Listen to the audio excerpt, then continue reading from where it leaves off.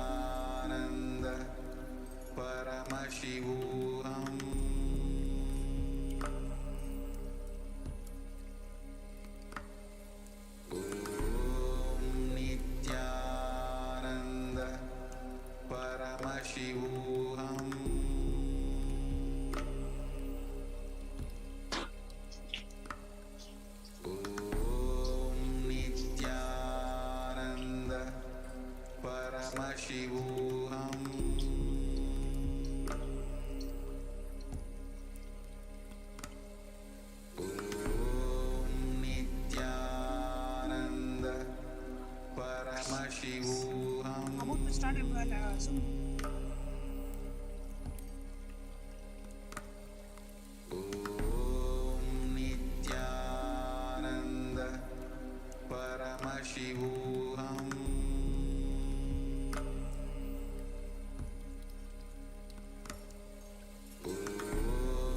Nithyananda Paramashivoham.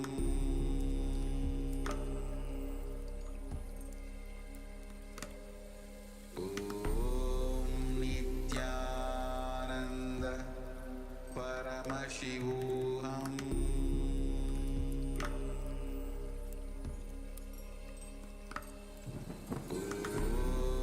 Nithyananda Paramashivoham. Nithyananda Paramashivoham.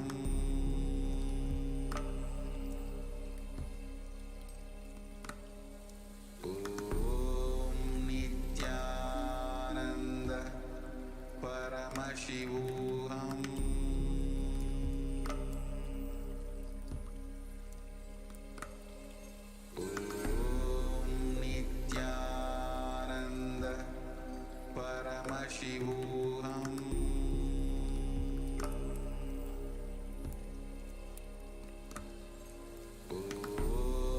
Nithyananda Paramashivoham.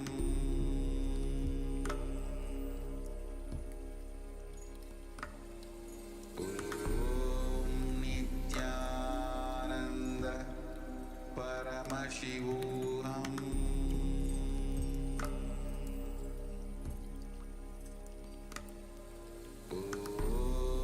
Nithyananda Paramashivoham.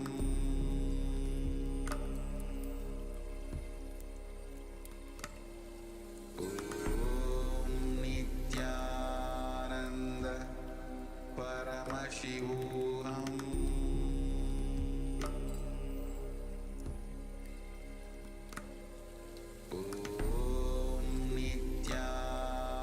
Nithyananda Paramashivoham.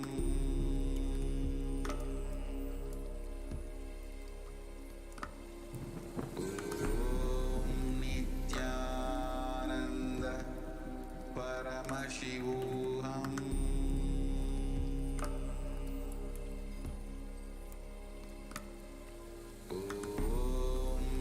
Nithyananda Paramashivoham.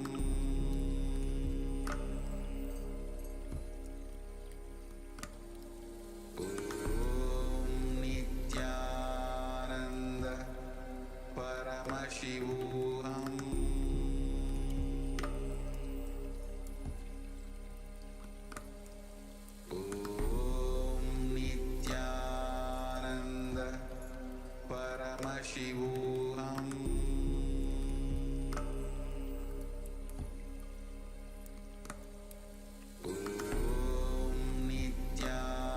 Nithyananda Paramashivoham.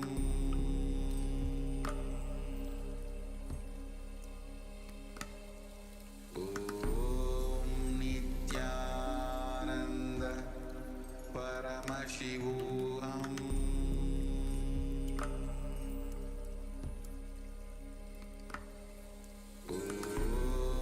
Nithyananda Paramashivoham.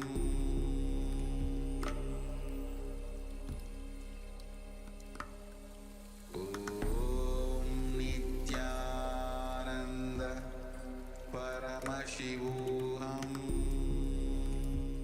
There are some great spiritual sciences unique to Hinduism. Subtle, otherworldly, but definitive sign. Manifest the cosmic beings in Archavatara, deities in Nijavatara, living incarnations is possible. Understand?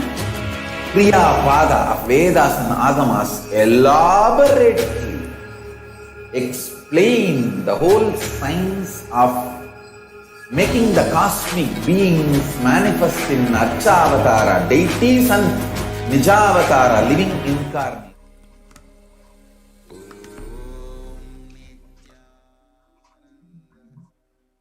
Nithyanandam Paramashivoham Kevalam Jnanamurtim Dvandvatitam Gagana Sadrisham Tattvamasyaadhilaksham Ekam Nityam Vimalamachalam Sarvadhi Sakshi Bhutam Bhavatitam Trigunarahitam Sadgurum Tam Namami. Nithyanandam to all the viewers. We have viewers from various different countries, over 85 plus countries, joining us to various different social media platforms. We have people joining from over 2,000 Facebook pages and hundreds of YouTube channels, Twitter Live, Twitch Live, Instagram, etc.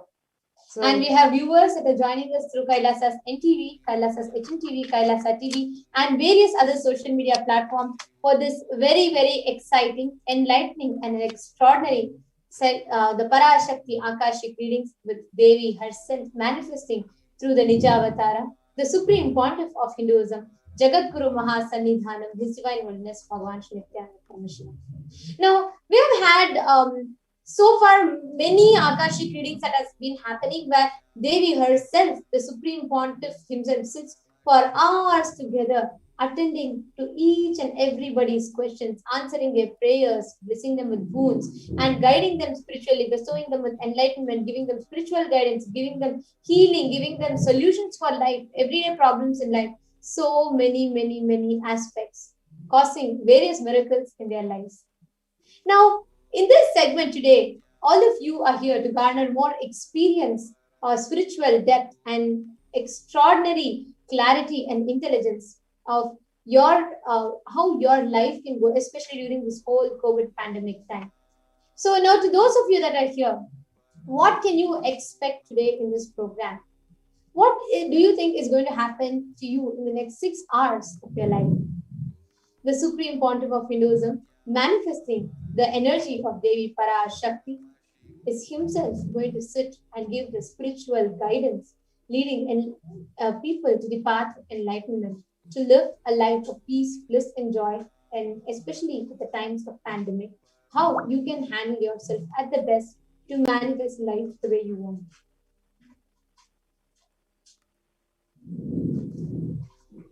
Now, what is the Bhava Samadhi darshan? Actually, just wanted to tell before that we had a very powerful Akashic reading revelation directly from Devi Parashakti just yesterday night Indian Standard Time, and it was a really powerful Akashic reading where Devi had revealed what is going to be happening in different countries, including Malaysia, and it was something, and how she herself has come down just to protect all of us, her own devotees, her own children. The Cosmic Mother had come down. And today, yet once more, we are going to be having the Parashakti Akashic reading that is going to be happening. Also, one other thing that I would like to highlight here was, I'm pretty sure all of you have been knowing, yesterday we had a detailed segment about this, where we saw the bio war that is trying to be waged on Kailasa, where we saw the unsolicited seeds, which was around in the news everywhere 10 months ago. And that same unsolicited seeds were brought into Kailasa and trying to be forced into Kailasa, where they tried to introduce the virus through these seeds into Adi Kailasa. Adi Kailasa being the only savior for humanity, the only conscious ship where the whole, literally from all the states of India, people are just flooding in just so that they can stay alive, where they're able to get the full protection of multi-layered quarantine. This is what has happened. So despite of that, even though so many attacks are happening, the compassion of the Cosmic Mother is just amazing. It's something that is unexplicable. And she herself is coming down today again for a very powerful Parashakti Akashic reading. So what is this Parashakti Akashic reading and what is Bhava Samadhi Darshan? Bhava means aspect, Sama means oneness, Adi means source. Bhava Samadhi means being in one with the source through this aspect, through a particular aspect. Now, the whole Bhava Samadhi Darshan, the whole experience, this whole program is designed to give you that experience of oneness just through the Bhava, just through the glimpsing of the divine. So now, as we are learning further about what is Bhava Samadhi Darshan, who's Supreme Pontiff of Hinduism, we'll just be right back after a short break. There are some great spiritual sciences unique to Hinduism. Subtle, otherworldly, but definitive sign. Manifesting the cosmic beings in Archavatara, deities in Nijavatara, living incarnations is possible. Understand? Kriya Pada of Vedas and Agamas elaborately explain the whole science of making the cosmic beings manifest in Archavatara, deities and Nijavatara, living incarnations, both. During the Bhava Samadhi Darshan, literally those cosmic beings manifest through this body. Just like how they manifest in Archavatara, deity, they manifest in Nijavatara, Pratyakshavatara, and give you all the boons you ask, bless you. You see, each God is an independent intelligence to lead you to enlightenment. Each God is a bridge for you to achieve the Shivatva, the ultimate Shiva consciousness. Krishna is the bridge for you to achieve the Krishna consciousness. But Shiva consciousness, Krishna consciousness, all consciousness is one and the same. Ultimate consciousness only. So that energy itself completely expresses. Just like Radhika, when I see my own sweetness in the mirror, I become eager to taste it. I find that the only way to relish this sweetness is through the constitution of Sri Radhika. Bhava Samadhi Darshan is a window to the infinite expanse of consciousness, allowing us to glimpse the formless in a way that we can understand. It cleanses the karmas of lifetimes. It awakens our biomemory to the space of Paramashiva, the ultimate consciousness, and creates a deep and lasting transformation in us.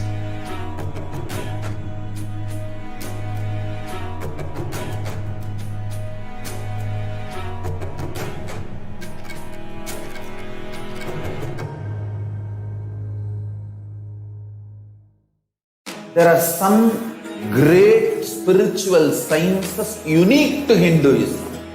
Subtle, otherworldly, but definitive sign.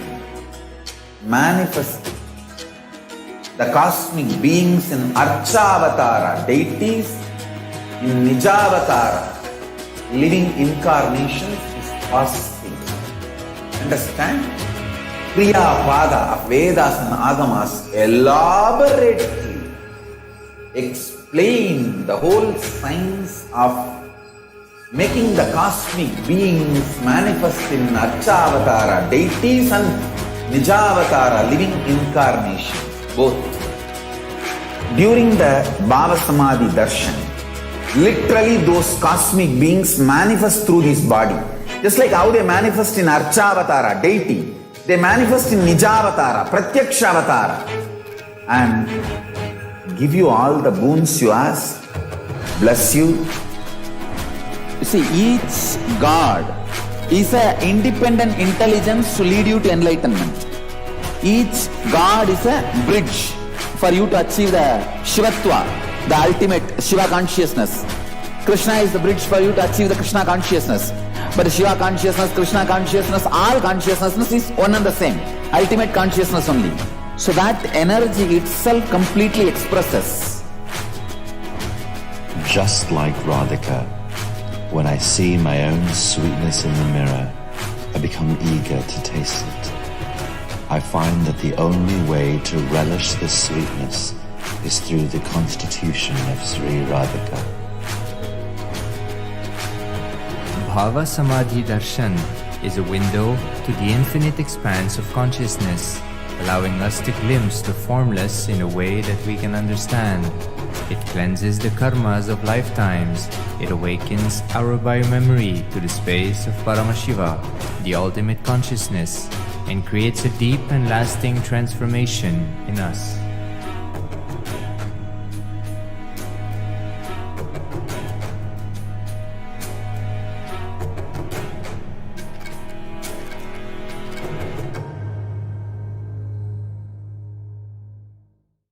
There are some great spiritual sciences unique to Hinduism. Subtle, otherworldly, but definitive sign. Manifesting the cosmic beings in Archavatara, deities in Nijavatara, living incarnations is possible. Understand? Kriya Pada of Vedas and Agamas elaborately explain the whole science of making the cosmic beings manifest in Archavatara, deities and Nijavatara, living incarnations, both. During the Bhava Samadhi darshan, literally those cosmic beings manifest through this body. Just like how they manifest in Archavatara, deity, they manifest in Nijavatara, Pratyakshavatara, and give you all the boons you ask, bless you. You see, each God is an independent intelligence to lead you to enlightenment. Each God is a bridge for you to achieve the Shivatva, the ultimate Shiva consciousness. Krishna is the bridge for you to achieve the Krishna consciousness. But Shiva consciousness, Krishna consciousness, all consciousness is one and the same. Ultimate consciousness only. So that energy itself completely expresses. Just like Radhika, when I see my own sweetness in the mirror, I become eager to taste it. I find that the only way to relish this sweetness is through the constitution of Sri Radhika. Bhava Samadhi Darshan is a window to the infinite expanse of consciousness, allowing us to glimpse the formless in a way that we can understand. It cleanses the karmas of lifetimes. It awakens our biomemory to the space of Paramashiva, the ultimate consciousness, and creates a deep and lasting transformation in us.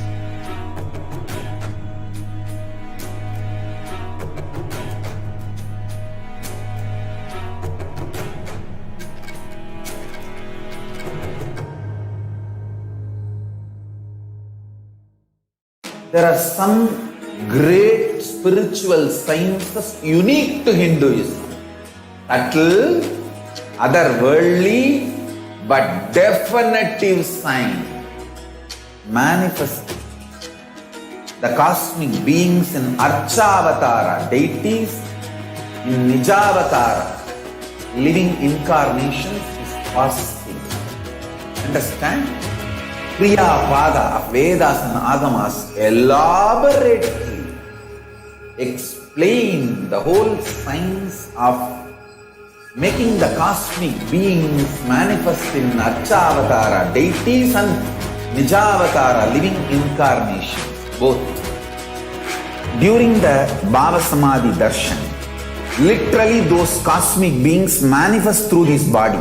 Just like how they manifest in Archavatara, deity, they manifest in Nijavatara, Pratyakshavatara, and give you all the boons you ask, bless you. You see, each God is an independent intelligence to lead you to enlightenment. Each God is a bridge for you to achieve the Shivatva, the ultimate Shiva consciousness. Krishna is the bridge for you to achieve the Krishna consciousness. But Shiva consciousness, Krishna consciousness, all consciousness is one and the same. Ultimate consciousness only. So that energy itself completely expresses. Just like Radhika, when I see my own sweetness in the mirror, I become eager to taste it. I find that the only way to relish this sweetness is through the constitution of Sri Radhika. Bhava Samadhi Darshan is a window to the infinite expanse of consciousness, allowing us to glimpse the formless in a way that we can understand. It cleanses the karmas of lifetimes. It awakens our biomemory to the space of Paramashiva, the ultimate consciousness, and creates a deep and lasting transformation in us.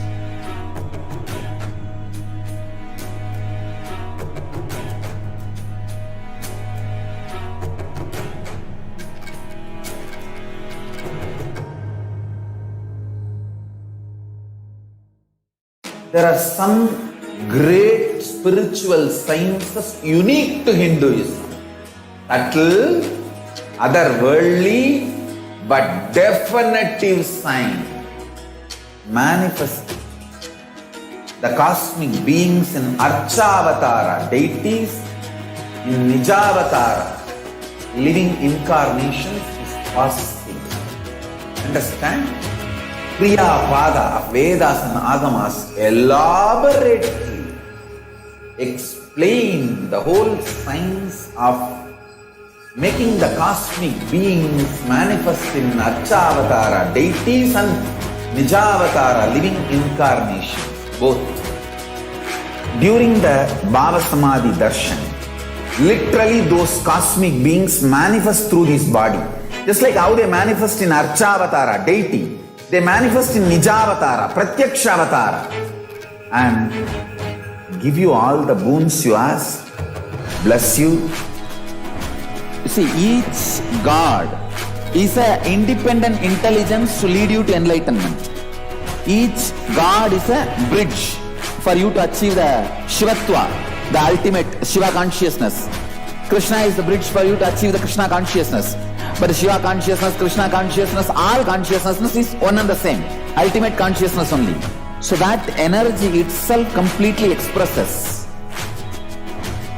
Just like Radhika, when I see my own sweetness in the mirror, I become eager to taste it. I find that the only way to relish this sweetness is through the constitution of Sri Radhika. Bhava Samadhi Darshan is a window to the infinite expanse of consciousness, allowing us to glimpse the formless in a way that we can understand. It cleanses the karmas of lifetimes. It awakens our biomemory to the space of Paramashiva, the ultimate consciousness, and creates a deep and lasting transformation in us.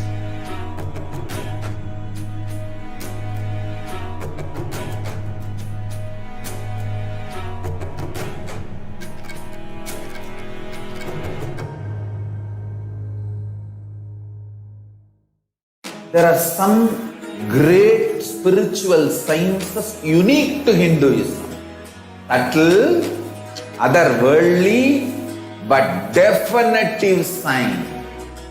Manifest the cosmic beings in Archavatara, deities in Nijavatara, living incarnations is possible. Understand? Kriya Pada of Vedas and Agamas elaborately explain the whole science of making the cosmic beings manifest in Archavatara, deities and Nijavatara, living incarnations, both. During the Bhava Samadhi darshan, literally those cosmic beings manifest through this body. Just like how they manifest in Archavatara, deity, they manifest in Nijavatara, Pratyakshavatara, and give you all the boons you ask, bless you. You see, each God is an independent intelligence to lead you to enlightenment. Each God is a bridge for you to achieve the Shivatva, the ultimate Shiva consciousness. Krishna is the bridge for you to achieve the Krishna consciousness. But the Shiva consciousness, Krishna consciousness, all consciousness is one and the same. Ultimate consciousness only. So that energy itself completely expresses. just like Radhika, when I see my own sweetness in the mirror, I become eager to taste it. I find that the only way to relish this sweetness is through the constitution of Sri Radhika.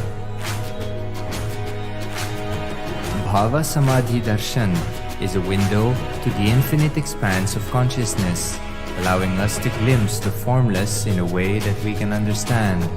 It cleanses the karmas of lifetimes. It awakens our biomemory to the space of Paramashiva, the ultimate consciousness, and creates a deep and lasting transformation in us.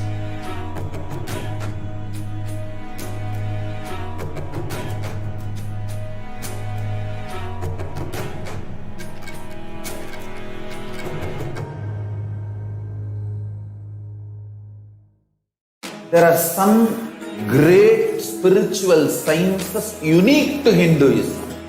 Subtle, otherworldly, but definitive sign.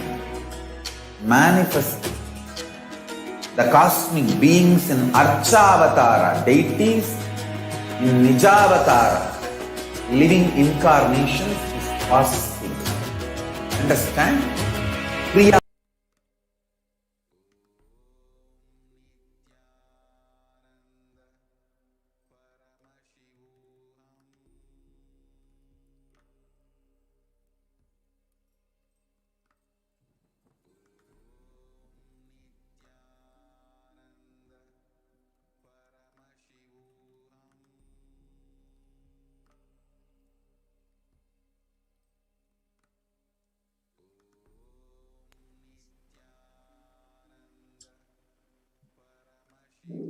Nithyananda, welcome back to your viewers, and we apologize for the technical glitch. Yes. So now in this segment, we all were seeing so far what is Bhava Samadhi Darshan and what are the benefits that you can gain and what are the experiences that you can add to your life by you just witnessing or being a part of this course. Now, Bhava Samadhi means experiencing oneness with the source. Now, Bhava means aspect. Samadhi means experiencing oneness with that source through, and Bhava means aspect. So, Bhava Samadhi means experiencing oneness with the source through that aspect. So, what is the science of Bhava Samadhi Darshan? First thing that we all need to know, Paramashiva, Parashakti, Parabrahma, Parandhama, everybody, all the divine cosmic beings are real. They manifest from Kailasa, the enlightened time-space zone, through deities and incarnations. The divine cosmic beings manifest through Archa Avataras, deities in temples, and through Nija Avataras, through the Bhava Samadhi Darshans, through the incarnations. Now, this experience or this Bhava Samadhi Darshan directly gives you the experience, a glimpse of that divine cosmic being from Kailasa. Now, what actually happens as a benefit of Bhava Samadhi Darshan? When you are watching the Bhava Samadhi Darshan, it awakens the Kundalini energy, the latent inner potential energy in every human being. And awakening of Kundalini Shakti results through extraordinary abilities expressing through you, like the powers of third eye and various other Shaktis as well. Now, the whole Bhava Samadhi Darshan is an influx of superconscious energy, and that influx of superconscious energy visibly slows down the aging process, improves your immunity to diseases, and with increasing levels of coherence, the whole brain comes alive, turning into a superconscious conductor of energies that heal, empower, and transform our lives. Actually, just having a glimpse of the avatar, the darshan of the avatar, brings a lasting transformation in each of us because it cleanses lifetimes of our karmas, raising you to the next level of superconscious breakthrough. Just like hitting a reset button on your being. And it's extremely powerful, where the Bhava Samadhi Darshan, literally you mirror the neurons of the avatar. Mirror neurons are very special neurons. that mimic what is being seen by your eyes without you yourself physically doing those actions. So mirror neurons activate and process all the observed movements or information of the avatar just through the process of seeing. The entire body sits silently and recreates what's happening distances far away, experiencing the superconscious energy radiated by the avatar.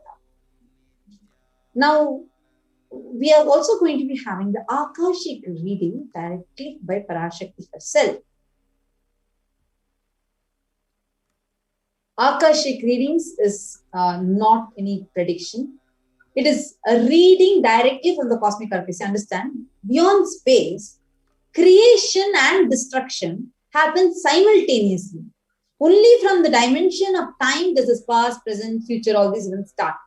That is why whatever you call as happening, and yet to happen is already recorded in the cosmic archives. Now, this is going to be done by the Supreme Pontiff of Hinduism. So, who is the Supreme Pontiff of Hinduism? Swamiji, the Supreme Pontiff of Hinduism, Jagat Guru Mahasannidhanam, His Divine Holiness Bhagavan Sri Nithyananda Paramashivam, is a reviver of Kailasa, is a living incarnation, 1008th living incarnation of Paramashiva, and is a reviver of Kailasa, the macrocosmic, ancient, enlightened Hindu civilizational nation. The Supreme Pontiff of Hinduism is the 1008th incarnation of Paramashiva as per Hinduism, recognized by his predecessors who are enlightened masters and adepts. The Supreme Pontiff of Hinduism has made the science of power manifestation and yoga, temple-based universities as a lifestyle for humanity. And the Supreme Pontiff of Hinduism is ordained as the 233rd Guru Mahasannidhanam, the Pontiff of Kanchi Kailasa Sarvagnya Peetham, the Kingdom of Kanchi Kailasa, and the Supreme Pontiff of Hinduism is also coronated, is the incumbent emperor of Suryavamsha Surangi Samrajyam, the Surangi Kingdom. Then Swamiji is the 293rd Jagat Guru Mahasannidhanam, the Supreme Pontiff of Kailasonata Shyamala Peetha Sarvagnya Peetham, the Kingdom of Madurai. The Supreme Pontiff of Hinduism is a Mahamandaleshwar, the Supreme Spiritual Head of Mahanirvani Akhada, which is the largest apex Hindu monastic order. And actually, he is the 1008th Acharya Mahamandaleshwar of the Acharya Mahamandaleshwar means head of all the spiritual leaders of Atal Akada, one of the very ancient apex bodies of Hinduism. And he is also the present 23rd Guru Mahasannidhanam of Dharma Mukti Swargapuram Adinam. And he was elected as the Supreme Pontiff of Hinduism by a congregation of over 1,000 Hindu leaders, the Hindu pontiffs, leaders, and he's also revered as the teacher of Sanatana Hindu Dharma, most prolific, most viewed, most read, and most watched. He has authored over 300 books and 10,000 articles in 3 different languages, namely English, Tamil, and Sanskrit, which is further translated into 50 languages and with over 1,000 titles and 20 more, much more than 20 million copies of books and articles are sold, read, downloaded even to this day. Over 10,000 hours of discourses. He has enriched and enriched over 1 billion lives digitally. He's respected as the commentator of all the sacred scriptures. Actually, only Swamiji who has commented on all the sacred scriptures, Upanishads, Bhagavad Gita, Brahma Sutras, Yoga Sutras, the Ashtavakra Gita, Jain Sutras, and many more. Shiva Sutras, and a lot more. And the Supreme Pontiff of Hinduism is honored as the leader of Hinduism, as the Supreme Pontiff, the Jagat Guru Mahasannidhanam. And he's the most awarded, internationally recognized Hindu leader, a reviver of 108 ancient Hindu Sampradaya, and including the Rudrakanyas, Rudras, Rishis, Rishikas, Bhairavas, Bhairavis, Sannyasis, etc. Actually, he is the establisher of the largest Hindu university. Kailasa Nithyananda Hindu University is the largest Hindu university with satellite campuses in over 150 countries. And also has established thousands of Kailasas, which are the enlightened ecosystems across the globe. And he is the founder and reviver of hundreds of Sarvagya Peetams, and of course, the collector of the largest Hindu library with over 1 million books, 1 million palm leaf scriptures, and over 20 million digital books. Actually, I think the numbers would have increased much more, because we have been continuously seeing that Swamiji has been asked, continuously collecting more and more and more. So I'm really excited to share all these with all of you. So, because this is just some few words that we could share. Of course, right now, there's only Supreme Pontiff of Hinduism who has opened the doors of his own home, Kailasa, to all the people, just so that humanity can be saved, just so that everyone can stay alive. So, with this, let us now enter into one of the very unique contributions of the Supreme Pontiff of Hinduism. And actually, talking about the Supreme Pontiff of Hinduism and all the immense contributions that Swamiji has done.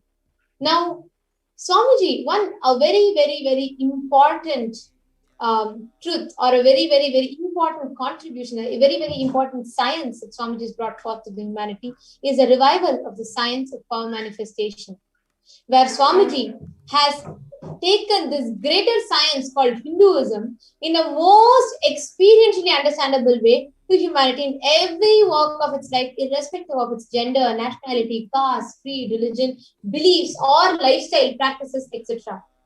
Now, here we all can see an experiential understanding of what it is that the Supreme Pontiff of Hinduism has contributed, has brought forth for humanity. So now we will see first what are these Shaktis, the extraordinary spiritual powers. Actually, the Shaktis, Paramashivoham beautifully says that any human being can manifest over 463 plus powers, Shaktis, through the human body. And these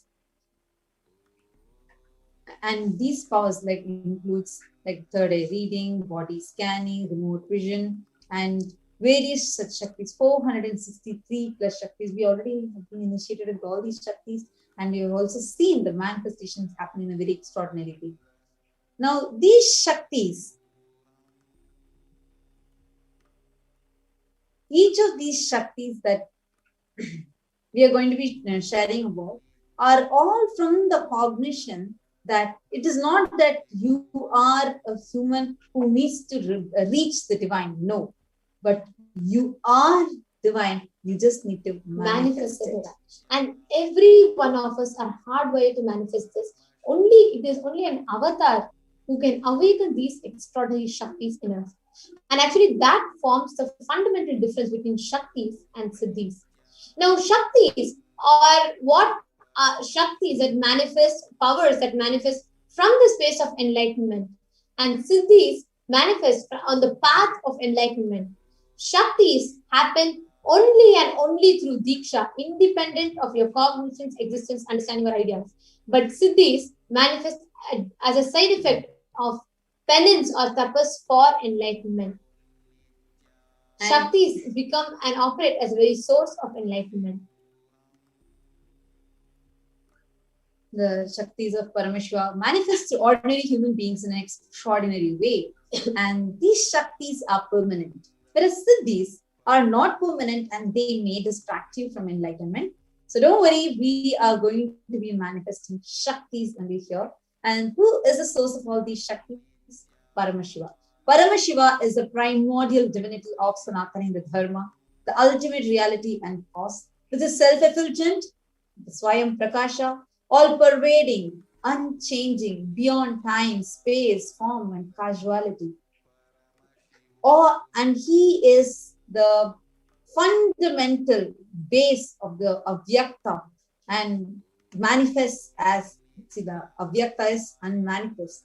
And he is the fundamental cause for the Vyakta also, the manifest existence. He performs the Panchakrita, the 5 cosmic actions, which is Srishti, creation; Sthiti, sovereign rulership and maintenance; Samhara, rejuvenation; Tirobhava, pulling out of delusion; and Anugraha, which is liberation. So now Paramashiva and Parashakti, to give this sacred science to humanity, both of them took a human form. Paramashiva is walking the planet Earth in his 1008th incarnation as the Supreme Pontiff of Hinduism, Jagadguru Mahasannidhanam, His Divine Holiness Bhagavan Shri Nithyananda Paramashivam. And Swamiji, as the 1008th incarnation of Paramashiva, has taken it upon his shoulders to give the superconscious breakthrough to humanity. And in the past, Swamiji is able to make everybody, irrespective of any background, any other category, just through Deeksha, being able to awaken this extraordinary science in them. Now, how was Swamiji birth? How was the science carried on? The backbone of Sanatana Hindu Dharma is Guru Sishya Parampara. It's just that one Guru Sishya Parampara is the only reason why all the sciences are kept alive. Swamiji, the Supreme Pontiff of Hinduism, the avatar was birthed by various enlightened beings who also got the beautiful blessing, the divine opportunity to witness the avatar's leelas at such a young age, and got the huge blessing to play the role of gurus in his life. Actually, you all can see the picture here. We have Tiruchi Mahaswamigal and we have Swamigal, Isaki Swamigal, Mata Vibhudananda Puri, Yogiraj Yogananda Puri, Tinnai Swamigal, Yogiram Surat Kumar, and Kanchi Paramacharya, Annamalai Swamigal, all the list of all the gurus. And all these enlightened beings, Siddhas, Siddhapurushas, Yogis, Munis, Rishis, and all these superconscious mutants, they all predicted and they were able to birth, they recognized Swamiji as the incarnation of Paramashiva, because Swamiji was birthed in so many aspects, including Vedanta, Tantra, Sri Vidya, Yoga, Yogic sciences, Mantra Shastra, Siddha Vidya, Advaita, Bhakti Yoga, Paramashiva Jnana and Paramashiva Vijnana. So now these Shaktis that Swamiji has revived, how do we awaken them inside us? Understand every ultimate truth, the Jnana, when it is mapped into our consciousness, it awakens the possibilities and powers.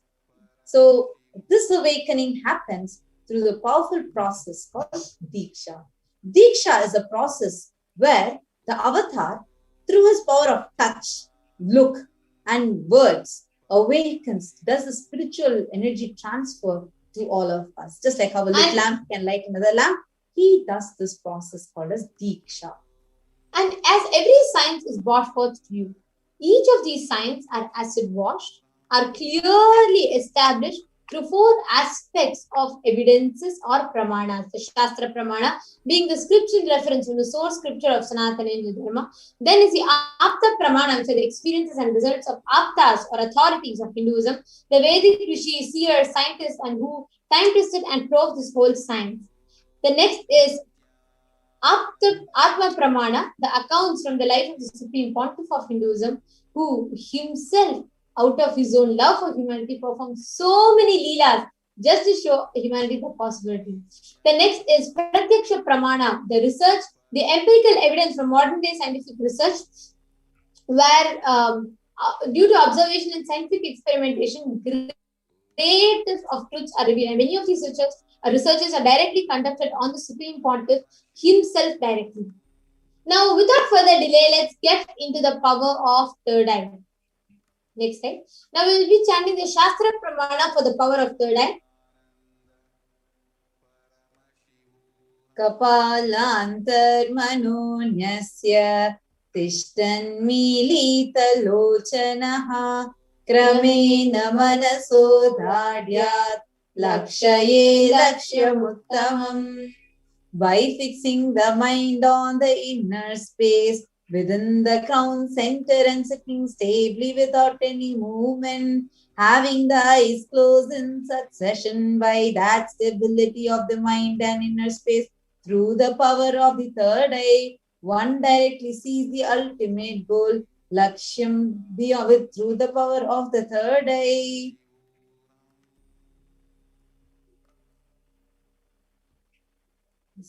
Now, actually, this is the Pratyaksha Pramana that the Apta Pramana is from the sacred scripture Mahabharata, where before giving actually multiple references. Third eye is something very well known in Hinduism.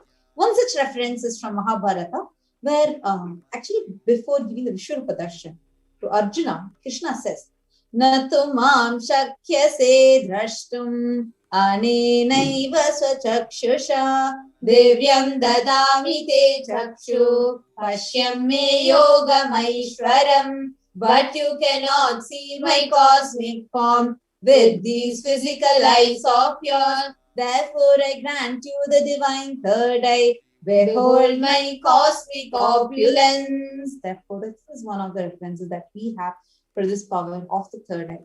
And from Swamiji's own life, Swamiji actually experienced the 360-degree vision, where Swamiji was able to say, just at the tender age of 12, Swamiji had this experience where Swamiji saw the 360-degree above him, below him, around him, and in all the 10 directions, and was able to even, so beautifully Swamiji puts it into words, telling, not just that I was able to see, but I also felt my presence. The skin of the body, the stone on which I am sitting, and the skin of this body both carried me equally. And actually, Swamiji beautifully also reveals of how this extraordinary science, the experience that Swamiji had, it was a very, very, very profound, and it can easily happen to anyone just through the Deeksha. And that's exactly what scientifically it was established. First, scientifically it was established that the science of third eye is real. Actually, this was done through positron emission tomography, like using the positron emission tomography. The metabolic cell activity of the brain in the conscious and the meditative state, both of these were measured using the PET emission. Or you can see the picture where Swamiji, the machine is put. And it is very clearly observed whether Swamiji was talking to someone, or Swamiji was in a deep meditative state, or in a very high active mode. Any mode Swamiji is in, the third eye region showed high metabolic cell activity. That was something phenomenal, and it was so beautifully established scientifically. So today we have it as a scientific evidence that this science is real. Actually, right now, we have thousands of people that are manifesting this. But today, you're not just going to listen to it, you're going to see it experientially and understand for yourself. So joining with us, we have the Balasins of Nithyananda Gurukul. We have Manitya Yoga Pranananda, Manitya Kaladarananda, and Manitya Vejananda with us. Yes. Now, I request Manitya Yoga Pranananda to please go ahead and you can introduce yourself, ma'am. You can start. Looks like all the viewers are excited and they are waiting. So please go ahead. Before that, I'm seeing a comment. Makela Berosa says, is Devi coming again? Yes. Yes, Makela. Devi is coming again. I know it's not even like, it's just few hours since Devi just came, graced us all again. She is back.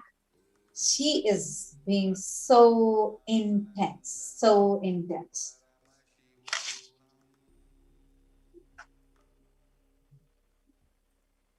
Yes. Manitya Yoga Pranananda. Yes, you can go ahead now, ma.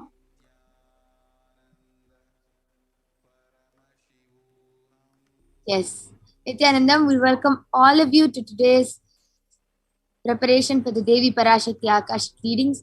And today you will be witnessing one of the extraordinary Shaktis of Paramashiva being manifested, the power of blindfold reading.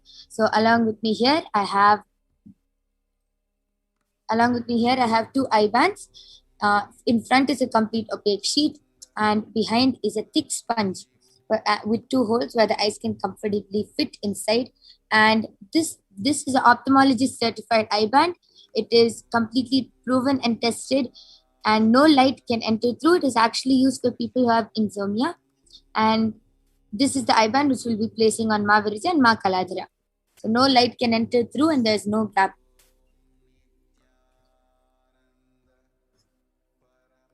So now I'll be blindfolding Ma Virija and Ma Kaladhara.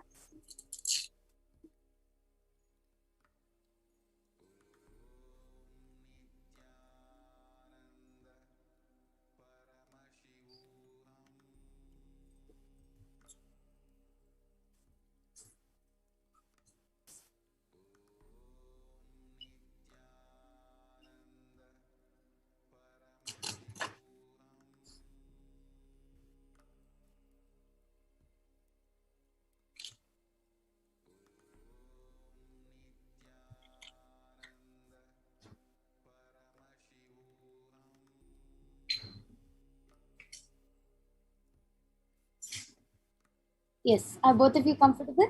Yes. I request you to put the straps there. Oh, sorry.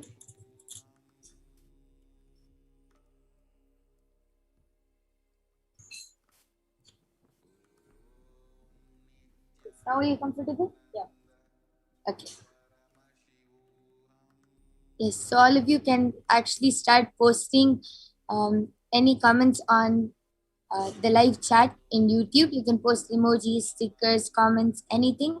And you can also post hard words, which no one will normally guess.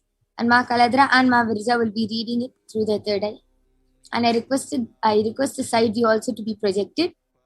And also to those of you who are watching, if you know like different languages like Hindi or Tamil or any other languages which you know, I request you to comment down and so that we can be able to read the language throughout the.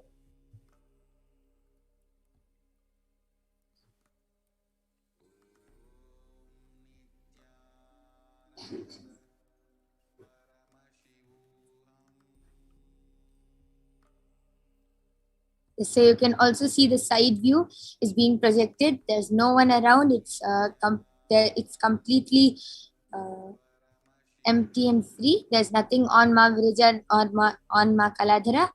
And to make it even more foolproof, we'll be unmuted the whole time. Ma Virija and Ma Kaladhara will not be touching their eye bands, and both the views will be projected throughout the manifestation.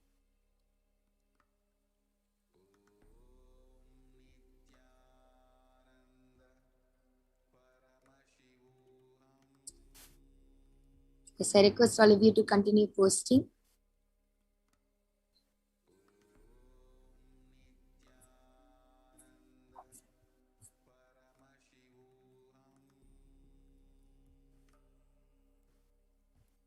There's nothing on Ma Virijan or on Ma, and yes. So I'm just opening the chats for Ma Virija and Ma Kaladhara. All of you can continue posting.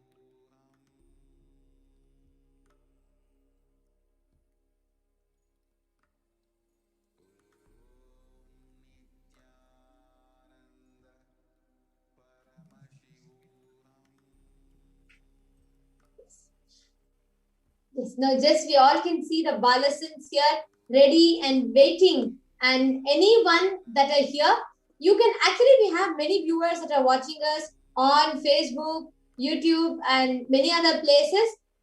Let's do something interesting here, right? So we have Ma Kaladhara and Ma Virja, both of whom are having their eyes completely closed. Now, you all can post to us on the comment section what is it that you all can post some different emojis. Actually, Nithyanandam saying Ma Shanti, Ma Kalabarasa, Jichin, V, Aditya Kumar, Nithyanandam to all of you.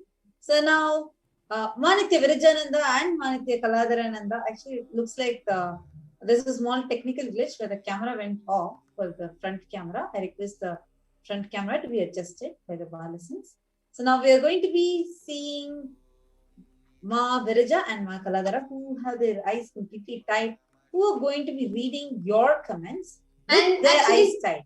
And actually, as people are here to comment, meanwhile, we are also on the live Zoom room, and we have some participants joining us on the Zoom room. And I can already see Ma Pragya and few others have joined. Nithyananda Ma, would you like to volunteer? And would you like to show some gestures for the Balasans so they can see what you are showing and they can imitate you? And I would just like to know if you would like to volunteer. Oh, sure, Ma. Nithyanandam, thank you so much. Nice to be with you all. So happy to Okay. have you, Nithyanandam. Oh, Yes. So you'd like me to make some hand gestures or different gestures? In front of you, we have Ma Kaladara and Ma Girija, Yeah. both of whom are having their eyes completely tied and covered. Now, I would request you to show any random gestures, hand gestures, and maybe something different, something more difficult. You can even show us different objects. And those two kids have to identify what you are showing. Okay, very Actually, we are good. having- Thank you. So I'll, Yes. shall we start? Yes. Could you lower, may I request you to lower your camera a little bit? So the frame, I think, is cutting you off. Yes, this is perfect. Now, Ma Virija and Ma Kaladara, are you both ready? Yes, okay, they're Okay. giving a thumbs up. Go ahead, Yes, Ma. Ma Yoga Prana, I request you to kindly unmute the mic so that we will be able to hear. Yes, Thank you so much. okay, we can see. Yes. Ma Okay, so the next- they imitated next- you correctly. And you can, actually, Ma, you can also tell if they're doing it correctly. Okay. Yes, they did it correctly. Now I am showing something. It's Ma Virija, Ma Kaladara.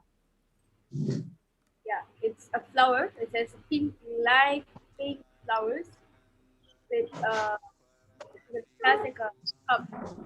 Oops. Just white and gray, something like a color type of cup. Yes, Wow. that's exactly right. And you all can see it's like Ma Pragya is spontaneously picking up random objects and showing as well. Okay, thank you so much, Ma Pragya. Thank you so much. And now we also have, thank you so much. Actually, we spontaneously asked her if she would like to volunteer, and she just did such a creative thing. Thank you so much for that, Ma. And now, Ma Virija and Ma Kaladara, we also have few people in the comments. Why don't you read out their names for us?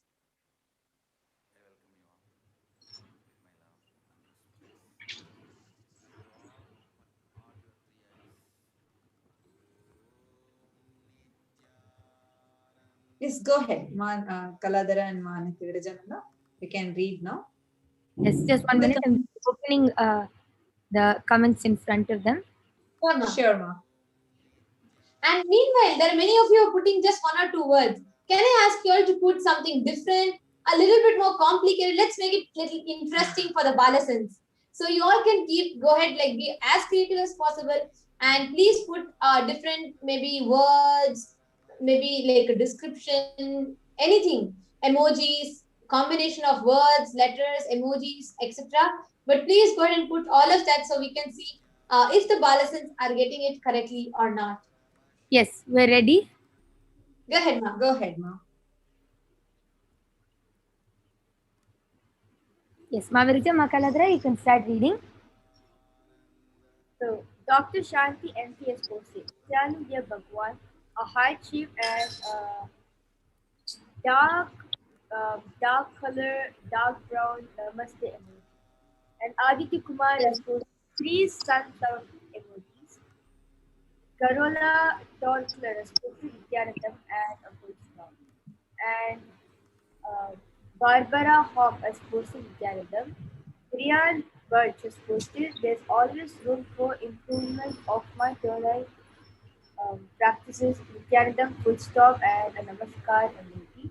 Ma Bhaktivasyananda has posted a rose, not the fully bloomed rose, like a half bloomed rose, Nithyanandam and half bloomed rose. And again, Ma Bhaktivasya has posted, beautiful blissful day and excellent mark, gratitude, Parashakti, an exclamatory mark, a tulip and a heart. Ma Kaladra, you can go ahead. The next comment is from P-A-R-D-A-R-A-H,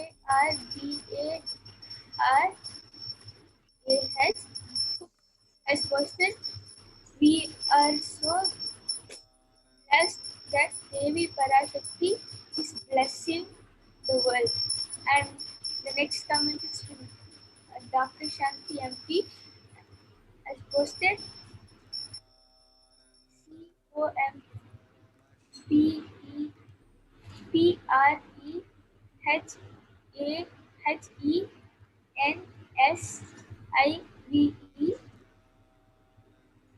group practice, and she has posted a red color heart emoji and a super emoji like this, and a dark red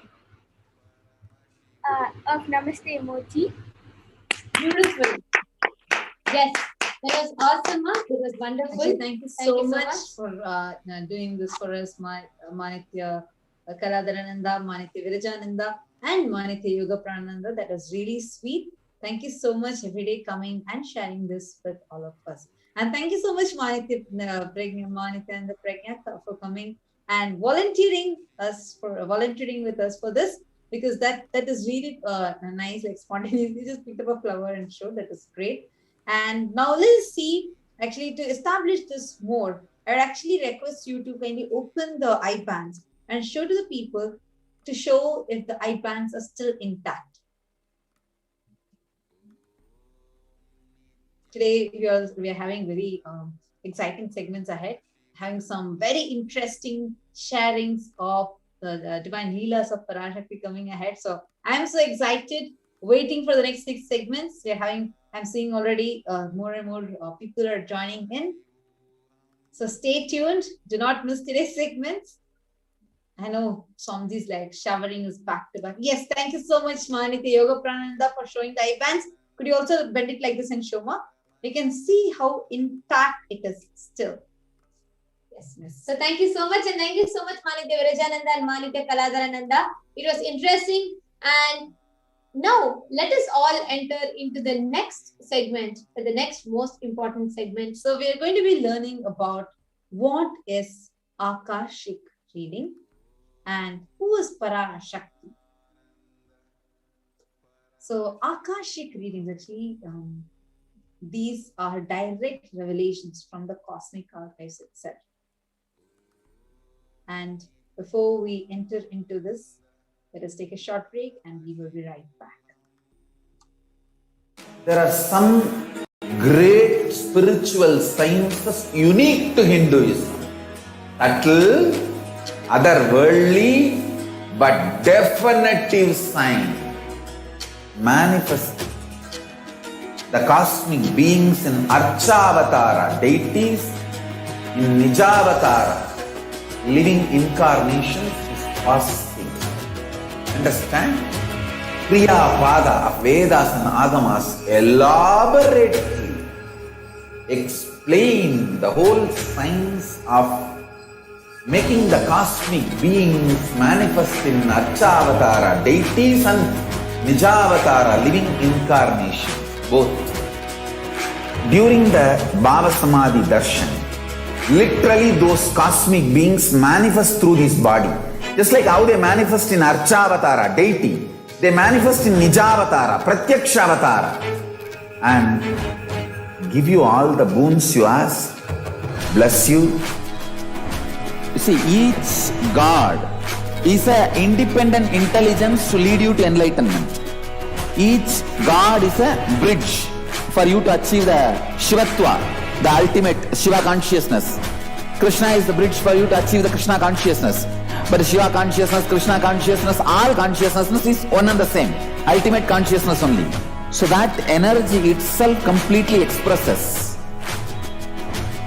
Just like Radhika, when I see my own sweetness in the mirror, I become eager to taste it. I find that the only way to relish this sweetness is through the constitution of Sri Radhika.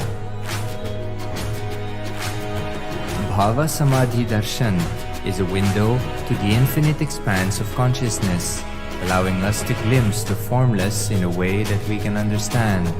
It cleanses the karmas of lifetimes. It awakens our biomemory to the space of Paramashiva, the ultimate consciousness, and creates a deep and lasting transformation in us.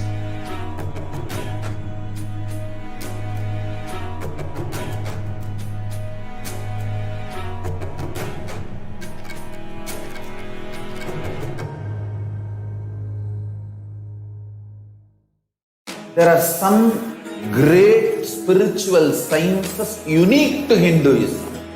Subtle, otherworldly, but definitive sign. Manifesting the cosmic beings in Archavatara, deities in Nijavatara, living incarnations is possible. Understand?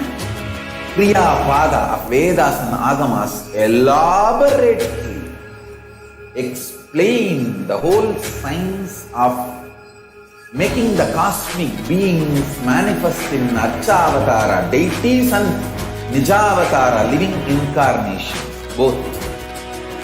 During the Bhava Samadhi darshan, literally those cosmic beings manifest through this body. Just like how they manifest in Archavatara, deity, they manifest in Nijavatara, Pratyakshavatara, and give you all the boons you ask, bless you. You see, each God is an independent intelligence to lead you to enlightenment.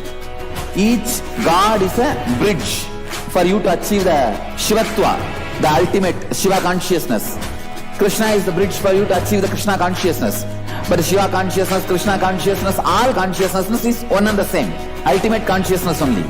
So that energy itself completely expresses.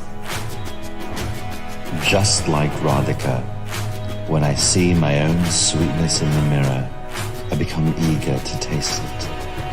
I find that the only way to relish the sweetness is through the constitution of Sri Radhika. Bhava Samadhi Darshan is a window to the infinite expanse of consciousness, allowing us to glimpse the formless in a way that we can understand. It cleanses the karmas of lifetimes. It awakens our biomemory to the space of Paramashiva, the ultimate consciousness, and creates a deep and lasting transformation in us.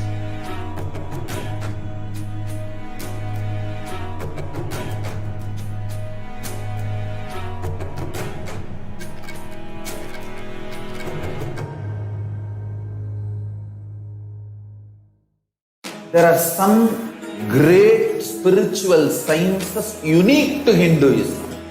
Subtle, otherworldly, but definitive sign. Manifesting the cosmic beings in Archavatara, deities in Nijavatara, living incarnations is possible. Understand? Kriya Pada of Vedas and Agamas elaborately explain the whole science of making the cosmic beings manifest in Archavatara, deities and Nijavatara, living incarnations, both. During the Bhava Samadhi darshan, literally those cosmic beings manifest through this body. Just like how they manifest in Archavatara, deity, they manifest in Nijavatara, Pratyakshavatara, and give you all the boons you ask, bless you. You see, each God is an independent intelligence to lead you to enlightenment. Each God is a bridge for you to achieve the Shivatva, the ultimate Shiva consciousness. Krishna is the bridge for you to achieve the Krishna consciousness.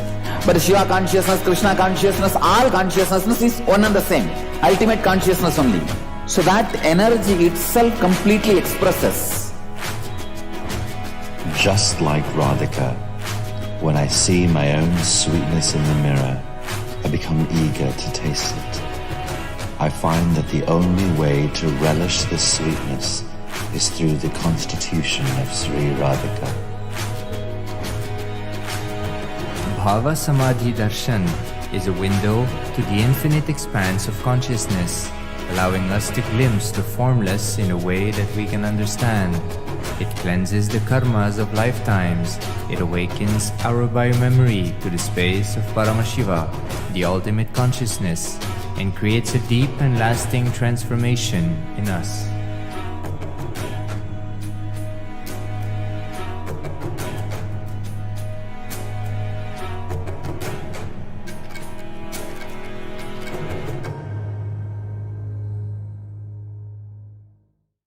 There are some great spiritual sciences unique to Hinduism. Subtle, otherworldly, but definitive sign. Manifesting the cosmic beings in Archavatara, deities in Nijavatara, living incarnations is possible. Understand?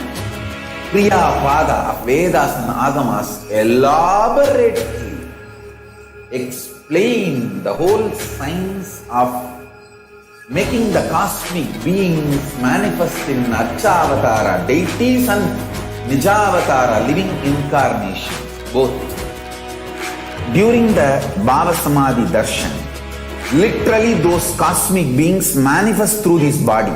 Just like how they manifest in Archavatara, deity, they manifest in Nijavatara, Pratyakshavatara, and give you all the boons you ask, bless you. You see, each God is an independent intelligence to lead you to enlightenment. Each God is a bridge for you to achieve the Shivatva, the ultimate Shiva consciousness. Krishna is the bridge for you to achieve the Krishna consciousness. But Shiva consciousness, Krishna consciousness, all consciousness is one and the same. Ultimate consciousness only. So that energy itself completely expresses. Just like Radhika, when I see my own sweetness in the mirror, I become eager to taste it. I find that the only way to relish the sweetness is through the constitution of Sri Radhika. Bhava Samadhi darshan is a window to the infinite expanse of consciousness, allowing us to glimpse the formless in a way that we can understand. It cleanses the karmas of lifetimes.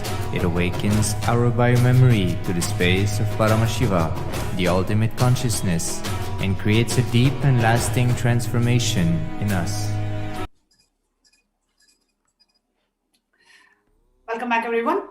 Now, in the next segment of today's program, we are going to learn about Devi Parashakti, the divine feminine consciousness. Who is Devi Parashakti? That's what we are going to be learning in this segment.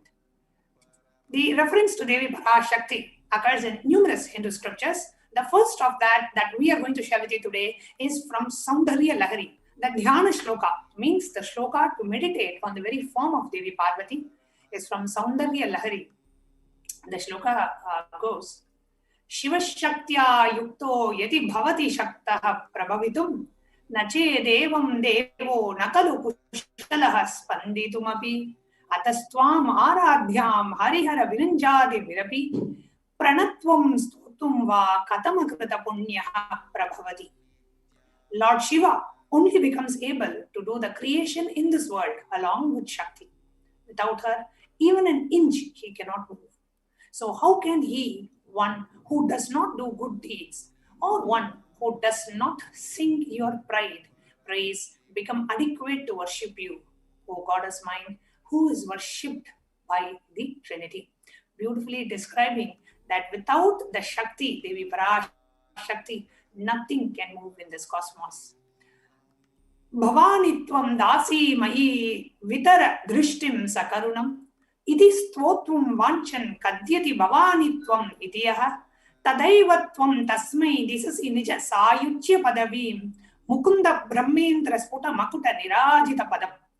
If anyone who has a wish in his mind to pray, you Bhavani, my mother, please shower on me a part of your merciful look.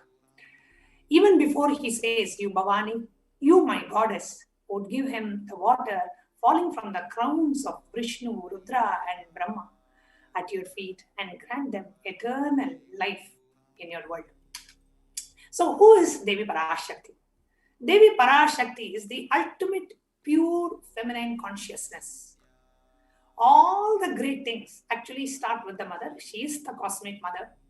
It is from the cosmic mother, it is from her cosmic womb, the Hiranyagarbha, that the whole world, the whole universe came into existence, from which billions and billions of universes comes out and goes in, the source where the Big Bang and the black hole both go on. Now, Devi Parashakti is the source of all of us. We all came from Parashakti, stay in Parashakti, and go back to Parashakti. The Supreme Pontiff of Hinduism gives a very beautiful example just for us to understand. Now, imagine you have a snow mountain. Okay. Now, from that snow mountain, you take a handful of snow and you make a doll. You take another handful of snow, you make another doll. So one doll is me, one doll is you. All the other dolls are all the other human beings and all the living beings and the whole universe, the existence itself. Now, I'm also a doll made out of snow. The snow mountain is also made out of snow. I came from the snow mountain and I'm going to live this life as a snow doll. And after this doll finishes its purpose, it's going to go back and merge back into the snow mountain. Even when I am a separate snow doll, I am still a part of the snow mountain. I am no different from the snow of the snow mountain. So we all came from Parashakti and we will be going back to Parashakti. We are literally waves in an ocean called Parashakti. So Parashakti is the source. In the example that I gave, that's the snow mountain. The source Shakti, the source energy, the source power from which all of us came, in which all of us are in even now, and into which all of us are going to merge. It is like a wave, starts from the ocean, stays in the ocean, rises in the ocean, falls back into the ocean. We all start from Parashakti, stay in Parashakti, rise in Parashakti, drop and ultimately merge in Parashakti. Parashakti is the main deity of the sacred feminine and the divine consort of Bhagavan Paramashiva, who is the Lord of the Supreme Consciousness. She is literally an embodiment of Tyaga. And this whole concept of Devi Parashakti, the worship of the divine feminine, is so unique to the Vedic tradition. Now, even if everything from the Vedic tradition is lost, just this one sacred feminine concept is kept. The whole Vedic tradition can be kept alive. This is literally like the blueprint of the whole entire Vedic tradition. And this sacred feminine worship is the hologram of the Vedic tradition. There is no enlightened being on the planet Earth without worshipping the sacred feminine, including the Supreme Pontiff of Hinduism. In the words of the Supreme Pontiff of Hinduism, the Supreme Pontiff says, I am basically a Shakta. I myself followed Devi worship. From the beginning, if you see my biography and all the deities I carved, the darshan I had, all are mother-based, Devi-based. Sri Ramakrishna Paramahamsa, a great avatar who lived from 1836 to 1866, Shiva is Brahman, but Devi has the key to reach the Brahman.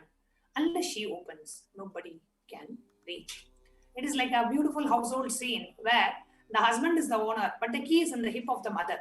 So either you fall at the feet of the mother or those small sense of the mother who can touch and reach that place and remove the key. Nobody else can touch. So either surrender to the mother or to the people closer to her. And literally every day, Devi Parashakti comes and blesses us all in the physical embodied form of the Supreme Pontiff of Hinduism, Jagadguru Mahasannidhanam, His Divine Holiness, Bhagavan Nithyananda Paramashivam. And today, we have so many followers, disciples, devotees of the Supreme Pontiff of Hinduism who have been immensely blessed by the immeasurable compassion and the grace of Devi Parashakti manifesting in the Nija Avatara of the Supreme Pontiff of Hinduism. So we have many of them joining today to share their wonderful experience with each and every one of us. So with no further delay, I'm going to be inviting some of the devotees who are here to share their experience of Devi Parashakti. Joining us first is Ma Atma Prema from Norway, Sandhya Nambiar, who just got her reading from Devi Parashakti, her very first reading from Devi Parashakti just a few hours before last night. And she's here joining us live from Norway to share how did she feel about the revelation from Devi Parashakti. Nithyanandam, Mahatma Prema. Nithyanandam. Nithyanandam. So just give us a moment. We're going to be having the interview operator go ahead and project it. Yes. Okay, Nithyanandam, thank you so much for joining us live today to come and share your experience on Devi Parashakti in Nithyananda TV Live. Thank you so much for joining us live today. Nithyanandam, thank you, Manyanatha Swami, for this opportunity. I'm still reeling from the revelations that were given by Devi Parashakti just a few hours ago. And so after that revelation, when I was asked to come on live and share, I was wondering, how can I sleep after that revelation? So it's almost midnight in Norway, but I'm fully wide awake because the energy from that darshan was just so strong and powerful. From the previous darshans that I had attended, I asked questions, but it didn't really get answered. It didn't get answered. So today, without any expectation, I put across my question and repeated it several times and did not expect to have the response necessarily. And the kind of response that Devi Parashakti had given was very, I'm still reeling from that experience, and I need to sit with it and really allow it to enter and absorb into me.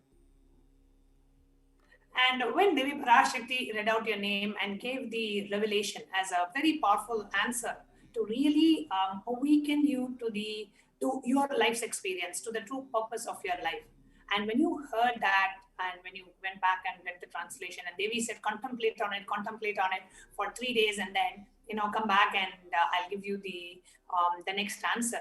So when you heard that, Mahatma Prema, what was your experience? What was the emotion? How did you feel? Hearing that and going back and reading the translation. So Ma,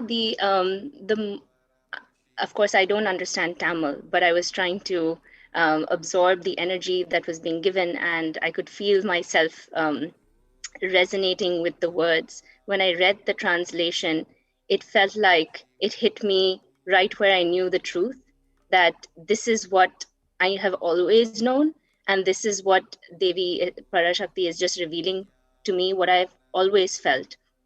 And I have, I had met Swamiji in 2004 and have had powerful experiences and so many darshans and the compassion that's overflowing. And this was no less. Devi Parashakti has always been so compassionate, and these darshans have been immensely, overflowing with that. And I'm so grateful that the revelation is a strong one. And I just want, like I've always known that I want to fulfill my life's purpose. And just having that said to me now just makes me feel even more, having the powerfulness to actually go out and express that in my life. The question seemed simple, but the answer was much more than I could have ever expected or asked for. So beautifully said. And in one of the satsangs recently, Swamiji said, whatever may be the way Devi answers our question, it is a blessing. Sometimes she awakens us, sometimes she heals us, sometimes she controls us, sometimes she embraces us, sometimes she showers her love in so many different ways. Whatever the answer that Devi gives, it's her immense grace and compassion and her unconditional love to us. She said, only if she doesn't answer your question, you should look back and see, why is my Devi not answering? But if she answers, be very clear, she is there taking care, blessing, and showering her immeasurable grace and compassion on you. So I'm sure that is what is happening to you, and we can literally see that in your face. Your face is all bloomed and radiant, and you're just ready to receive, because every answer that Devi Parashakti reveals, she just gushes the whole Kundalini Shakti in our whole system.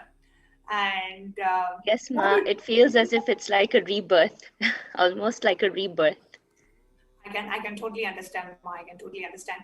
And what is it that you would like to tell, Atma Prema, to all the viewers who probably have not yet had their questions answered, and they are eagerly waiting and they have not had their questions answered. And I know you have been waiting as well, but today you got that first chance. So what was it that you would like to tell to people who haven't had their first questions answered with Devi Parashakti? Basically, to have patience and faith, because especially when it was revealed and during the satsang that maybe you're not being answered, then that's you have to be concerned. So I was wondering, what is it that what's holding me back? Maybe the question I'm asking isn't really it's not the right question to ask, or maybe there's some incompletion, or maybe I need to ask a different question. So I have been waiting for weeks and weeks, ever since the Devi Parashakti darshans had begun. And I think finally today I just dropped all expectation or wishing or anything. I just put forth and I just surrendered to the moment. And I feel like something kind of clicked today. And when I heard my name, it just kind of, woke up something in me. And it was a very powerful experience, even though I didn't understand the language. The energy itself got transmitted. So to anyone who hasn't yet been answered, I think just have faith and have patience, because Devi Parashakti is there and is just waiting for us that question. And so I feel extremely blessed and grateful. And I can't wait for what this 3 days will reveal. Oh, beautiful mind. She said, I remember Devi Parashakti saying she'll be revealing in the wakeful, dream, deep sleep state and consciousness, in all the different states of consciousness. Devi said she will reveal it to you in the next 3 days. So we are all eagerly waiting as well. What is Devi going to reveal and how she is going to reveal to you. So do come back and share your experience after the 3 days. Thank you so much for joining us today. Yes, Ma, thank you. Thank you so much, Nithyanandam. Nithyanandam. So before we move on to the next devotee who's here to share her experience with us, let's take a short break. There are some great spiritual sciences unique to Hinduism. Subtle, otherworldly, but definitive sign. Manifesting the cosmic beings in Archavatara, deities in Nijavatara, living incarnations is possible. Understand? Kriya Pada of Vedas and Agamas elaborately explain the whole science of making the cosmic beings manifest in Archavatara, deities and Nijavatara, living incarnations, both. During the Bhava Samadhi darshan, literally those cosmic beings manifest through this body. Just like how they manifest in Archavatara, deity, they manifest in Nijavatara, Pratyakshavatara, and give you all the boons you ask, bless you. You see, each God is an independent intelligence to lead you to enlightenment. Each God is a bridge for you to achieve the Shivatva, the ultimate Shiva consciousness. Krishna is the bridge for you to achieve the Krishna consciousness. But Shiva consciousness, Krishna consciousness, all consciousness is one and the same. Ultimate consciousness only. So that energy itself completely expresses. Just like Radhika, when I see my own sweetness in the mirror, I become eager to taste it. I find that the only way to relish this sweetness is through the constitution of Sri Radhika. Bhava Samadhi Darshan is a window to the infinite expanse of consciousness, allowing us to glimpse the formless in a way that we can understand. It cleanses the karmas of lifetimes. It awakens our biomemory to the space of Paramashiva, the ultimate consciousness, and creates a deep and lasting transformation in us.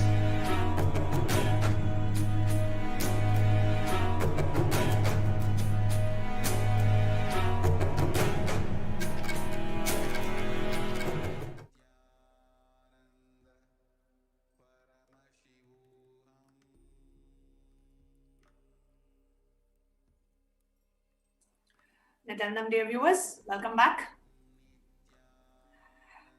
Next, we have joining us Nithyananda Pragya from Bay Area, California. Nithyananda Ma.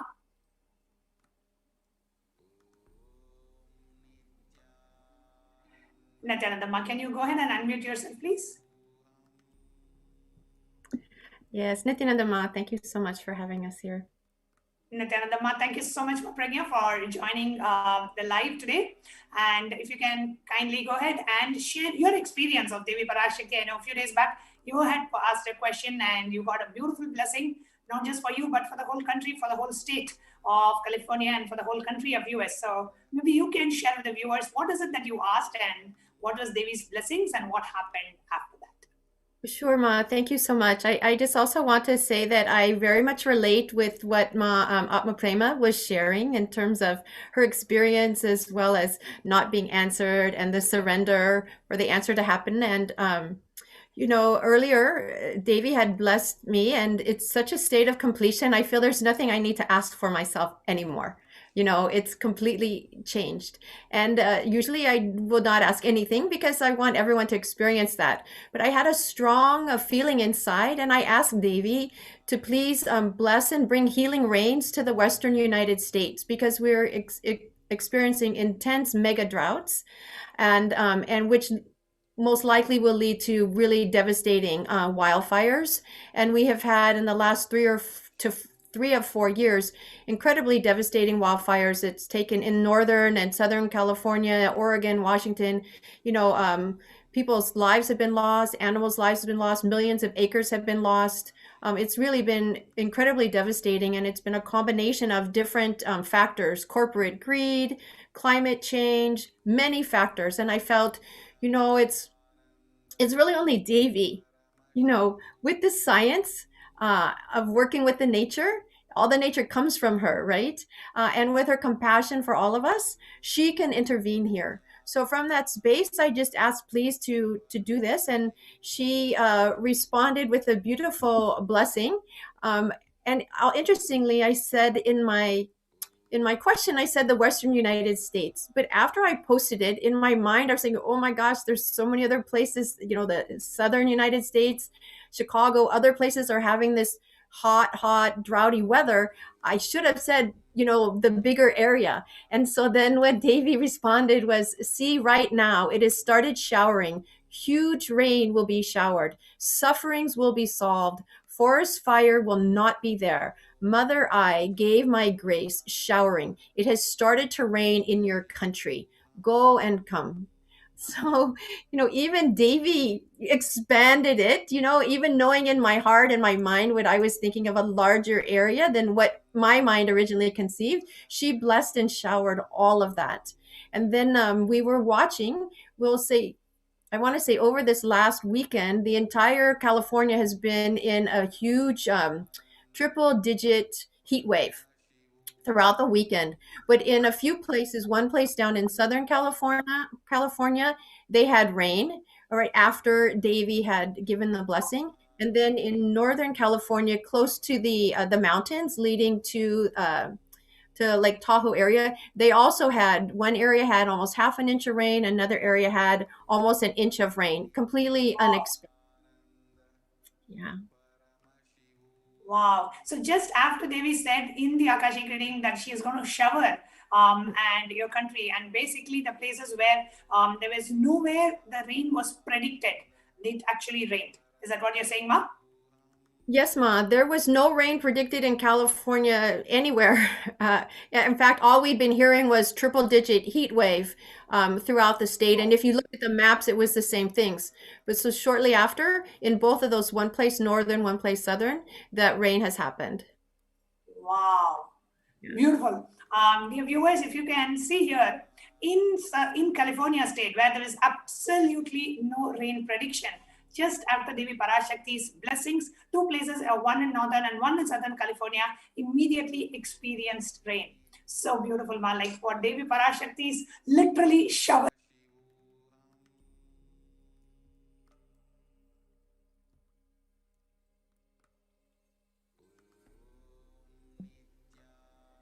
Beautiful. Beautiful, Ma.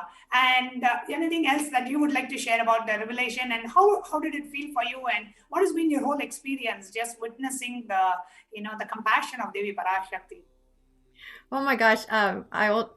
It's how it is with Swamiji or with Devi. You start to talk, you can't stop. So I'll try to be brief with that. But I will say, it's overwhelming. It is truly overwhelming, and I feel that because we believe everything going around us is real, we carry a lot of worry and concern in ourselves.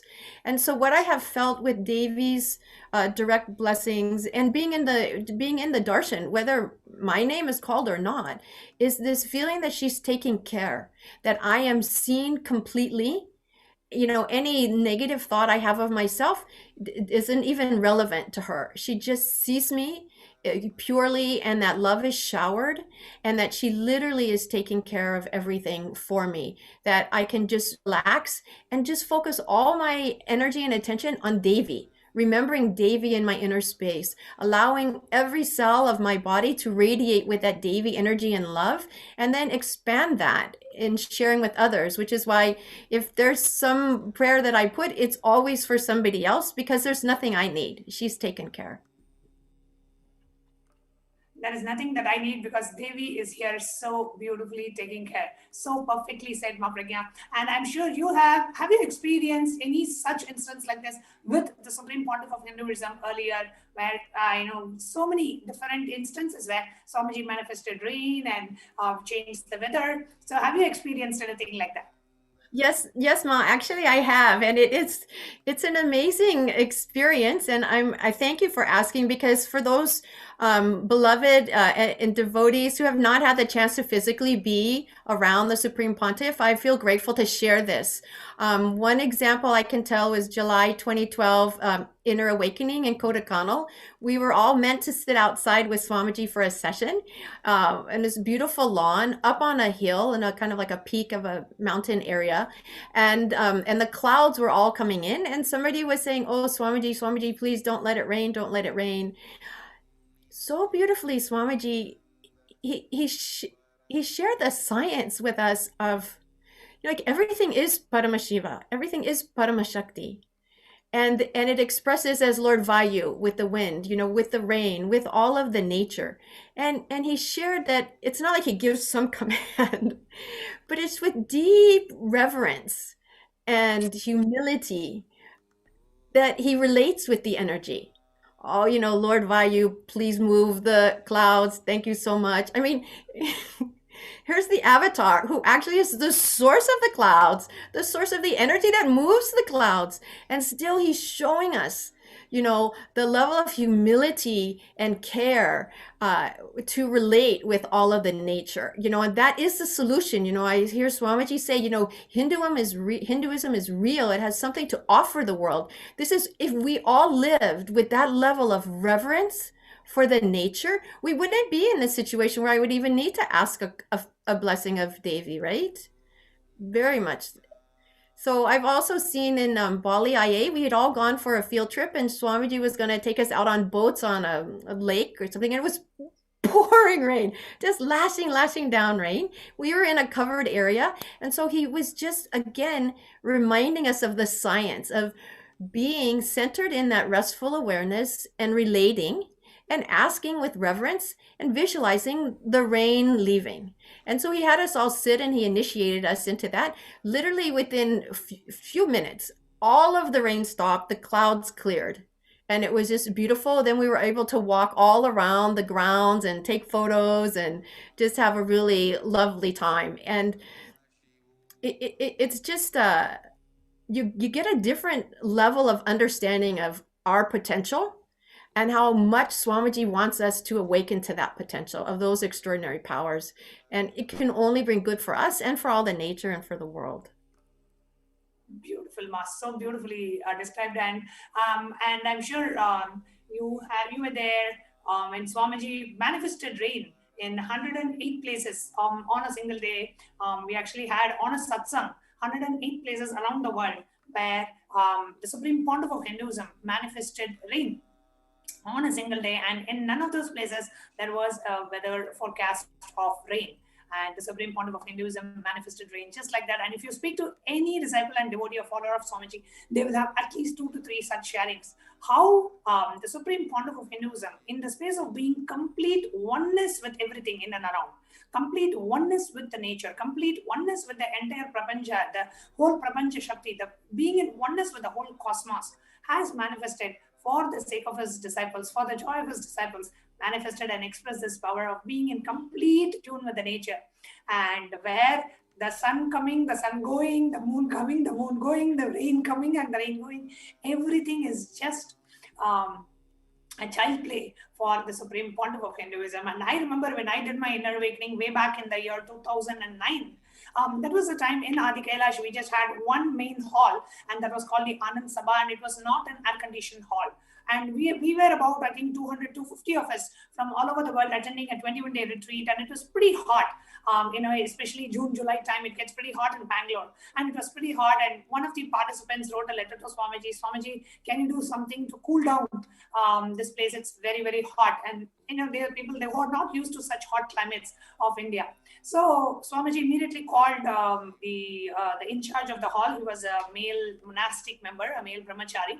So Swamiji called him, and he said immediately install like 20 fans and told him to order air coolers to increase the circulation in the hall. And the brahmachari, he noted down and he said, yes, Swamiji, we will immediately do it. And after this, brahmachari went, and Swamiji just like, there was a door that was open, and through it, Swamiji could just see the sky. And he just looked at the sky, and the sun was like at the peak there. And he just moved his hand, like Swamiji just moved his hand like this. And he turned to all of us and he said, the sun will not bother any of you anymore. And then the Supreme Pontiff of Hinduism, Swamiji, so beautifully said, it's easy for me to tell the sun than tell my brahmacharis. It's easy for the sun to execute what I have told them. I tell the brahmacharis, and then brahmacharis means male monastic members who are in training, for them to execute what I'm saying. It will be much faster with the sun. And trust me, just next day from then on, the sun, there was no peak heat at all. And the program continued for 2 weeks after that. And every time, I remember personally, because I was a participant at that time, I used to sit outside in the sun and eat, because it was so windy, so breezy. It was like the perfect weather. It was like, when it's about to rain, it doesn't rain. It's that weather. It's like the best weather that you can get. And all of us took our plates and we went outside. We were sitting by the pond, and we were sitting by the garden that was there, and we were enjoying. And this was like the lunch time, so which is around 1-2 p.m. Indian time, June, July time frame. So, as soon as Swamiji said, the sun just like so obediently obeyed, and he did not like we never felt the heat of the sun in the next 2 weeks of our stay in Bangalore. So, the Supreme Pontiff of Hinduism, just doing all of this has become, at some point, for us staying, being around and seeing this, we have actually, it's become like, yeah, of course, Swamiji can do all this. It's become like that. It's become something that we are all so used to. And today, Devi Parashakti, manifesting through the Nija Avatara of the Supreme Pontiff of Hinduism, blessed. And the same thing happened when in places where the rain was not predicted, rain immediately showered after Devi Parashakti's blessing. So beautifully shared, Ma Pragya. Thank you so much for coming live and sharing with us today. And thank all you of so much, viewers, and thank you. Sorry, Ma, please go ahead. No, I said thank you so much for sharing your story as well. It's really wonderful to hear. Thank you, Ma Nithyananda. Thank you. And dear viewers, before we move on, we're going to take a short break. But before that, I just wanted all of you to know, if you are watching us on YouTube Live, I request you, or in any of our social media channels, I request you to post your experience, your comments, and what has been your experience with Devi Parashakti. Please come to the HDH Nithyananda YouTube channel and post your experience as in the live chat, and we would love to hear your experience as well.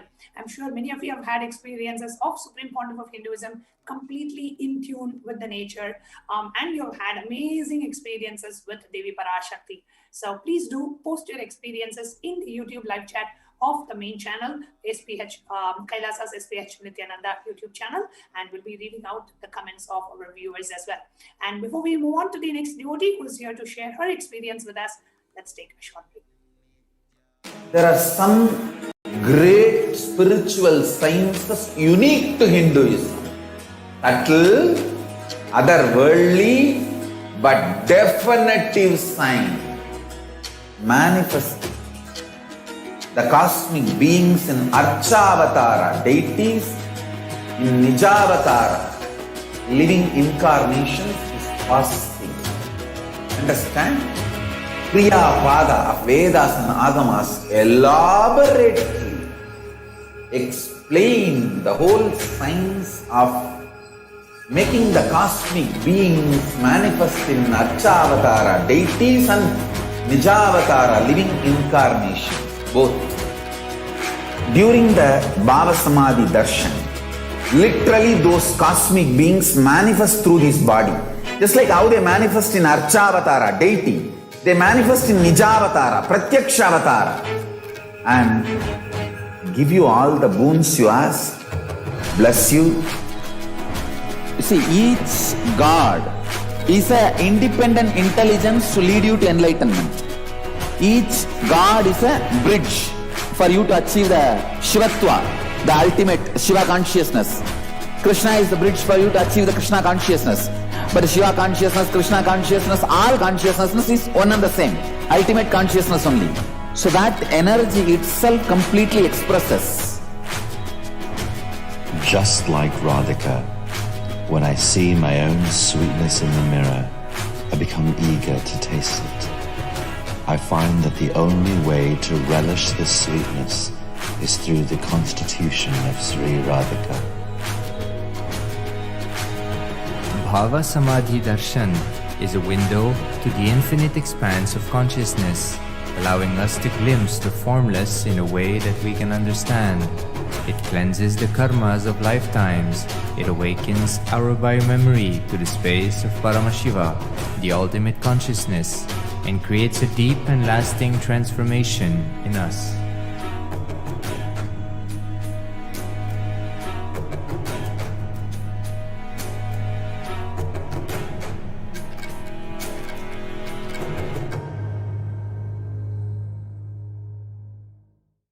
There are some great spirits.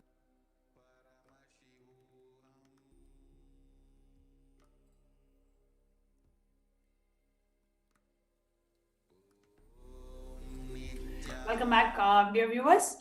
And next we have joining us Ma Sharmila Rajendran from San Jose, California, to share her experience of Devi Parashakti's Akashic reading. Nithyananda Ma. Nithyananda Ma. Nithyananda Ma Sharmila, thank you so much for joining us for the live Devi Parashakti Akashic reading today. Yes. Thank you, Ma. Thank you. So please go ahead and share your experience, because your name is one name that we are sure heard many, many times, and being Devi, being blessing and showering her blessings on you. So what has been your experience, Devi Parashakti answering your question, blessing you? What's been your experience and what would you like to share? Yes, Ma, it's like, it's too much joy and too much excitement. Every day it's like, you never know what she's going to say. It's like, it's a lot of excitement. Actually, I'll be waiting for the red curtain to open and wondering what she's going to be wearing, like what kind of ornaments. This is all like, I'm like thinking like, and every day, almost every day I'm sitting, for her darshan. I remember like, the last year when there was the Devi Bhava Samadhi darshan, it was just darshan alone, no Akashic reading. So that was like, used to be like, I was feeling so connected and I used to cry a lot, during the darshan, and so much completion and so much like, weight lifted off at the end of the darshan. So that's how I used to feel. But this Akashic reading is like, it's very different.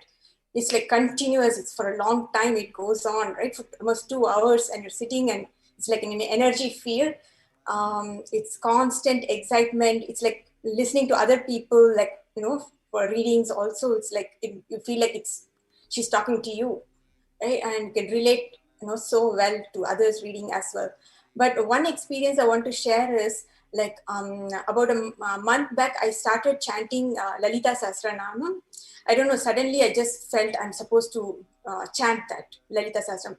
I think that's when the Devi Bhava Samadhi darshan started, like Akashic reading. So I'm not the kind of person who does chanting or anything. Suddenly this thought occurred, I had to do that. I've heard of these Lalita Sahasranam, Vishnu Sahasranam, but I've never had the curiosity I want to chant. Suddenly I wanted to chant, and that was giving lots of, physically, like lot of changes, like a lot of Kundalini rushing to the head, all those, physical changes were happening. And I noticed that even during the pre-satsang program, they were chanting Lalita Sahasranam. So I was like feeling more connected and lot of excitement. And then I started, as I'm chanting and understanding the meaning, I'm like relating to Swamiji, more like Devi, and like admiring everything, the beauty, the eyelashes, the eyelids, the ears, everything. And suddenly 2 days back, I saw Swamiji had a sugar cane on one hand, and then the pasa, I think the rope, the five senses, right, to control. So I got so excited. It was like I couldn't control my laugh. It's too much in bliss. And whenever she comes, I'm intensely laughing, continuously laughing. Don't know why. This is what happens each time she comes.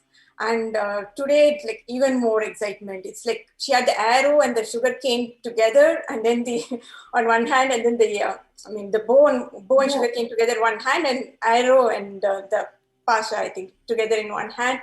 And then there was like on the gold plated arms at the back, and then the simhasani, like the lion throne.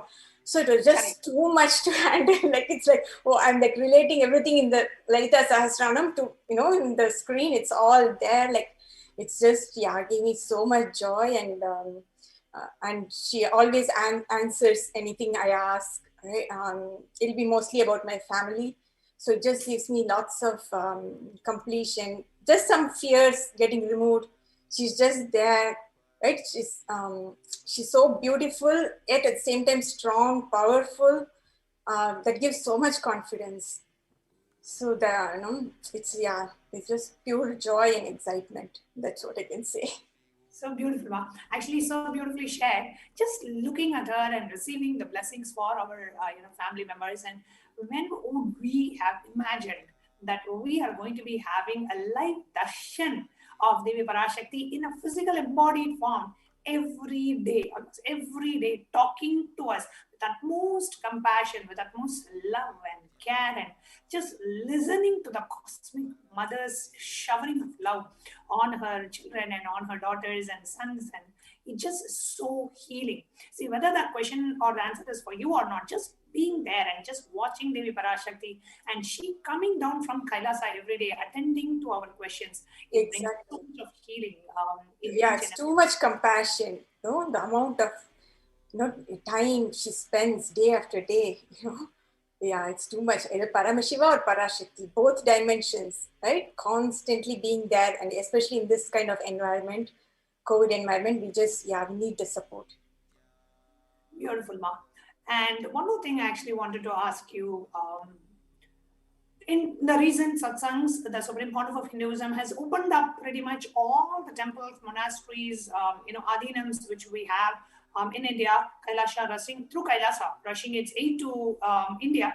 And when India's in the worst affected pandemic state, and just yesterday, Devi Parashakti had revealed that the India has literally become a living hell, like a Kirimi Bhojana, one of the hells that was described in the Hindu scriptures. It has literally become like that. The human body is being, food for all the creatures and insects and animals and whatnot, and thousands, hundreds of thousands of people dying everywhere, and cremation grounds are being full, and people don't even have time to burn the dead bodies, and the hospitals not having beds.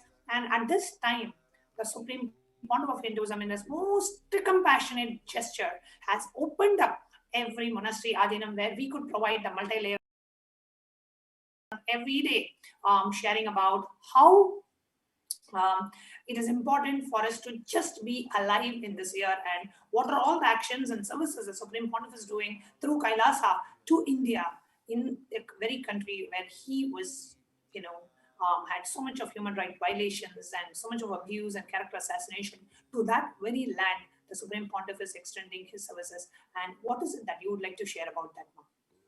Yes, ma'am. I'm like so happy that he's offering this, this sort of solution, which is so detailed, like, thorough. And I don't think there's anybody like offering this level, like, 3-layered quarantine system.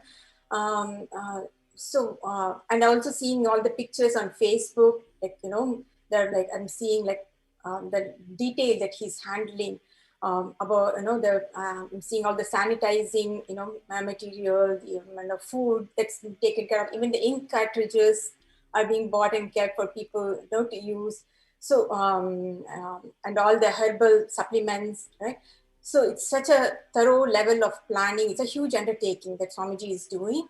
In one sentence, Swamiji said like the whole air and water is going to be poisonous. That's like really scared me, because I have like lots of relatives in Chennai and Bangalore. So I actually immediately texted one of my cousins and like told him like to even close the windows, everything. Then he like texts back and tells me that we are already having COVID. We already got affected by COVID. So actually his entire family had the coronavirus. His son, wife, mother-in-law, everybody had, and 2 of them were in hospital and came back. So I was like telling them like this, the Adinam is a safe place, and like somehow you can, the next wave is going to come in September. It's going to be really bad. But so most of my relatives, they all believe like Swamiji has superpowers, he's divine, all that. But somehow there's hesitancy in coming to the Adinam. They feel like they feel confident that they can handle it on their own. It's not getting into them that it's going to be, it's too much, right? It's going to be in the air. Like you cannot quarantine, especially in the Indian social infrastructure. Like you cannot, on your own quarantine. So it's my responsibility is to tell them, this is what is going to happen. At the same time, not spook them and create too much fear, and pray for them and do healing and those sorts of services. Yeah.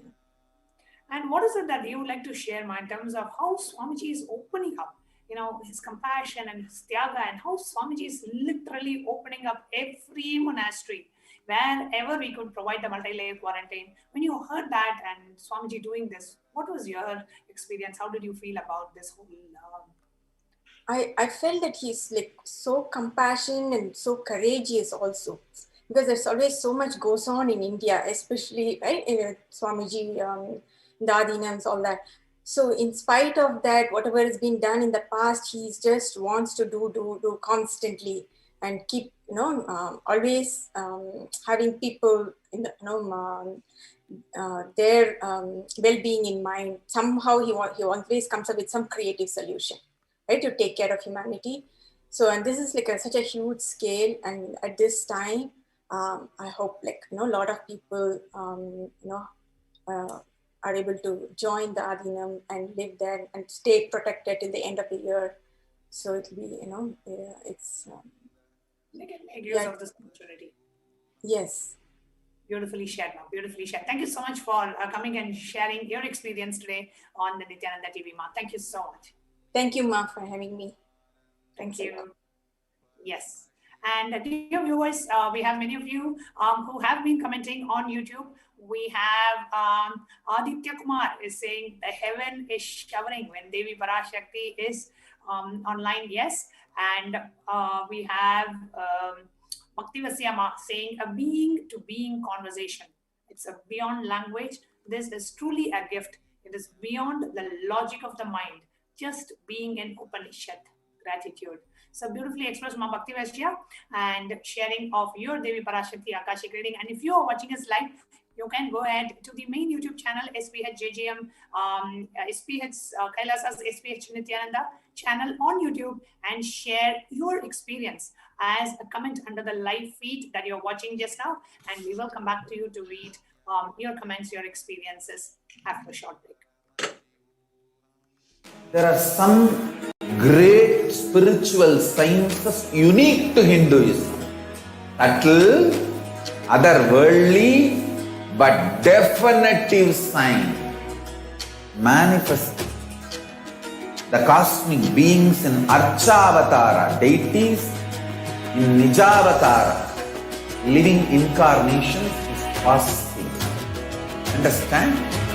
Priya Pada of Vedas and Agamas elaborately explain the whole science of making the cosmic beings manifest in Archavatara, deities and Nijavatara, living incarnations, both. During the Bhava Samadhi darshan, literally those cosmic beings manifest through this body. Just like how they manifest in Archavatara, deity, they manifest in Nijavatara, Pratyakshavatara, and give you all the boons you ask, bless you. You see, each God is an independent intelligence to lead you to enlightenment. Each God is a bridge for you to achieve the Shivatva, the ultimate Shiva consciousness. Krishna is the bridge for you to achieve the Krishna consciousness. But Shiva consciousness, Krishna consciousness, all consciousness is one and the same. Ultimate consciousness only. So that energy itself completely expresses. Just like Radhika, when I see my own sweetness in the mirror, I become eager to taste it. I find that the only way to relish this sweetness is through the constitution of Sri Radhika. Bhava Samadhi Darshan is a window to the infinite expanse of consciousness, allowing us to glimpse the formless in a way that we can understand. It cleanses the karmas of lifetimes. It awakens our biomemory to the space of Paramashiva, the ultimate consciousness, and creates a deep and lasting transformation in us.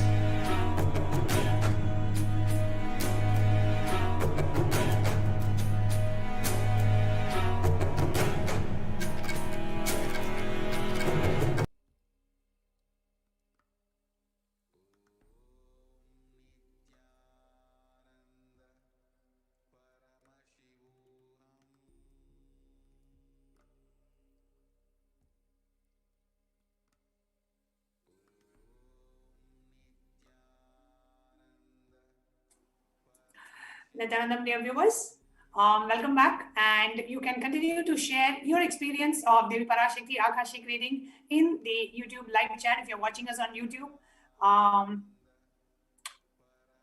We have Aditya Kumar sharing on YouTube live, saying Swamiji was telling in one event how our inner Vata Varna affects the Vata Varna. After the event, it starts to rain. So beautiful, Aditya Kumar. It's literally our inner space manifests what we have outside of us as well. Yes. So next we have joining us to share her experience. We have Ma Sarita Pasuvaleti from Tennessee, USA, who's here to share her experience. She just got her Akashic reading today as well, later than last night and this morning, US time, and last night, India time. So Ma Sarita, thank you so much for joining us today. And please do go ahead and share your experience, Ma. Nithyananda,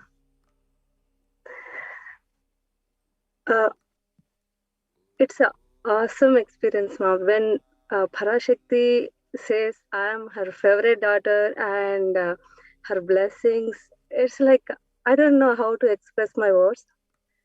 And every time, whenever I send a question to her, I was waiting she's going to read my name, or sometimes my kids will come around me. They are disturbing me.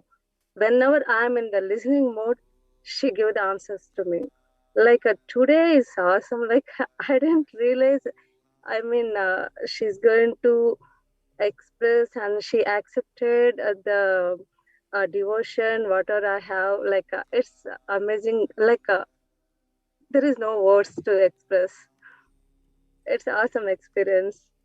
It is a wonderful experience, especially when Devi calls you Chella Magale, Chella Magane, and Devi calls you Bahuputri, and when Devi calls you, you are my Selva Magal. You know, she uses so many different terms to just express her love to each and every one of us. And when you hear that, Ma, when you hear that you are the favorite daughter of Devi Parashakti herself, how do you feel? How do you take it? How do you,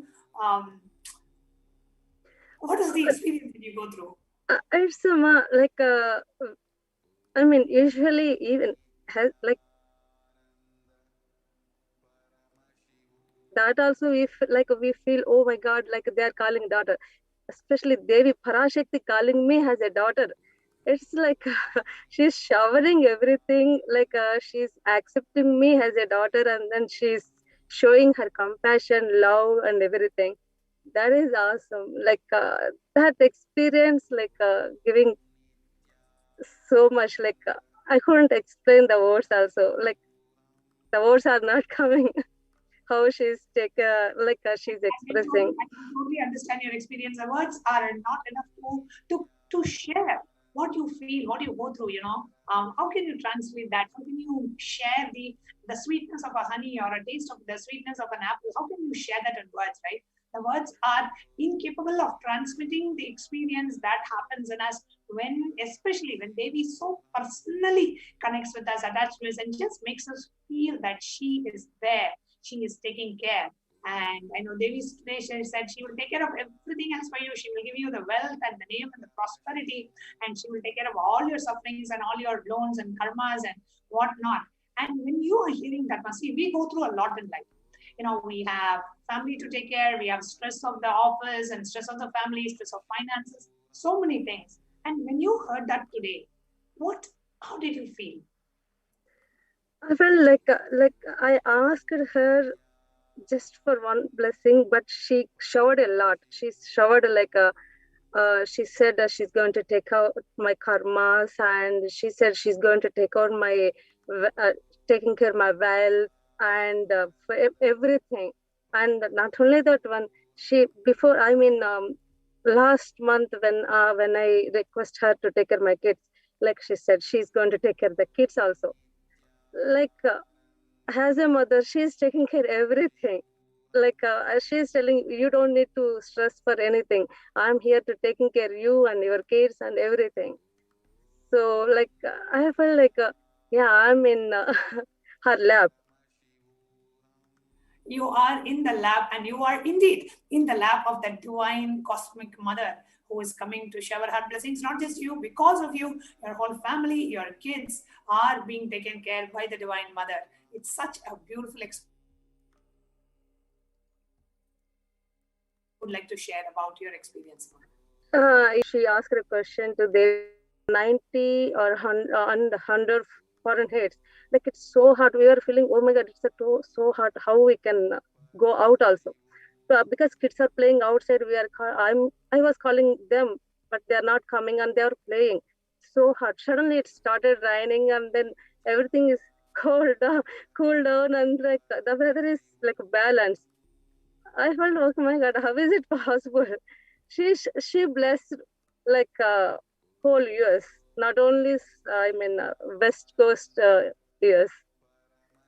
That is one of my experience. Like she shouted for everything for everyone, and Swamiji was taking care of everything. Like whenever I ask anything for my parents or anyone, it's like he shouted like whenever I ask anything, he shouted like that.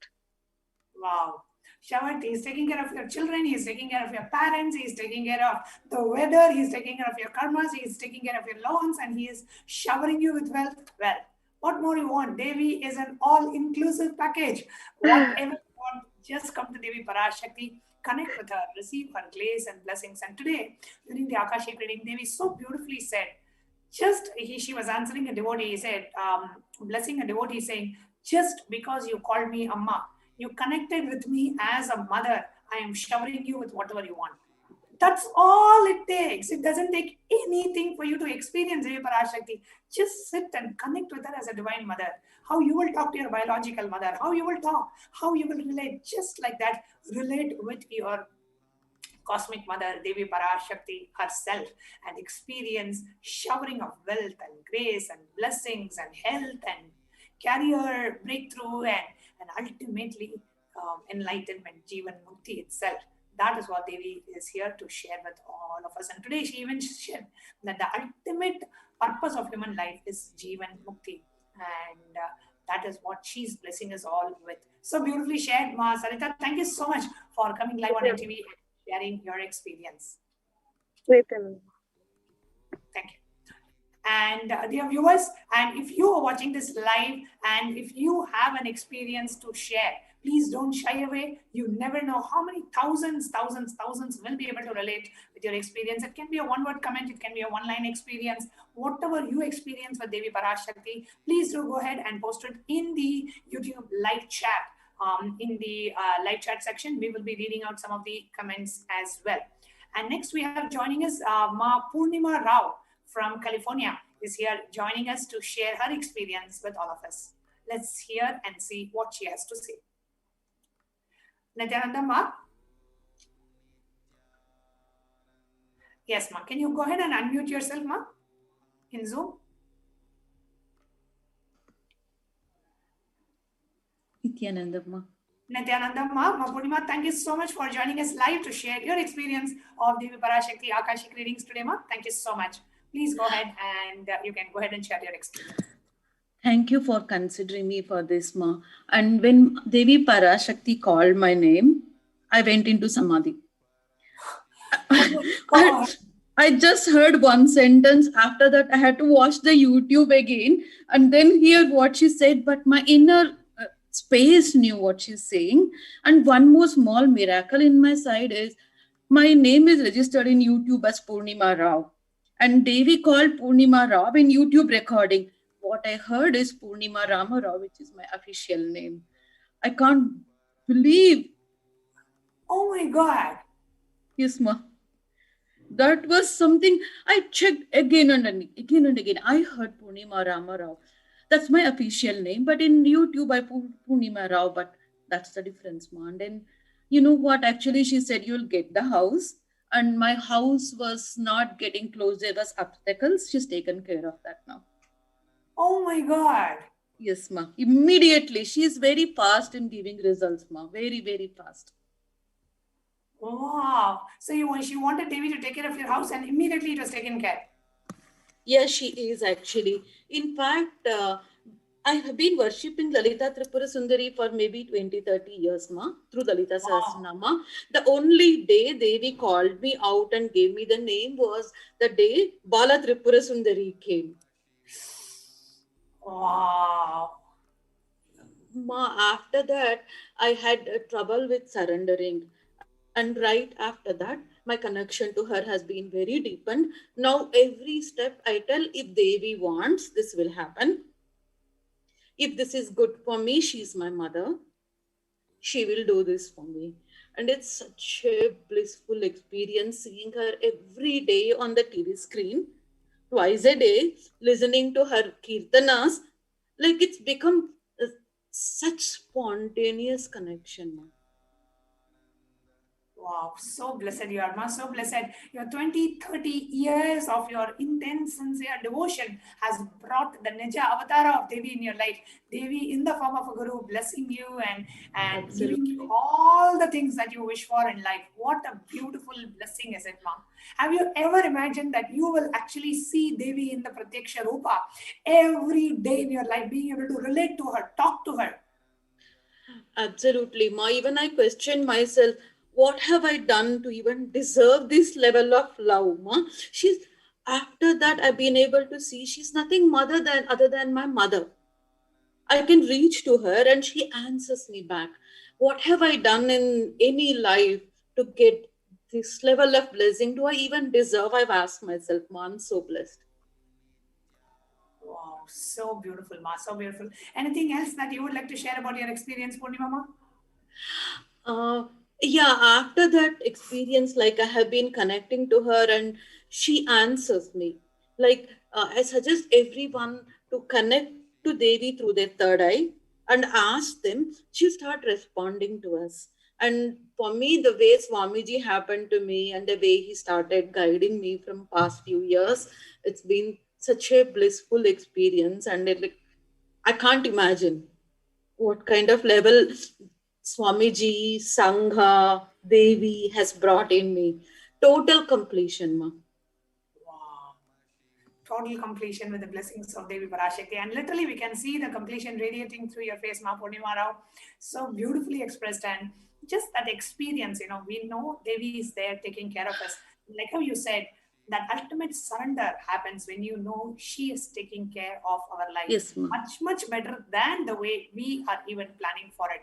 And that's when the ultimate surrender happens. And as Bhagavan Shri Krishna tells in Bhagavad Gita, Sarvadharman parityajya mamekam sharanam vraja aham tvam sarva papebhyo mokshayishyami ma suchaha. Just for leaving all the dharma, Sarva Dharman Parityajya Mamekam Sharanam Vraja. Just take refuge, just surrender to me. I will remove all your karmas and all your past incompletions, and I will liberate you. That is what Devi Parashakti is doing and making the surrender so easy. See, when Devi Parashakti blesses us, like you said, you are struggling with surrender, but the moment you asked her and she made it happen for you, that surrender happens automatically when you know she is there taking care, much better than we plan and devise for our own lives. And that's when the ultimate surrender happens, ma. So beautifully shared. Ma. Thank you, ma'am. Thank you so much, Ma Purnima Rao, for joining us live and sharing your experience with us. And dear viewers, if you are watching this, it's time for you to come live on YouTube chat and share your experience of Devi Parashakti Akashic reading. We are going to be right back with you after a short break. There are some great spiritual sciences unique to Hinduism. Subtle, otherworldly, but definitive sign. Manifesting the cosmic beings in Archavatara, deities in Nijavatara, living incarnations is possible. Understand? Kriya Pada of Vedas and Agamas elaborately explain the whole science of making the cosmic beings manifest in Archavatara, deities and Nijavatara, living incarnations, both. During the Bhava Samadhi darshan, literally those cosmic beings manifest through his body. Just like how they manifest in Archavatara, deity, they manifest in Nijavatara, Pratyakshavatara, and give you all the boons you ask, bless you. You see, each God is an independent intelligence to lead you to enlightenment. Each God is a bridge for you to achieve the Shivatva, the ultimate Shiva consciousness. Krishna is the bridge for you to achieve the Krishna consciousness. But the Shiva consciousness, Krishna consciousness, all consciousness is one and the same. Ultimate consciousness only. So that energy itself completely expresses. Just like Radhika, when I see my own sweetness in the mirror, I become eager to taste it. I find that the only way to relish this sweetness is through the constitution of Sri Radhika. Bhava Samadhi Darshan is a window to the infinite expanse of consciousness, allowing us to glimpse the formless in a way that we can understand. It cleanses the karmas of lifetimes. It awakens our biomemory to the space of Paramashiva, the ultimate consciousness, and creates a deep and lasting transformation in us.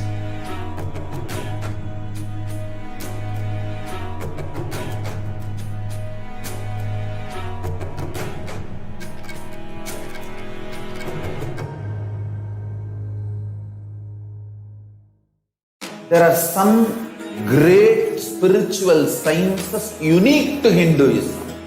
Subtle, otherworldly, but definitive sign. Manifesting the cosmic beings in Archavatara, deities in Nijavatara, living incarnations is possible. Understand?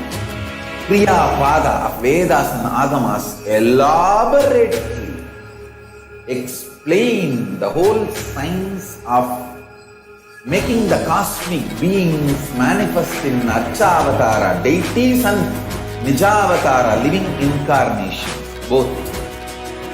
During the Bhava Samadhi darshan, literally those cosmic beings manifest through his body. Just like how they manifest in Archavatara, deity, they manifest in Nijavatara, Pratyakshavatara, and give you all the boons you ask, bless you. See, each God is an independent intelligence to lead you to enlightenment. Each God is a bridge for you to achieve the Shivatva, the ultimate Shiva consciousness. Krishna is the bridge for you to achieve the Krishna consciousness. But Shiva consciousness, Krishna consciousness, all consciousness is one and the same. Ultimate consciousness only. So that energy itself completely expresses. Just like Radhika, when I see my own sweetness in the mirror, I become eager to taste it. I find that the only way to relish the sweetness is through the constitution of Sri Radhika. Bhava Samadhi Darshan is a window to the infinite expanse of consciousness, allowing us to glimpse the formless in a way that we can understand. It cleanses the karmas of lifetimes. It awakens our biomemory to the space of Paramashiva, the ultimate consciousness, and creates a deep and lasting transformation in us.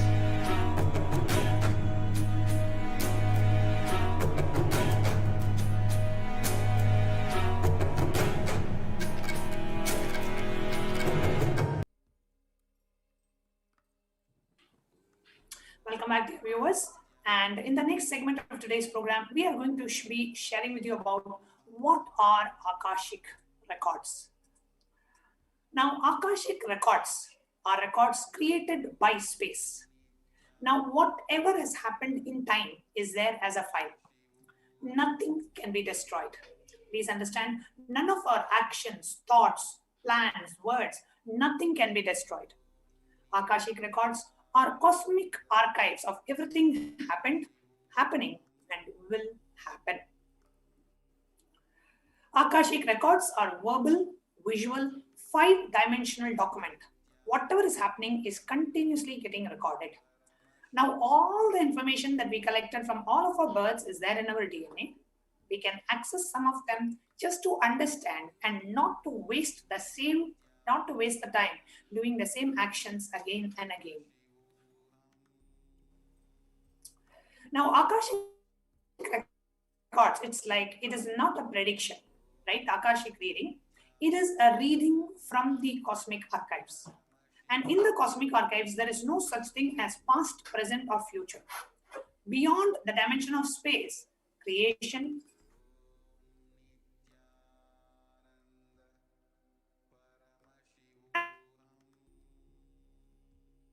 and destruction happen simultaneously. And it is only in the dimension of time starts the past, present, and future. But in Akashic records, there is no such thing as past, present, and future. That is why what we call as happened in the Akashic records.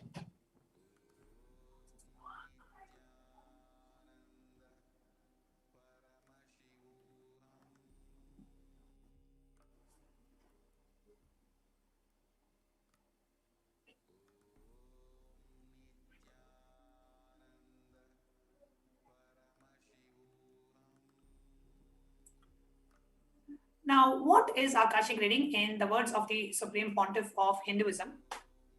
Now, nobody, actually the Supreme Pontiff says, nobody can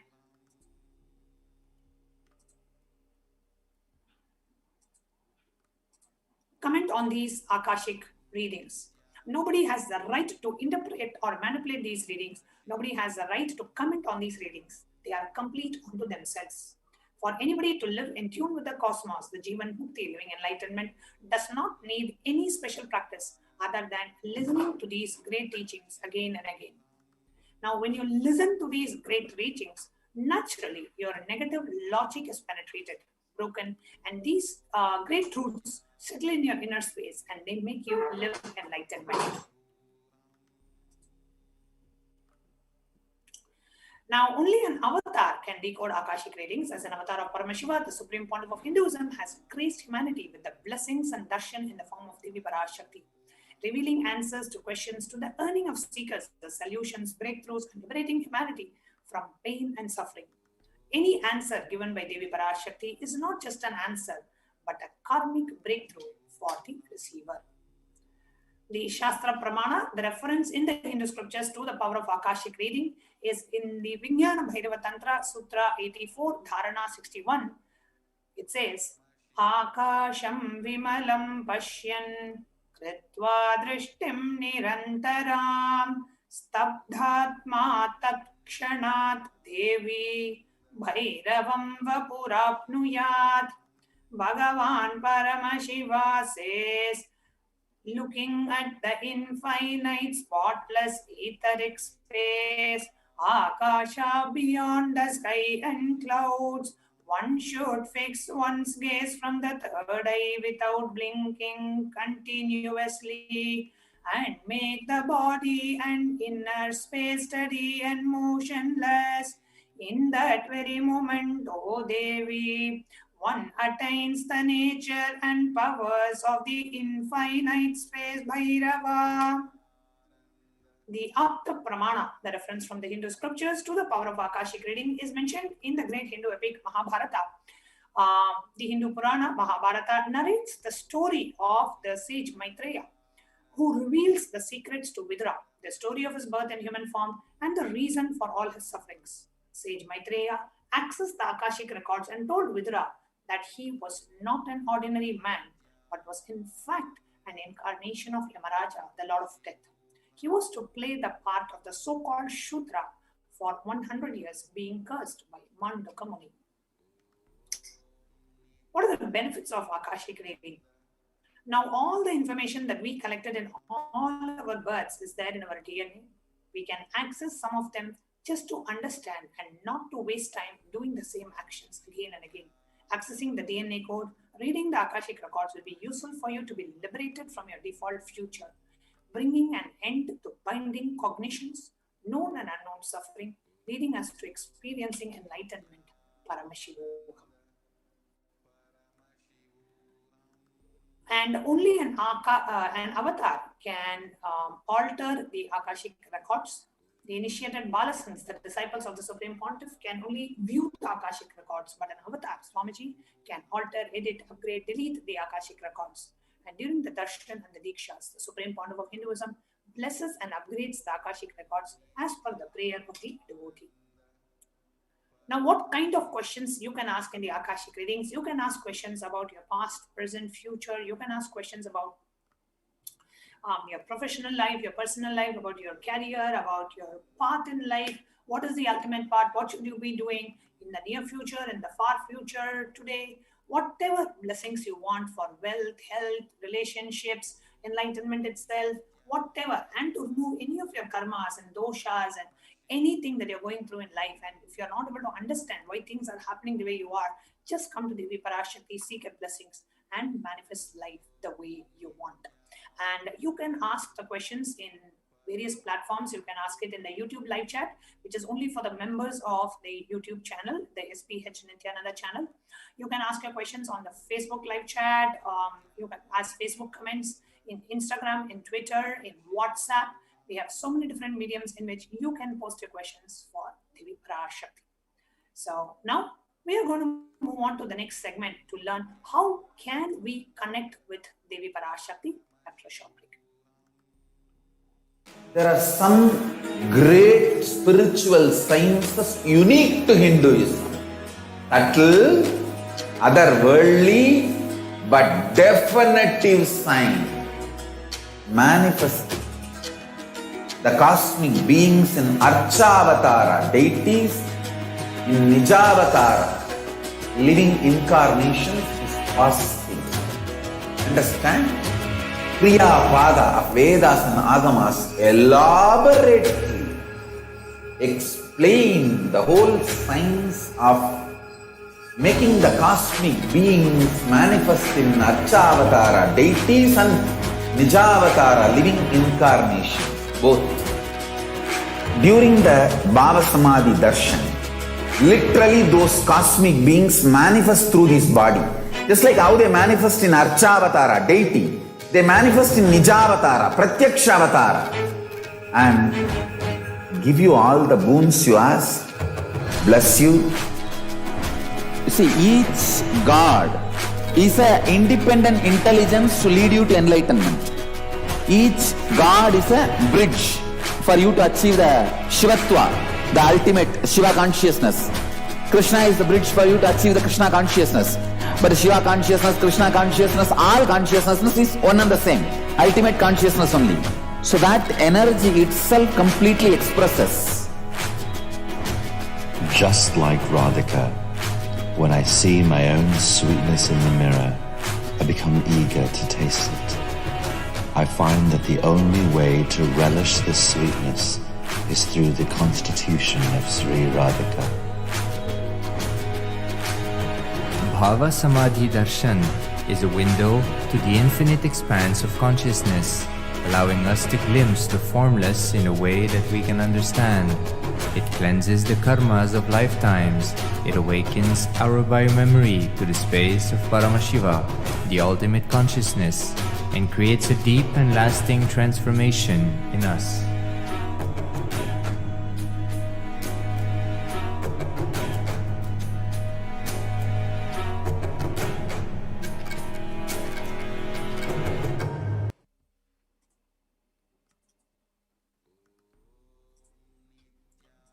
Welcome back, dear viewers. In the next segment, we are going to share with you what are the different ways we can connect with Devi Parashakti, the various different offerings that we have for Devi Parashakti.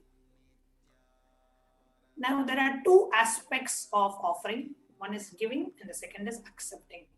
Now, only when the divine accepts what one offers, the offering becomes complete.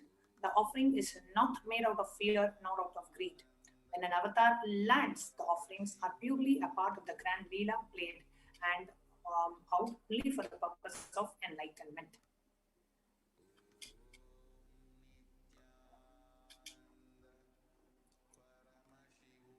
The beautiful Dhyana Shloka for Devi Parashakti, it says, Indhuni bhave dakarava hinayanam syat pankajavara japakshara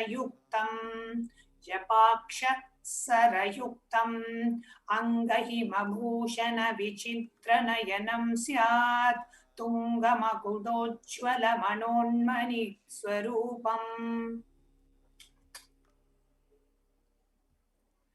Moon-like face, holding the Vedas, the book in the hand, fire in the eyes, the lotus flower grazing and blessing hands, and with one hand the Japamala, beautifully decorated with the jeweled ornaments in wonderful clothes and shining big crown. Her name is Manonmani. It's from the Manonmani Dhyanam. The next shloka, it says, Dhyaye devim trinetram sashini bhavadanam vedahastam dadanam savye patmam varadam apare chavayam sakshamalam divyaira varanai vibhushitatanam brahmadibhih pujitam devi meva manonmanim pradidinam kamartadatrim shubham. I meditate on Devi with 3 eyes glowing like a moon, and hold Veda and lotus and grazing with the blessing and grazing hands. She is wearing beautiful ornaments. She is worshipped by Brahma and other many gods, and showers auspicious boons for all actions every day. This is from the Moola Agama Manonmani Dhyanam. Next, we want to share with you about the significance of the divine element, the gold, significance of the divine element, gold being offered. The gold is a divine element.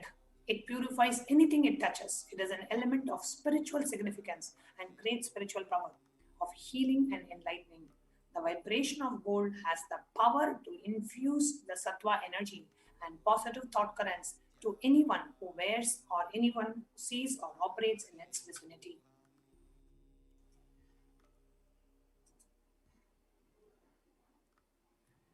Gold is present in all the scriptures, the Agamas, Vedas, Shrutis, Smritis, Itihasas, Puranas.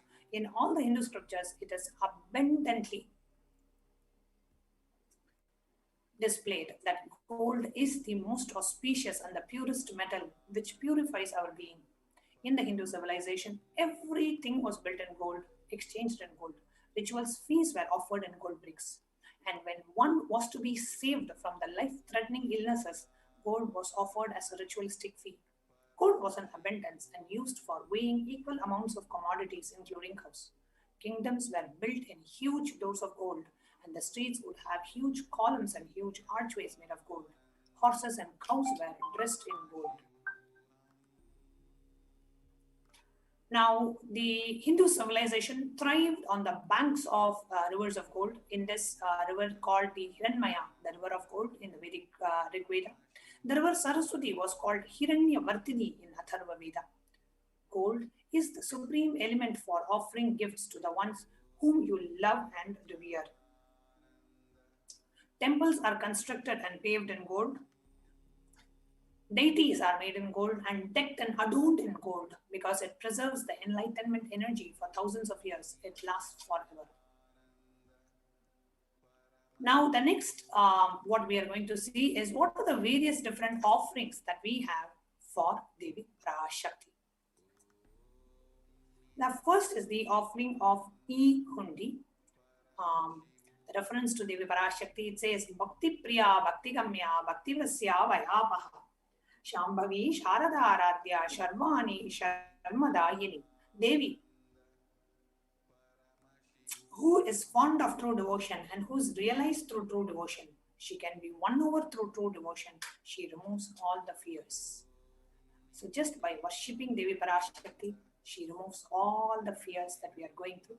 So you can make the E-Hundi offering by visiting the site tiny.cc/Devi-offerings. I request NTV operator to please project the link on the screen.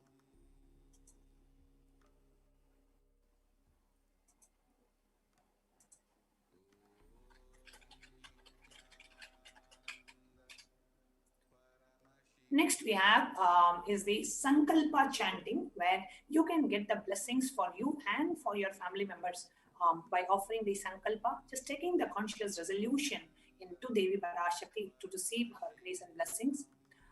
Tayaitan mohyate vishwam saiva vishwam prasuyate chaya chitta cha vajanam tushta ruddhim prayaschati.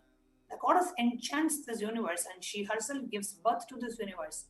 That goddess, being prayed without interest in anything, gives that knowledge that leads to salvation and gives wealth in the materialistic sense. This is the Devi Mahatmyam, the 12th chapter, the 34th verse. Offering the Sankalpa, the conscious resolution, blesses the person offering with all the fruition of the desires and wishes that he is earning for.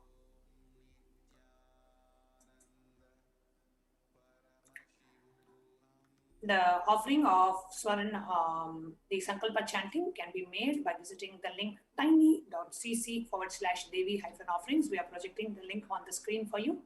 So you can go ahead and make your offerings. The next offering that we have is that of the Sahasra Nama Swarna Kasu, the offering of the gold coin inscribed with one of the 1008 divine Akshaya Gunas, the imperishable qualities of Devi Parashakti. She who likes the repetition of her various names. This is an offering of 1008 names of Devi Parashakti. It's a very special and unique archana offered to Mahameru of Devi Parashakti. Offering a gold coin inscribed with each of the 1008 names and receive the blessings to have the Ananta Kalyana Gunas, all the divine qualities of Devi Parashakti.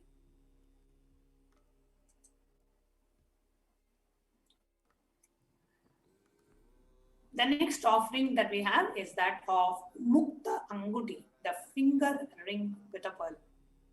Muktahara lasat kirita ruchiram purnendu vakta prabham sinchannu kurakinkini manidaram padma prabha basuram sarvabhishta balapradam girisudam vani rama sevitam meenakshim pranadosme santatamaham karunyavaram nidhim. I bow to the goddess Meenakshi, whose crown has a garland of pearls and the face shining like a full moon, who wears anklets that are studded with gemstones and has small bells, who is shining like the splendor of lotus, who grants all the wishes, the daughter of the mountain, who is worshipped by goddess Vani and Rama. I remain bowing, forever bowing to Goddess Meenakshi, the ocean of compassion. Offering the pearl finger ring and receiving the blessings to be showered by her compassion and pure love in all your business endeavors. The next offering we have is that of the Swarna Padma Pushpa, the golden lotus.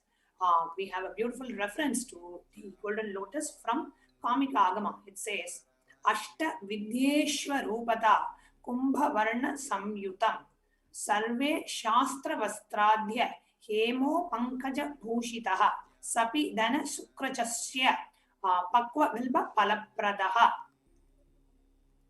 Snapanodhyaya Samsiddha Pramanena Samanvitaha.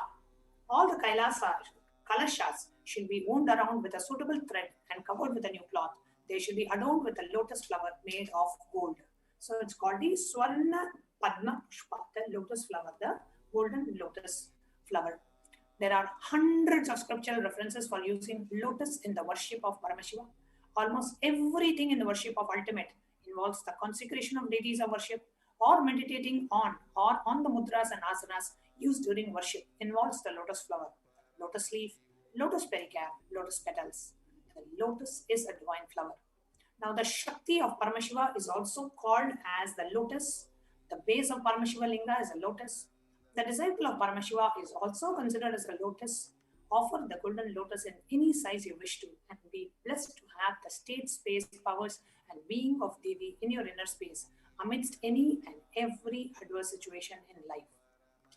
You can go ahead and offer the Swarna Padma Pushpa by visiting tiny.cc/Devi-offerings.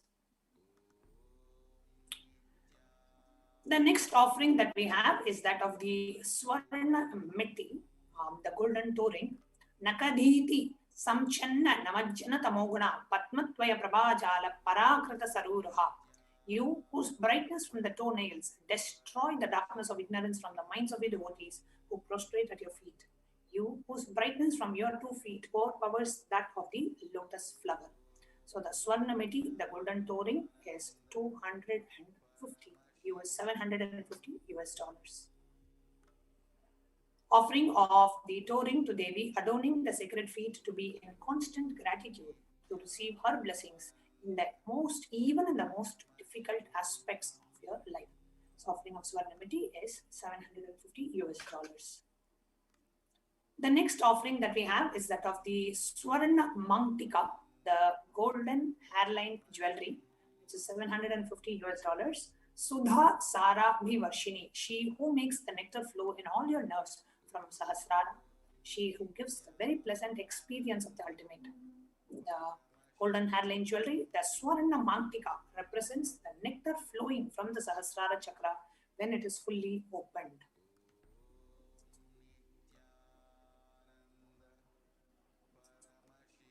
The offering of the Swarna Mangtika is $750.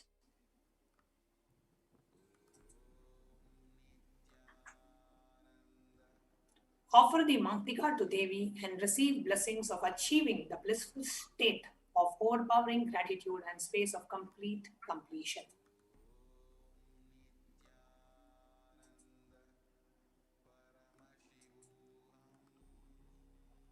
The next offering is the Pratyaksha offering of the Pratyaksha Pada Puja, which is available at $1,008. Illuminating the splendor of Devi's two names and dispel the darkness of the ignorance in the devotees, prostrating at her feet defeat the lotus in beauty. So whenever you want to offer Pratyaksha Pada Puja, you achieve the space of complete completion. You achieve the space of gratitude, and this is the best way for you to get established in the feeling connection with the Nijavatara, manifesting as the Devi Parashakti.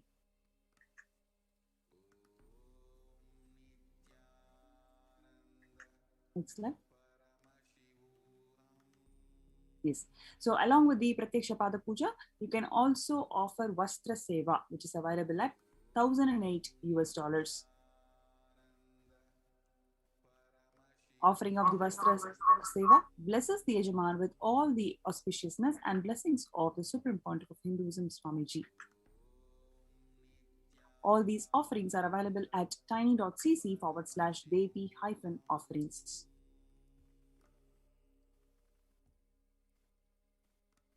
Yes, so you can see all these offerings available as a snapshot here. In the registration form, there are two options. You can offer today, or you can have an intention to offer specific sevas. In the registration form, you can either click in interested in offering, or if you feel you need help in manifesting. So you have the intention to offer the seva, but you need some more money, you want to manifest that wealth, then you can choose need help in manifesting. And there's also an option for need more details. So the online payment is available at tiny.cc/Devi-offerings. And after you make the payment, you can log into tiny.cc/Sankalpa 2021. So in this link, you'll have to give the details of the Sankalpa for you and your family members. So your names will be chanted as part of offering the seva.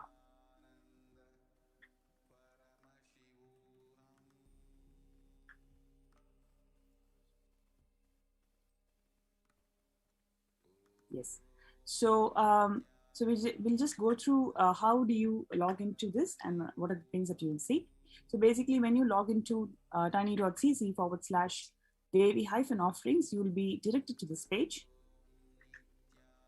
Devi Bhava Samadhi Darshan donations. So you can choose one of the options. Okay. Now let's say you choose Swarna Padma Pushpa. Right.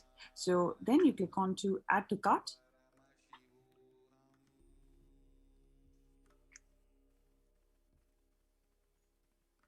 So once you click on to add to cart, you will be directed to this page. Then once again, you say, okay, how many quantity of this offering? Then proceed to checkout, where you can enter your card details, payment details, and place the order. So you need to check in to I have read the terms and conditions and place the order.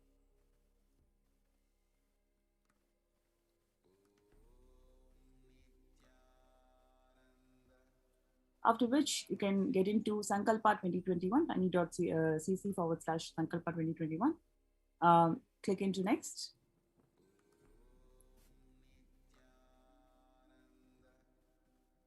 And you have this terms and conditions option. Check into I agree, agree, agree, agree. And then the payment details. And check into Devi Bhava Samadhi offering. Yeah. And then click into next.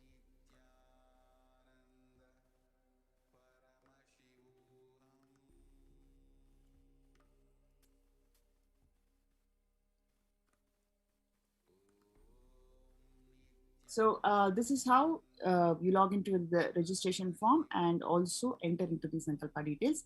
Now let us see how you can be part of Kailasa, how you can extend your support to Kailasa by super sticker and super chat option.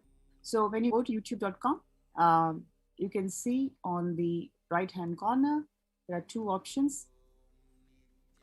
You can see a smiley and a dollar symbol. So when you click on the dollar symbol, you can see three options basically: super sticker, super chat, and join. So in order to become, comment on our YouTube channel, you need to become a member of the YouTube channel. So you'll have to click on join.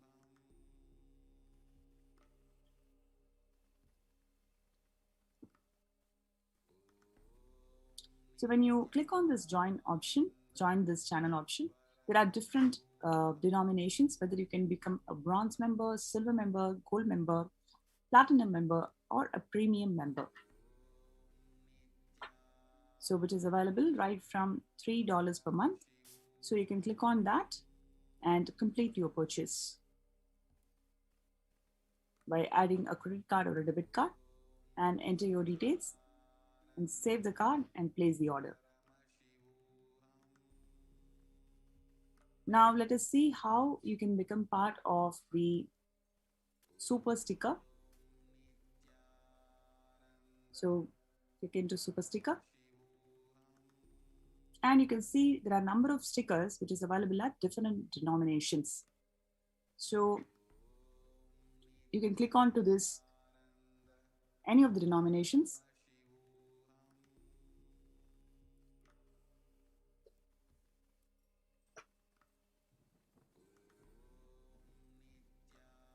Yes. So you can click on to any of these denominations and show your support to Kailasa.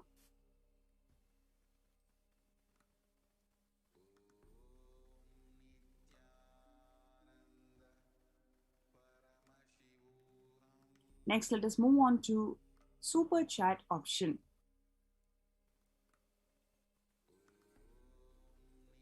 So you can send a message along with the your support to Kailasa. You also have an opportunity to send a message, whatever may be your message. It can be a blessing message that you want from the Supreme Pontiff of Hinduism, Swamiji, or you can just extend your support or whatever you wanted to share about your involvement in Kailasa. You can post that as a message, or whatever blessings that you want to receive from the Supreme Pontiff of Hinduism, manifesting as the Devi Parashakti.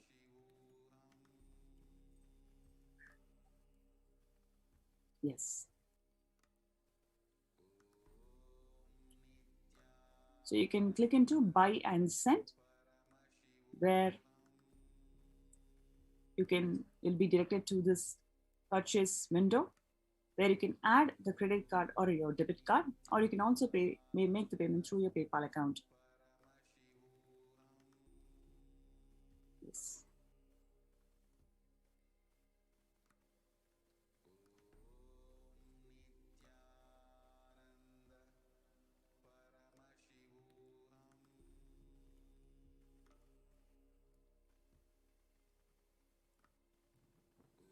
Yes, so with this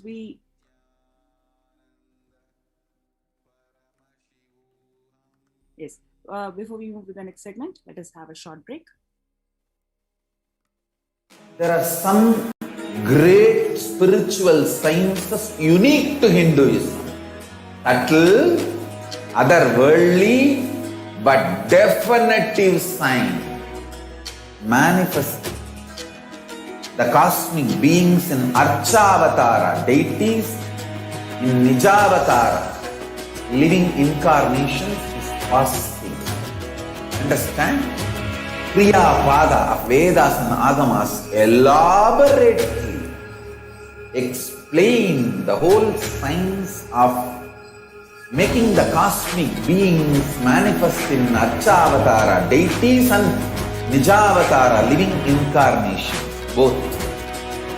During the Bhava Samadhi darshan, literally those cosmic beings manifest through his body. Just like how they manifest in Archavatara, deity, they manifest in Nijavatara, Pratyakshavatara, and give you all the boons you ask, bless you. You see, each God is an independent intelligence to lead you to enlightenment. Each God is a bridge for you to achieve the Shivatva, the ultimate Shiva consciousness. Krishna is the bridge for you to achieve the Krishna consciousness. But Shiva consciousness, Krishna consciousness, all consciousness is one and the same. Ultimate consciousness only. So that energy itself completely expresses. Just like Radhika, when I see my own sweetness in the mirror, I become eager to taste it. I find that the only way to relish this sweetness is through the constitution of Sri Radhika. Bhava Samadhi Darshan is a window to the infinite expanse of consciousness, allowing us to glimpse the formless in a way that we can understand. It cleanses the karmas of lifetimes. It awakens our biomemory to the space of Paramashiva, the ultimate consciousness, and creates a deep and lasting transformation in us.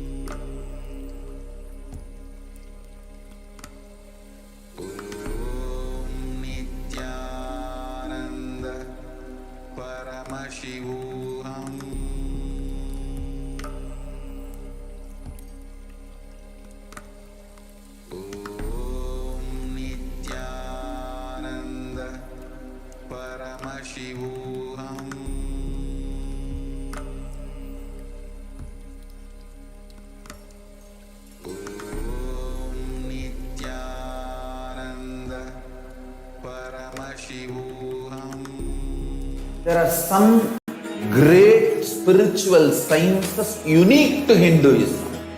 Subtle, otherworldly, but definitive sign.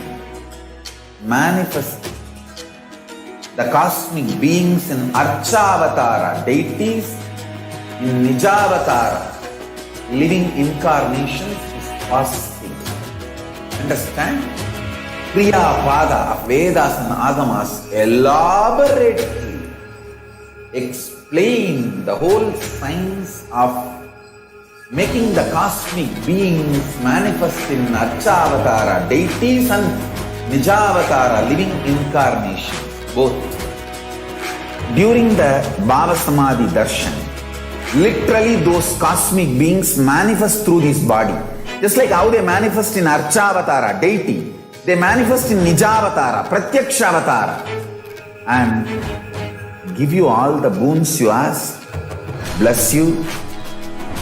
You see, each God is an independent intelligence to lead you to enlightenment. Each God is a bridge for you to achieve the Shivatva, the ultimate Shiva consciousness. Krishna is the bridge for you to achieve the Krishna consciousness. But the Shiva consciousness, Krishna consciousness, all consciousness is one and the same. Ultimate consciousness only. So that energy itself completely expresses.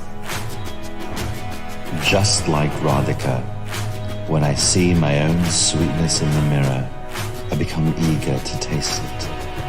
I find that the only way to relish this sweetness is through the constitution of Sri Radhika.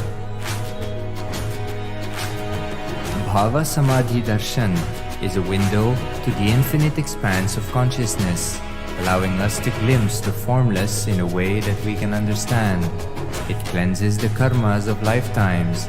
It awakens our biomemory to the space of Paramashiva, the ultimate consciousness, and creates a deep and lasting transformation in us.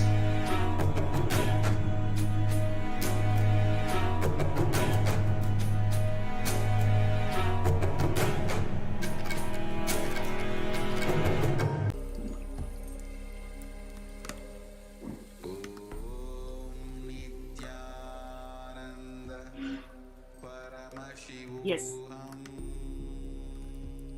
So the next segment is going to be about the most exciting Kailasa's multi-layered quarantine opportunity for India during COVID-19 as a practical solution resulting in health, joy and bliss. We're going to see all the updates from Adi Kailasa Sarvangabeetam, which is one of the multi-layered COVID Care Protection Center established by the Supreme Pontiff of Hinduism, Jagatguru Mahasannidhanam, His Divine Holiness Bhagavan Nithyananda Paramashivam, and how the people in the COVID Care Center, how are they enjoying, and how the Adinavasis, the Kailasians, are preparing ourselves for hosting thousands of people in Adi Kailasa Sarvangabeetam. Joining with me today is Nithyananda Swami.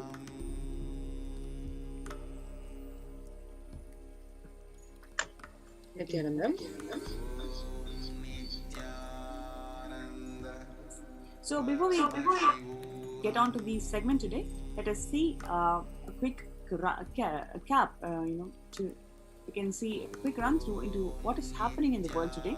So if you take the coronavirus deaths around the world, total number of deaths is about 3 million. And new deaths, a daily figure is about 12,744. Total confirmed cases is about 139.9 million. And the latest figure, how many people are getting infected on a daily basis, is about 837,344 people per day.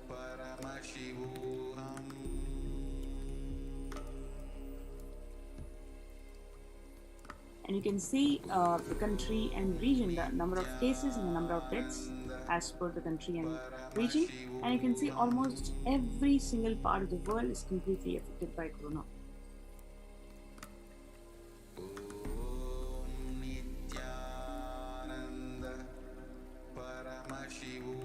The daily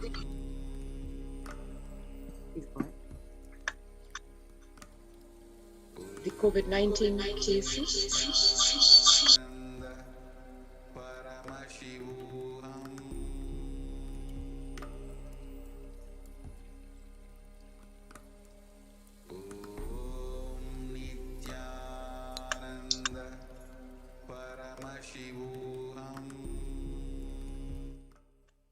the COVID-19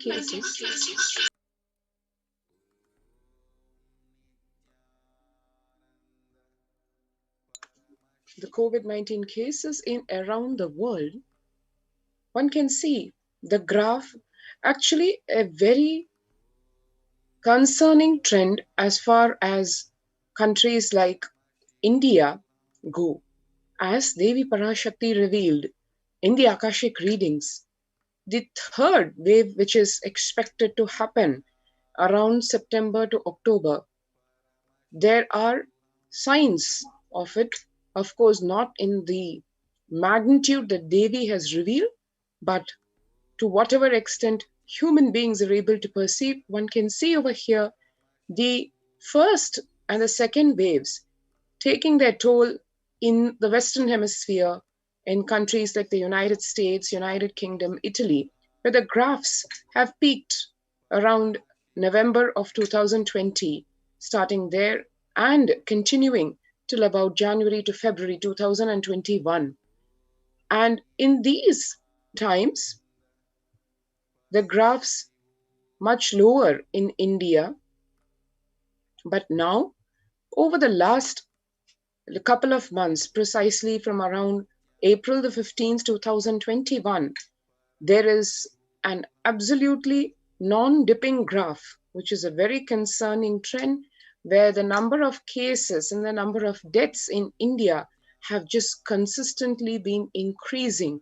The graph peaking, as one can see, even as late as May 18th, 2021, where the rest of the world, the COVID-19 impact, the Pralaya impact has been reducing comparatively, whereas in India, the graph actually showing that COVID-19 literally doing the Ghora Tandava.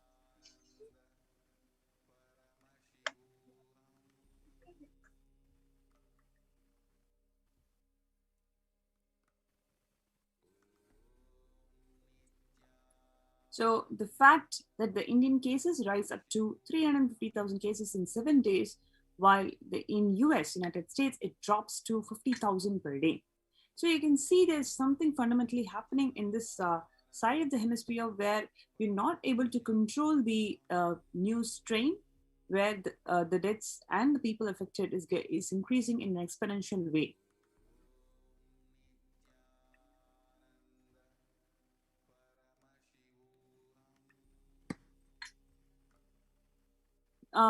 From May 1st to the 18th of May, if you see the number of confirmed deaths just in India, it is about 610,000 deaths over 18 days. It is higher than the United States, US, and Germany. The deaths are kept in check. Notice regular drops in the records, but in India, the record is consistently high.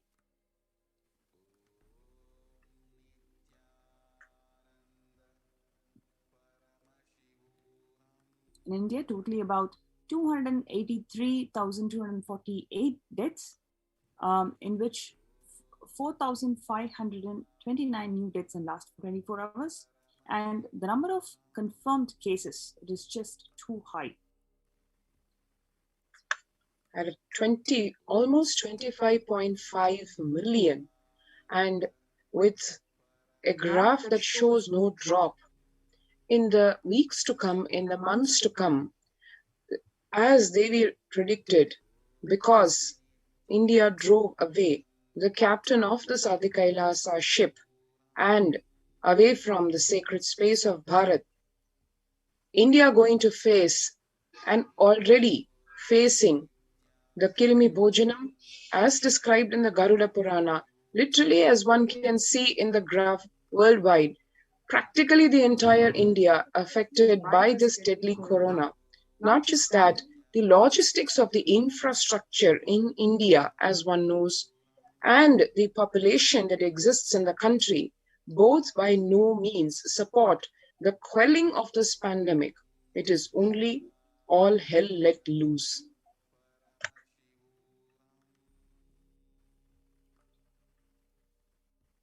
You can see 1.23 lakh deaths in just 71 days In Gujarat, government claims only 4,218 died of COVID.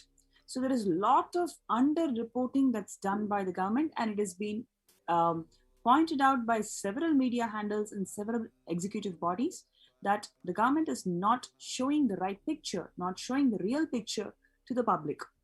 Public are kept in hindsight, so we don't know the gravity of the situation. So they do not take the necessary precautions, which is leading to more catastrophic events in terms of protecting people from COVID.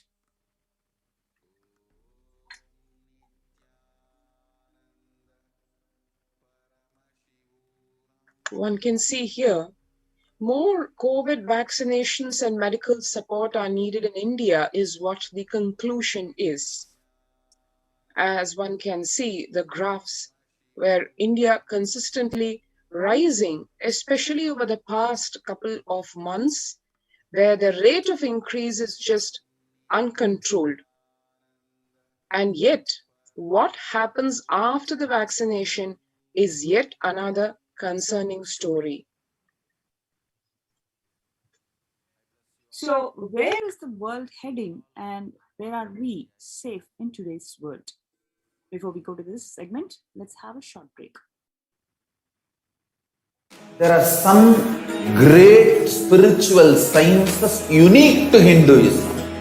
Subtle, otherworldly, but definitive sign. Manifesting the cosmic beings in Archavatara, deities in Nijavatara, living incarnations is possible. Understand? Kriya Pada of Vedas and Agamas elaborately explain the whole science of making the cosmic beings manifest in Archavatara, deities and Nijavatara, living incarnations. Both. During the Bhava Samadhi darshan, literally those cosmic beings manifest through this body. Just like how they manifest in Archavatara, deity, they manifest in Nijavatara, Pratyakshavatara, and give you all the boons you ask, bless you. You see, each God is an independent intelligence to lead you to enlightenment. Each God is a bridge for you to achieve the Shivatva, the ultimate Shiva consciousness. Krishna is the bridge for you to achieve the Krishna consciousness. But Shiva consciousness, Krishna consciousness, all consciousness is one and the same. Ultimate consciousness only. So that energy itself completely expresses. Just like Radhika, when I see my own sweetness in the mirror, I become eager to taste it. I find that the only way to relish this sweetness is through the constitution of Sri Radhika. Bhava Samadhi Darshan is a window to the infinite expanse of consciousness, allowing us to glimpse the formless in a way that we can understand. It cleanses the karmas of lifetimes. It awakens our biomemory to the space of Paramashiva, the ultimate consciousness, and creates a deep and lasting transformation in us.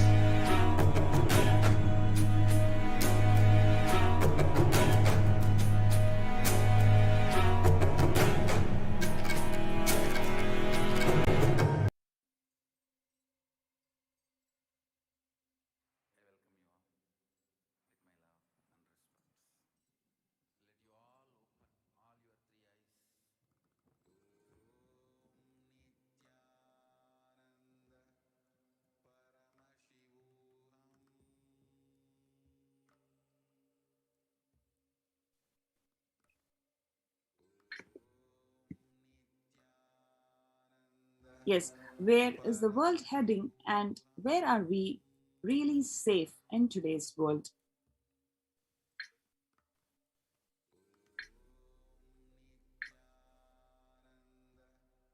And just a snapshot on what is happening in terms of the new pandemic outbreak in India, where black fungus is declared as an epidemic in Rajasthan. Rajasthan declares black fungus as an epidemic in the state, and cases rise in Delhi too. So this is predominantly observed in people who are either vaccinated or who have recovered from the COVID infection. So their immunity levels drop down to such a level that they are prone to getting the secondary infections, especially the lethal black fungus infection.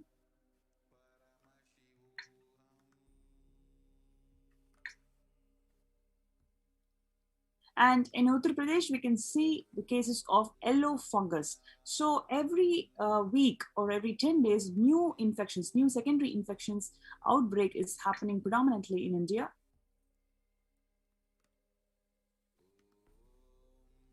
So when the first world countries close their borders during a massive global emergency that the world is seeing today, what is the stance of Kailasa? What did Supreme Pontiff of Hinduism, Swamiji, has done to the world?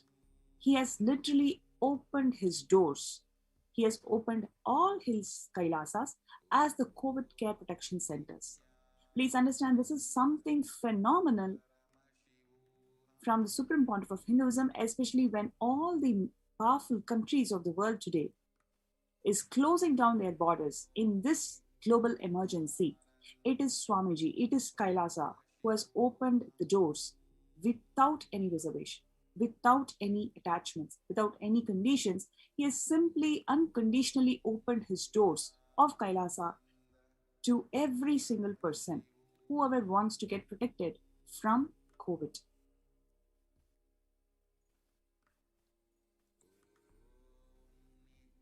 Swamiji, the Supreme Pontiff of Hinduism, Swamiji, reveals that at least 6 months back, I became aware that multi-layered quarantine is required to protect people.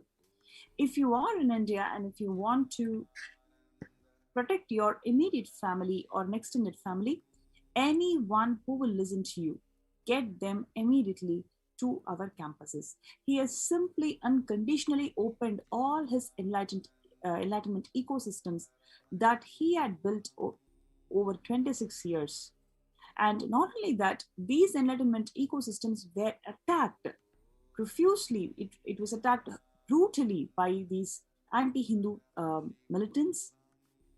And despite that, he has opened these enlightenment ecosystems for the benefit of people, especially at this stage when all of us are very clear that the governments have failed, the society has failed in protecting the interest of the people. They are not able to handle the situation. There is not a single hospital that can give you a bed today. People who come to the hospital are directly taken to the mortuary. So that is the situation that is happening right now in India. At this stage, it is Swamiji who has opened his doors, who has opened all his enlightenment ecosystems to accommodate every single person who wants to protect themselves from corona.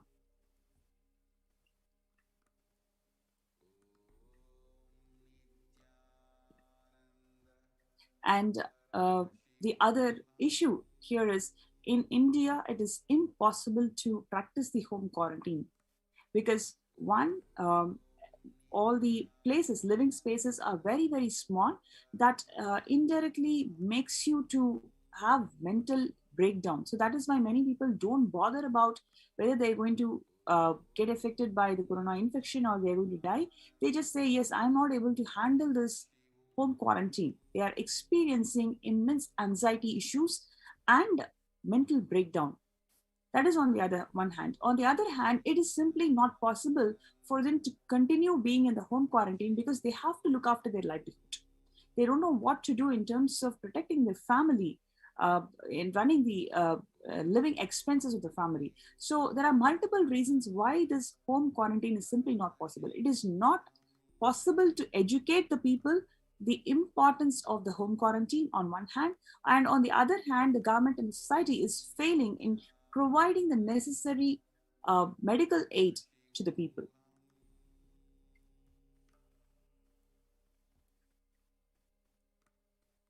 So that's Assam Chief Minister Himanta Biswa Sharma, who said that home quarantine is one of the primary reasons for a large number of deaths during the second wave of COVID in Assam. The Maharashtra government on Tuesday has announced the decision to stop the home quarantine in 18 districts, which shows higher COVID positivity rate than the state's average. The state's public health minister Rajesh Tope said that the decision is to ensure better health care facilities to the patients in districts which are showing higher positivity rate. That is mainly because about 41% of the houses have just a single room. That is what Swamiji was revealing in the satsangs recently, that it is very, very congested space. It is very confined space, and people are simply not able to handle these confined smaller places where they are not able to handle themselves.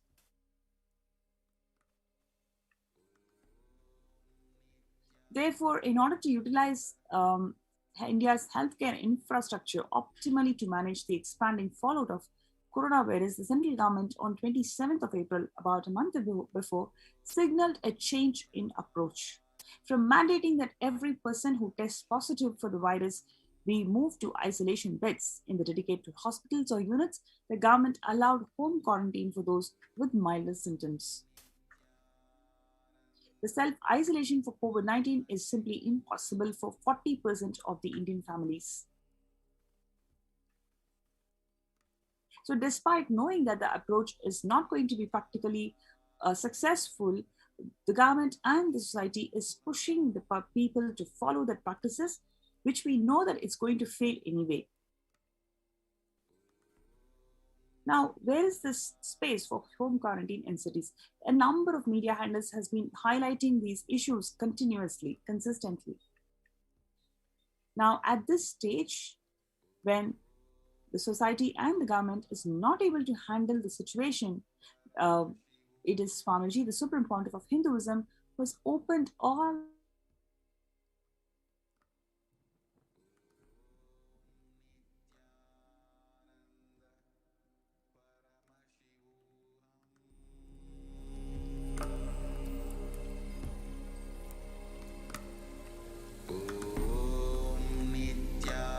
Nithyananda Paramashivoham.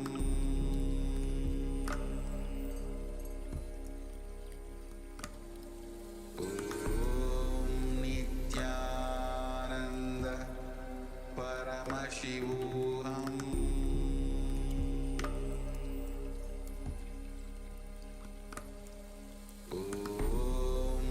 Nithyananda Paramashivoham.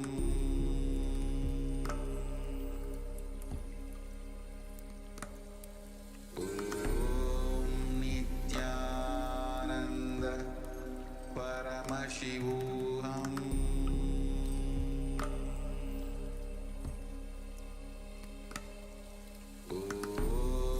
Nithyananda Paramashivoham.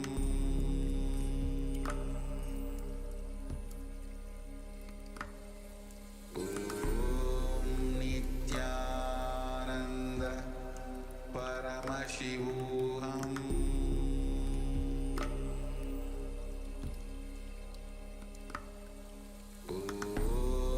Nithyananda. There are some great spiritual sciences unique to Hinduism.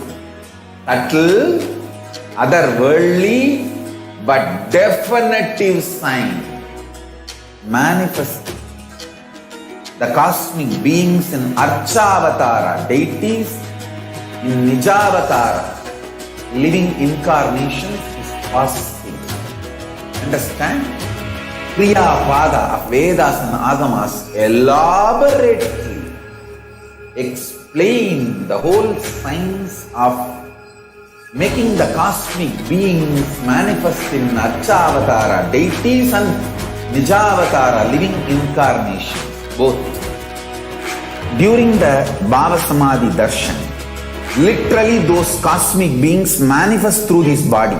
Just like how they manifest in Archavatara, deity, they manifest in Nijavatara, Pratyakshavatara, and give you all the boons you ask, bless you. You see, each god is an independent intelligence to lead you to enlightenment. Each god is a bridge for you to achieve the Shivatva, the ultimate Shiva consciousness. Krishna is the bridge for you to achieve the Krishna consciousness. But Shiva consciousness, Krishna consciousness, all consciousness is one and the same. Ultimate consciousness only. So that energy itself completely expresses. Just like Radhika, when I see my own sweetness in the mirror, I become eager to taste it. I find that the only way to relish this sweetness is through the constitution of Sri Radhika. Bhava Samadhi Darshan is a window to the infinite expanse of consciousness, allowing us to glimpse the formless in a way that we can understand. It cleanses the karmas of lifetimes. It awakens our biomemory to the space of Paramashiva, the ultimate consciousness, and creates a deep and lasting transformation in us.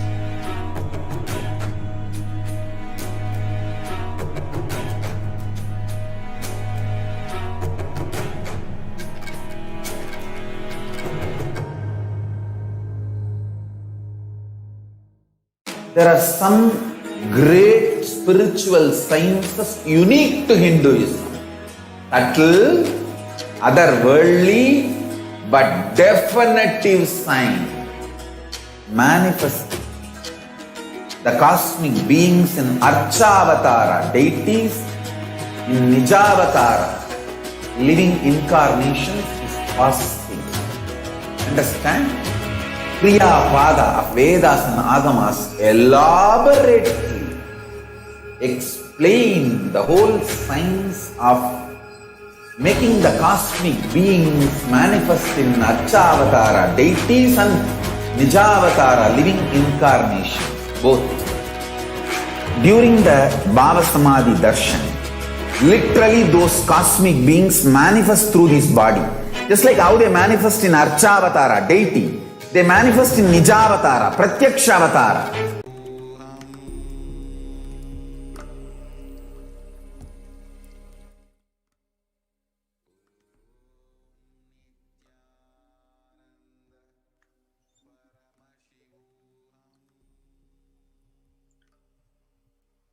Coming back, one can see, compared to the rest of the world and the Indian government authorities itself, not able to handle the deadly assault of the corona, home quarantine options not working, and the nation really looking helpless at what can be done to save India. At this time, Kailasa rushes to the help of India as India finds itself on the verge of the COVID-19 third wave. Multiple free COVID care centers have been opened up across India. Various social services have been offered, continuing to be offered during this pandemic in the various adinams across India. One can see over a dozen adinams or enlightenment spiritual ecosystems opened up. The spiritual services offered during the pandemic in ashrams and adinams across India, cosmic revelations on the global pandemic have been shared with the world.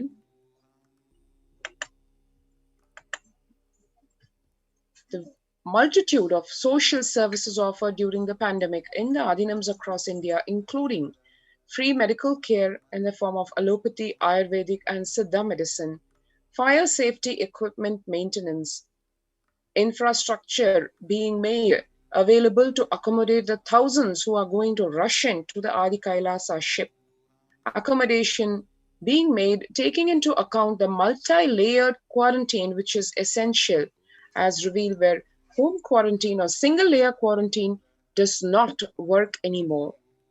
Emergency services like emergency ambulances and literally ICU on wheels being made ready with all the support needed for literally being an ICU on wheels, including oxygen, pure oxygen, ventilator support, and all the state-of-the-art equipment being equipped in the ambulances.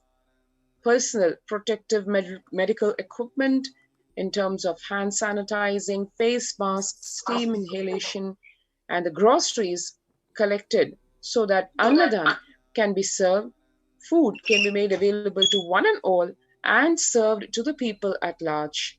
And that's supported by organic farming so that nutritious, healthy, sattvic food can be provided to one and all, including in this epidemic.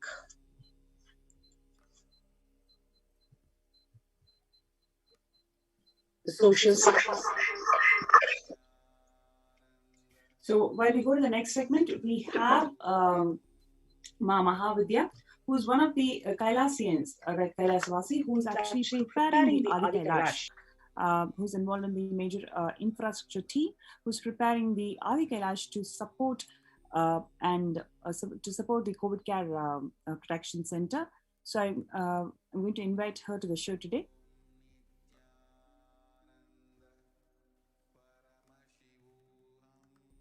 Okay, so before we get Ma Mahavidya to the show, let's have a short promo. There are some great spiritual sciences unique to Hinduism. Subtle, otherworldly, but definitive sign. Manifesting the cosmic beings in Archavatara, deities in Nijavatara, living incarnations is possible. Understand? Kriya Pada of Vedas and Agamas elaborately explain the whole science of making the cosmic beings manifest in Archavatara, deities and Nijavatara, living incarnations, both. During the Bhava Samadhi darshan, literally those cosmic beings manifest through this body. Just like how they manifest in Archavatara, deity, they manifest in Nijavatara, Pratyakshavatara, and give you all the boons you ask, bless you. You see, each God is an independent intelligence to lead you to enlightenment. Each God is a bridge for you to achieve the Shivatva, the ultimate Shiva consciousness. Krishna is the bridge for you to achieve the Krishna consciousness. But Shiva consciousness, Krishna consciousness, all consciousness is one and the same. Ultimate consciousness only. Yes. So we have Ma Mahavidya, who's one of the Kailavasis in Adi Kailasa Sarangapita. I welcome Ma Mahavidya to the show today. Nithyananda Ma. Nithyananda Ma. Nithyananda Swami. Yes. So would you like to share the glimpse of what is happening in Adi Kailasa? How does the energy feel like? Especially we have hundreds of people already come to the campus. So how are the people responding, and what is the update that you have from the infrastructure team to share with the world today? Nithyanandam, everybody. Thank you, Ma. Really, such a great opportunity. So lots to share, but we'll give you quick updates from Adi Kailash. So everybody listening and watching to us can really see the readiness that's happening on this side of the world and this side of Kailasa, really. This is news from Kailasa. So what has been happening in the last few days since, the Devi Parashakti readings, we've had a lot of influx of people. So let's start there. We've had people walk in morning 2 a.m., coming in at 2 p.m. With kids, with just themselves, women, youth, families, youngsters. But, people who are really coming as families, people who are also coming by themselves. And sometimes they're prepared, sometimes they just walk in and they just say, I'm here, this is my only home. We actually had someone walk in yesterday, and he was blessed by Devi Parashakti, and he came in and he was just has one thing on his mouth. This is my only home, this is my only home. And the smiles on people's faces, the joy, the gratitude that we are seeing on them is really is so fulfilling. Because we had one family just 3 days back. She's come with her kids, and her kid is really young. He was a new place. You can imagine new kid, how he was feeling. The kid was really, but you won't believe the energy here. First, when the kid started to walk in, he was a little panicky, doesn't know what to do. He's running here, running there, looking for his mom. But just a few minutes later, he met one of our readiness teams who meets everybody at the, at the welcome stage when they are entering the first level quarantine. She met one of our sannyasis there, and just there, the kid has just settled down, started to play in our food carts, started to play in all the vehicles we have up and down. And you won't believe, within a few hours, the same mother, she was a little panicky. How will I be able to bring all my luggage pieces, 6 pieces, this and that? But within the few hours, she's connecting to us and asking us, Ma, how would you like me to have all of these certain disposals done? What processes would you like us to follow? I will set up a process in place. We are 6 of us. We'll just form a team and we'll do it. We'll take turns and we'll make sure it gets to you the way you want it, the way it is safe for you, for us. We didn't ask her. We never asked her to, even consider like how she wants to deposit the trash, or how she wants to handle her baby, how she wants to live in the community. We never even had the opportunity to train her what the first level quarantine processes are. But the gratitude and the joy of people's faces of what they are receiving is just immediately they are standing up and they are coming to us and connecting to us and saying, Ma, what can we do? Can you? And they are really, they say, Ma, so far I had these bags and I made sure we have separate compost, we have separate sanitized napkins, and they're taking the responsibility of moving forward, and they're taking the joy, and they're really enjoying what Kailasa is providing is extremely, I don't know the words, is really fulfillment also is a very small word to say. When you see that you are part of something so huge, that it is giving life. Mahan, what you brought up is a very important point, because say in the society today, because there is so much of insecurity amongst people, we don't take responsibility for the other person, because we ourselves is not sure what is going to happen to us. So we are so focused and we are so onto ourselves. So we fail to take responsibility for how does my quarantine practices affect other person's health. Most of us do not even have the time or the space to think about it.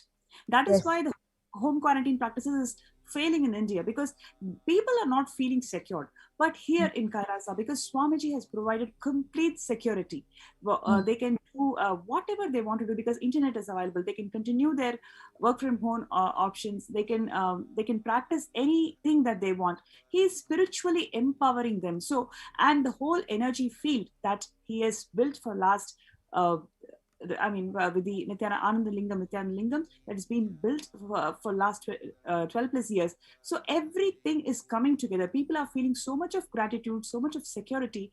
Immediately the innate responsibilism is awakened in people. People say, yes, I want to do that. I want to take up some responsibility. I want to do this. I want to do that. It's really overwhelming to see such kind responses from participants who have come here for COVID care protection center. It's a very important point what you brought out, Ma. Please go ahead.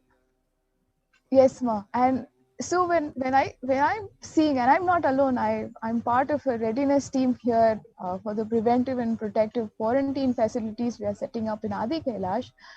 There's 14 of us, and when the 14 of us are interacting with this group, right? Interacting means, now I will clarify and just expand on that what I mean.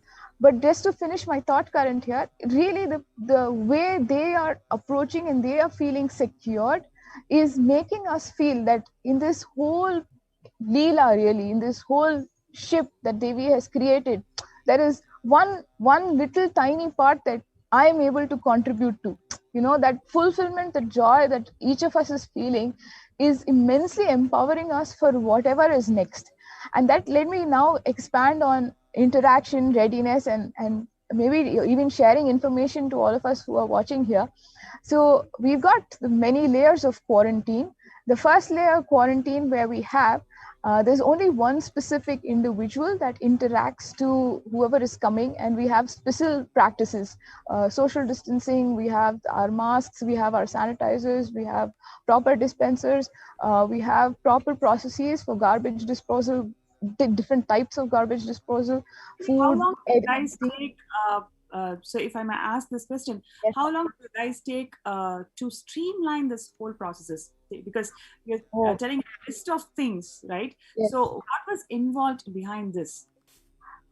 What is involved is really Swamiji's extreme level of thinking and micromanagement on what will make every person feel secure.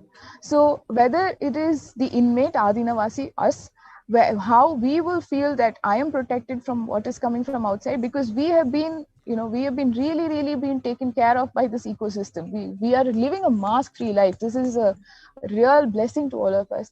How we are being protected and how the person coming in also feels at home.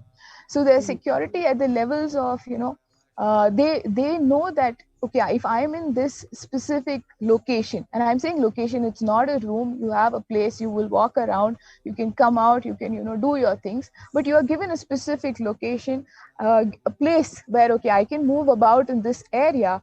You know that this area is safe. I will get everything I need in this specific area. When I say everything, it is that unit itself is self-sustainable, self-contained. Whether it is a housekeeping item or your food item, or you wanting to work and do your digital work, or you wanting to connect to your old colleagues or your family, telephone line, landline, internet, it is as if it's a complete home in its own, in that little quarantine area. So this person walking in doesn't even feel like, oh, I forgot to bring this, which is quite a possibility in the conditions people are coming to us. It is really Swamiji's extreme, I don't know the word, sensitivity, compassion. Nothing compares to thinking about a person who must have had a family, a home, and they just lock up quickly, immediately run. They're really running. I have to use the word running. Sometimes they are just coming to us with one bag, 2 pieces of luggage, with sometimes nothing also. And we really are able to give them the confidence from Swamiji's blessing that, just tell us what you need and we'll have it for you. And that unit that is provided for the person walking in is completely self-sustained.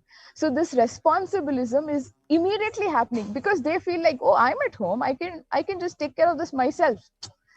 That freedom that you feel that you're at home is automatically happening in them, and this completely is being thought through by Swamiji.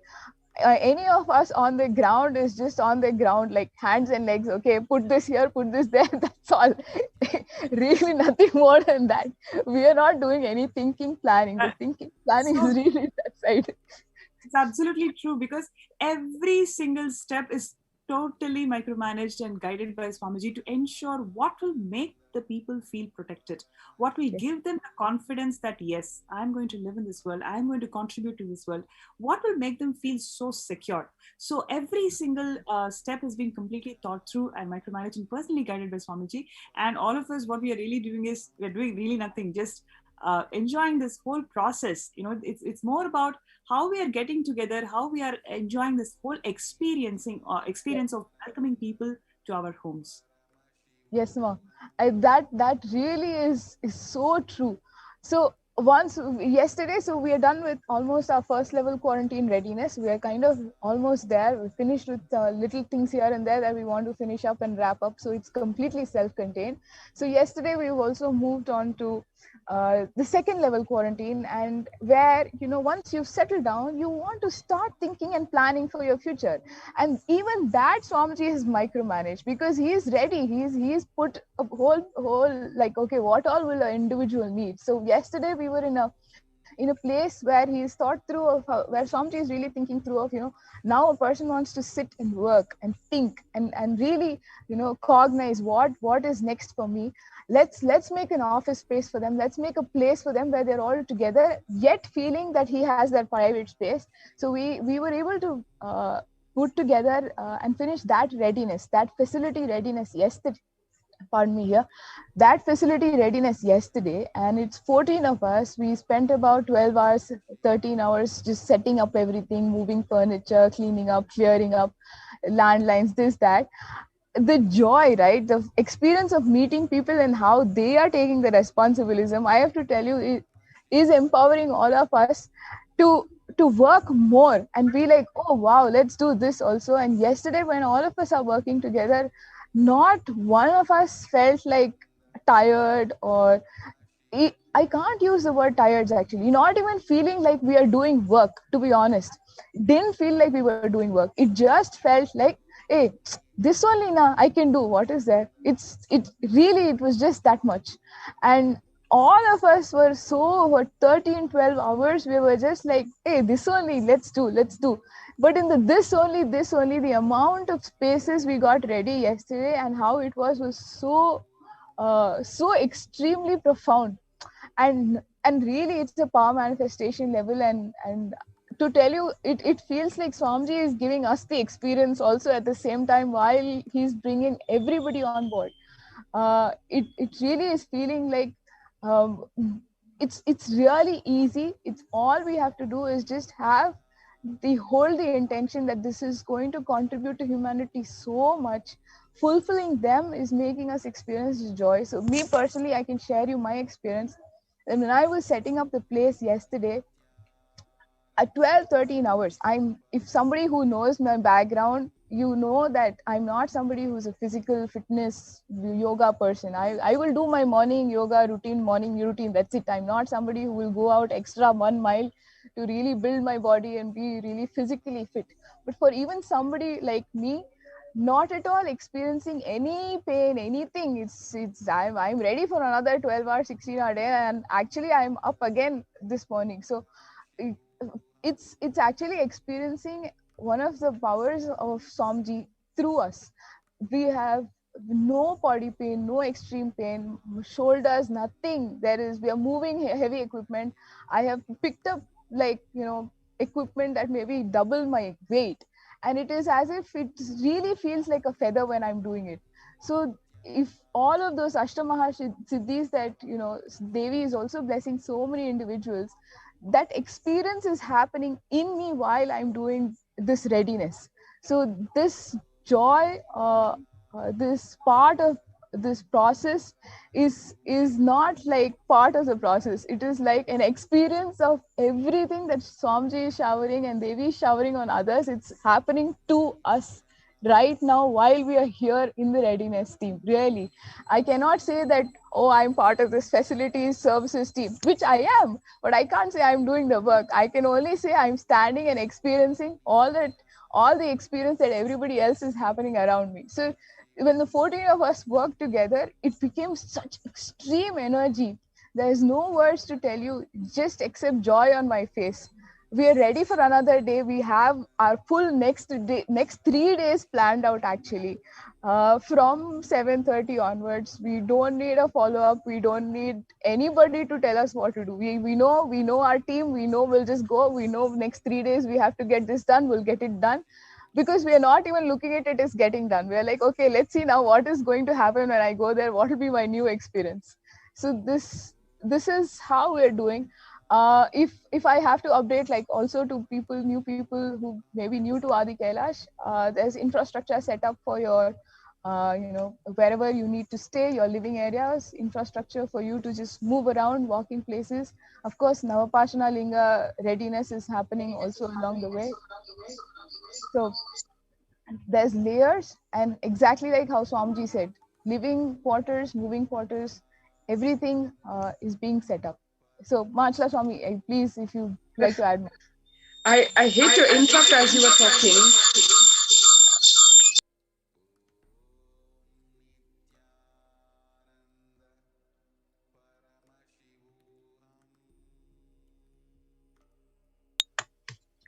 It is such a, I think what Ma Mahavidya shared over here was literally a glimpse of what every single person over here is going through, experiencing, not just the like Ma said, the facility services team or the quarantine, the multi-layer quarantine enabling team, but also every single person who is stepping foot into this campus is just taken to a whole new realm, is an understatement, so to speak, because everybody is experiencing on different levels, not only the really extreme care and protection provided by the Supreme Pontiff of Hinduism, Bhagwan, and how every single step, right from the enabling of the place to taking care of the people, providing them not only this physical protection for the sake of protecting their lives, as Devi said, but also giving them that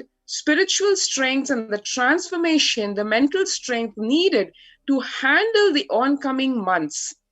The spiritual solutions provided in exactly the same way as Bhagwan has protected and nurtured and brought up his children, his Adinavasis, his Sannyasis, his Balasans, the same kind of care, compassion, and absolute level of micromanagement, even in that. Because right from the morning when they start their yoga and puja and watch the satsang, watch the Akashic readings, and through the day, learning, internalizing the teachings of Bhagavan, the literally practically what people have experienced in the inner awakening, all those spiritual life solutions, the power manifestation, and the whole ambience kept in such a high energy so that people not only experience this as a protection center in the normal sense of the word, but also as a complete spiritual transformation. Because as we all know, anybody comes in the literally the breathing space of Paramashiva, who is residing here in the form of the Kalpataru, in the form of the Moolavar, in the form of Nithyanandeshwara, Nithyanandeshwari, and all the various deities who are here in the Adi Kailash, protecting us, gracing us, blessing us. Literally in the womb of Bhagavan is where this whole Leela is happening. And as Devi said yesterday, there is no more outside world, so to speak. It is practically only Adi Kailasa, the ship, the only solution, the only saving place where one can save oneself from the onslaught of corona and the deadly impact of the corona, even if for survivors who are now facing the deadly effects of the various funguses, whether it's black fungus or white fungus or yellow fungus, because of the hugely debilitated immunity levels.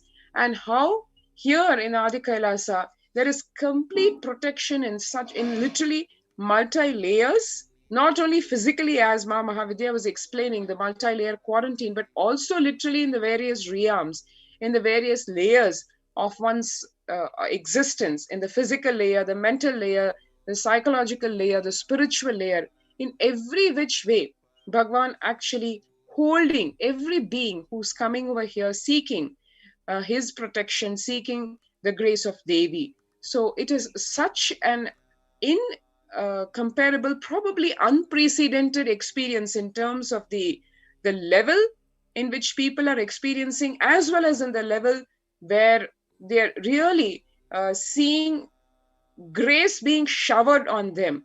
It is not something which can be explained on the human plane at all, as Ma was sharing. And every single being feeling this impact in such a tangible, perceptible way.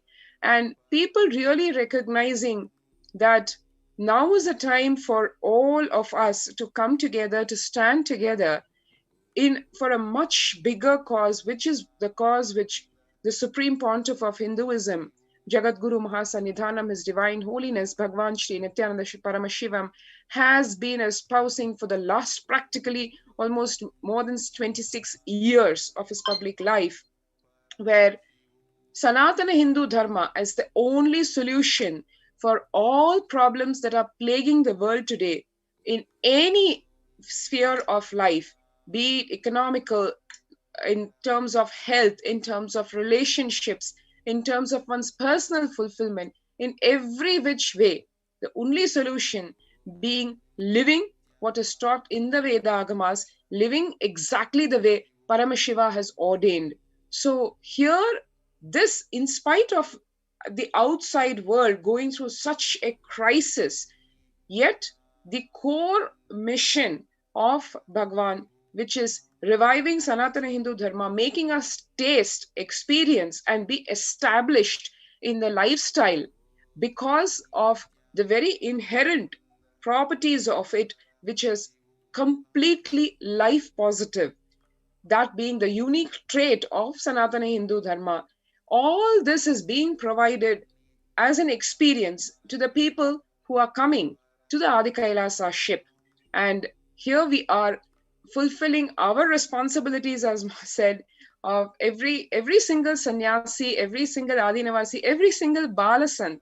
It's such a joy and a pleasure to see everybody just bubbling with enthusiasm and energy. Even the Balasans joining us and in this readiness where every one of them wants to be part of this, contribute to this in their own way, and experience the grace of Swamiji and do the Guru Vak and whatever Devi Parashakti has ordered all of us in her tremendous grace, showering on this space of Adi Kailash and every single being who is existing over here. So it is really actually what Mahavidya has recapped is in really a nutshell, and all of you can see all these pictures and videos. They have been uploaded on the various social media, including the Facebook channel of Bhagwan.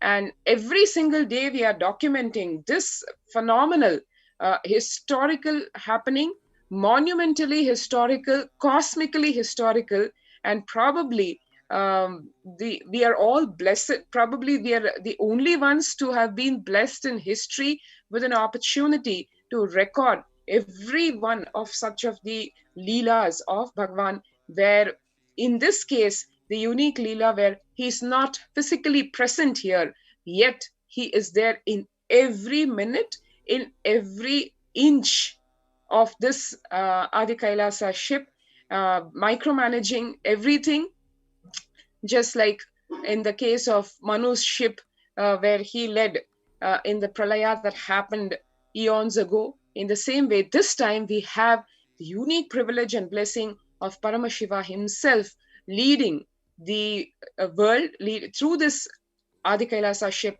into the next quantum leap into super consciousness, where the world is going to transform forever, and none of what we are seeing now is going to remain. This transition phase, yes, it is tough on all of us.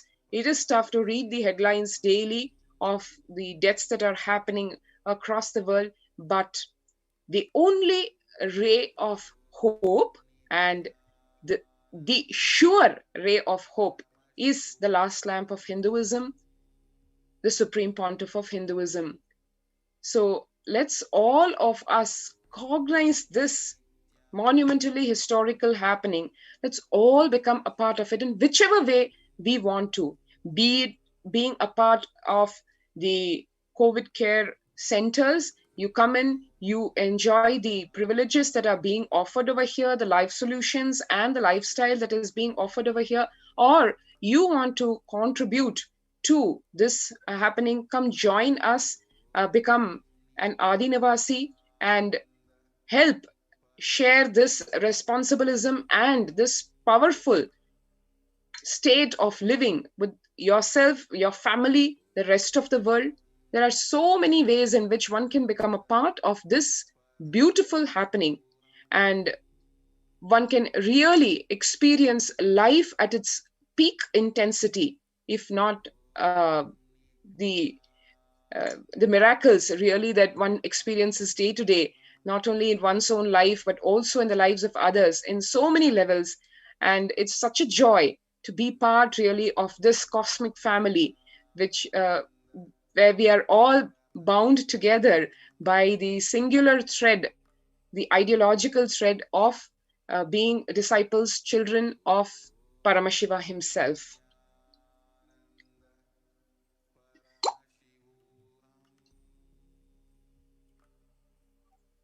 So what is the plans for today, Mama Havidya? Maybe ask in all the physical readiness, the mental readiness, and today's journey. This literally the song of Paramashiva, which every one of you here is singing, which you can hear everywhere in the campus, be it in with the female sannyasis or the balasans or the male sannyasis.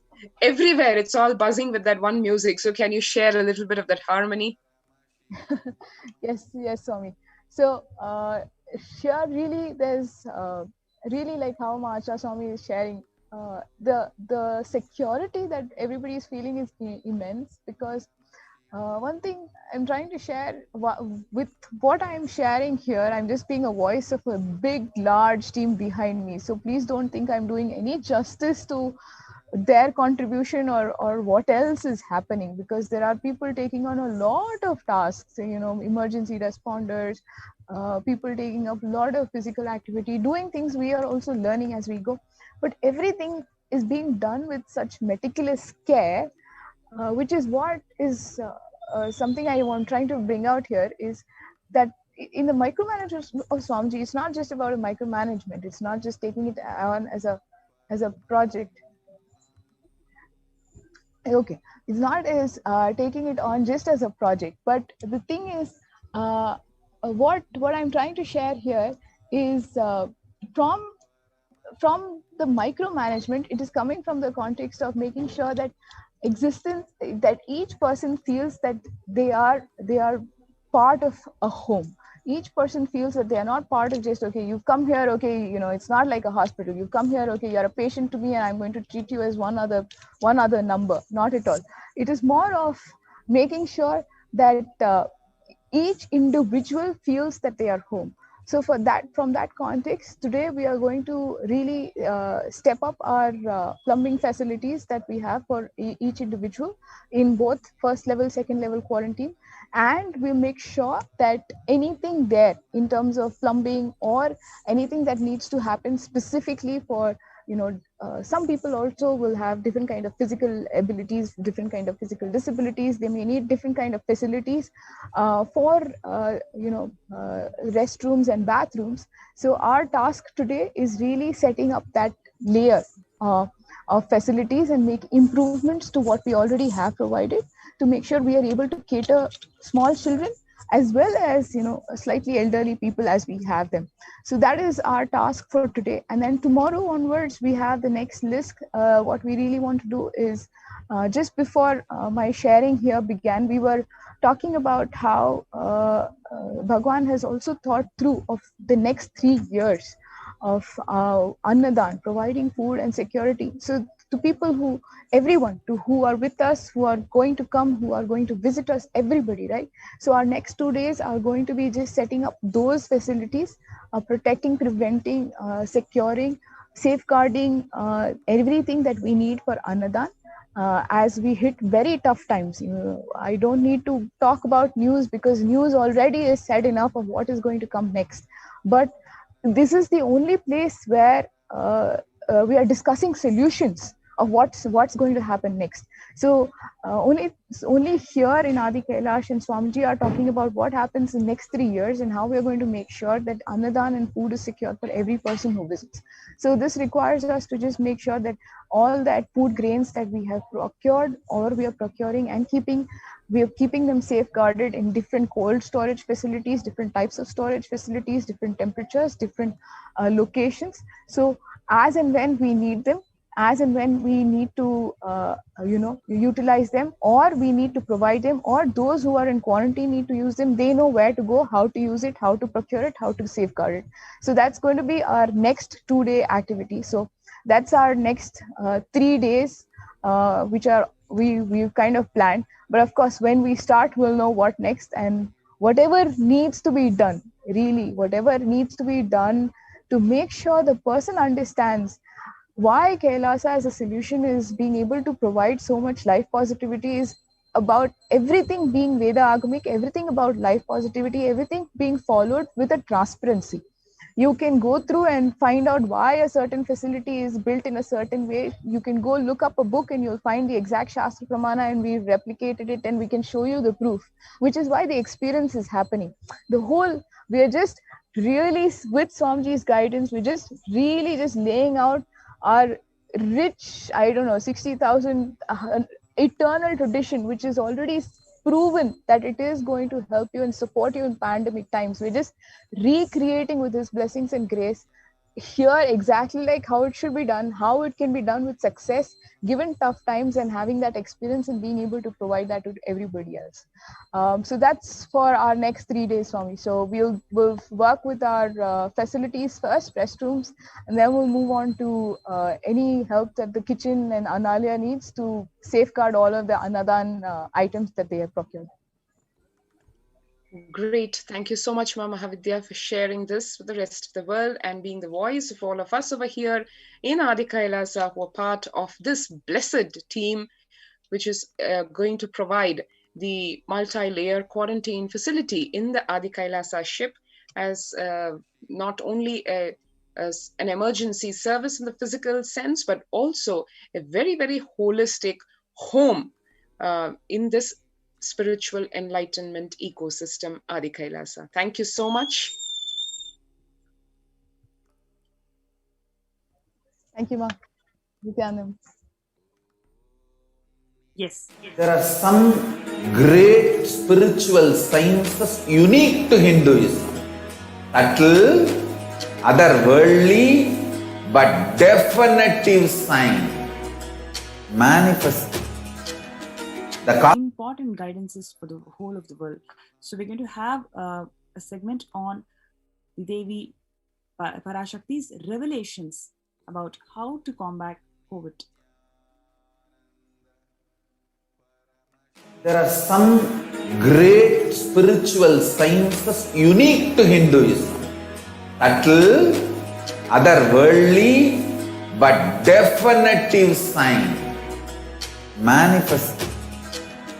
The cosmic beings in Archavatara, deities in Nijavatara, living incarnations is possible. Understand?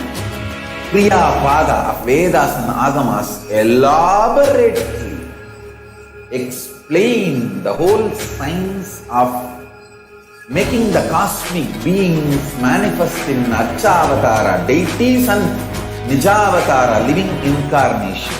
Both.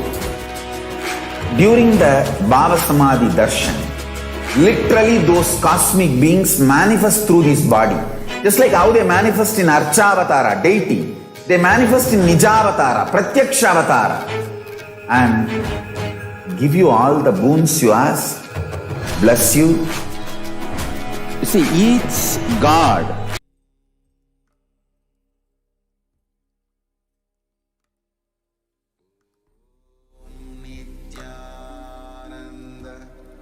Paramashivoham.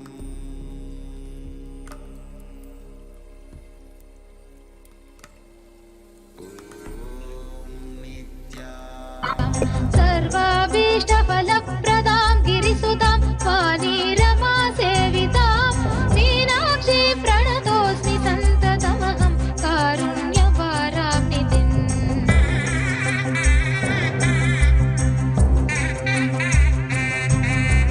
श्रीविद्यां शिववामभागनिलयां श्रीङ्कारमन्त्रोज्ज्वलां श्रीचक्राङ्गितबिन्दुमध्यवसतिं श्रीमत्सभानायिका श्रीमच्छण्मुखविघ्नराजजननीं श्रीमज्जगन्मोहिनीं Meenakshi प्रणतोऽस्मि सन्ततमहं कारुण्यवाराम्निधिम्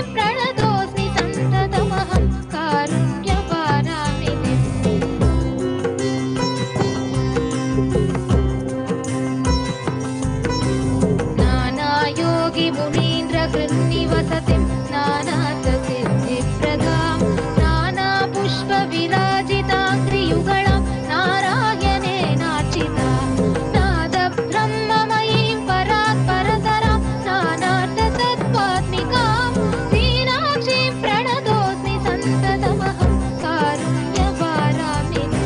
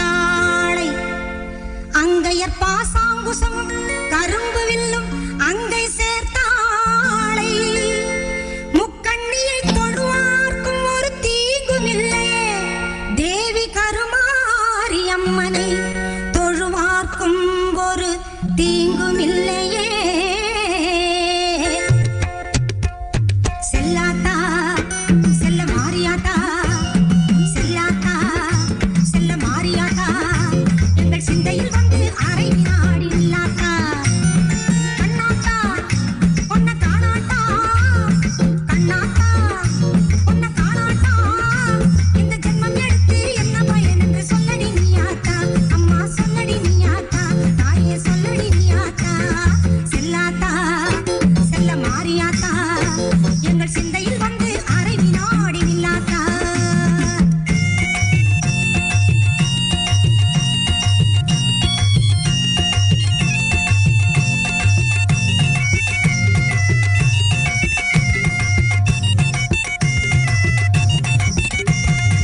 ஆசை தீர உன் அழகை பார்த்து மாறியாத்தா, வந்த பாசத்தோடு வந்தேனடி தாய மாறியாத்தா.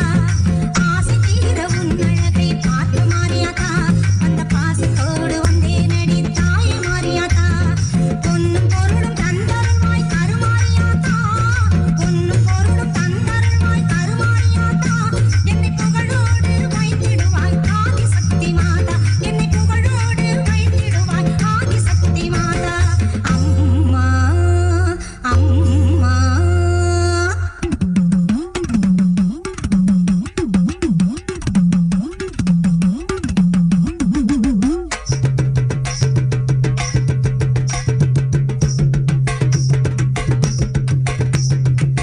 தென்னை மரத்தோப்பினிலே தேங்காய பறிச்சுக்கிட்டு, தென்னை மரத்தோப்பினிலே தேங்காய பறிச்சுக்கிட்டு, தேடி வந்த முந்தனையே சின்னாத்தா, நாங்க தேடி வந்த முந்தனையே சின்னாத்தா.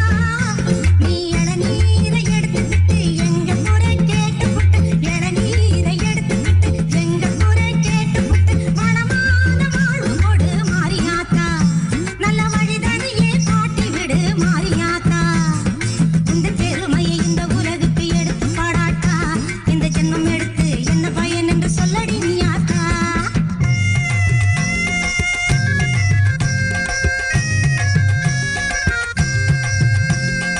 ஆயிரம் கண்ணுடையவளே செல்லாத்தா, மக்களை ஆதரிக்க வேணுமடி செல்லாத்தா. ஆயிரம் கண்ணுடையவளே செல்லாத்தா, மக்களை ஆதரிக்க வேணுமடி செல்லாத்தா. திரிசூலமுடன் வீற்றிருக்கும் செல்லாத்தா, திரிசூலமுடன் வீற்றிருக்கும் செல்லாத்தா. பாமாலை உனக்கு பாடிடுவேன் செல்லாத்தா, பாமாலை உனக்கு பாடிடுவேன் செல்லாத்தா.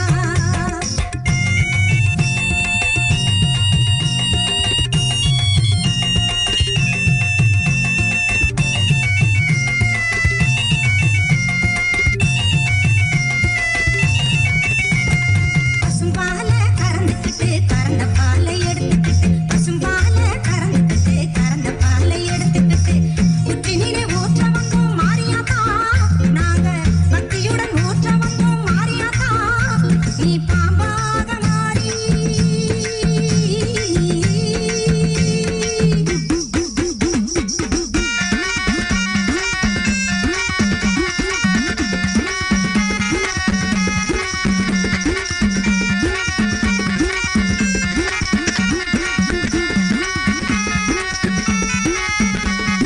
அம்மா தாயே கருமாரி அருள் புரிவாயே சுகுமாரி, அம்மா தாயே கருமாரி அருள் புரிவாயே சுகுமாரி, அம்மா தாயே கருமாரி அருள் புரிவாயே சுகுமாரி, அம்மா தாயே கருமாரி அருள் புரிவாயே சுகுமாரி, அம்மா தாயே கருமாரி அருள் புரிவாயே சுகுமாரி, அம்மா தாயே கருமாரி அருள் புரிவாயே சுகுமாரி.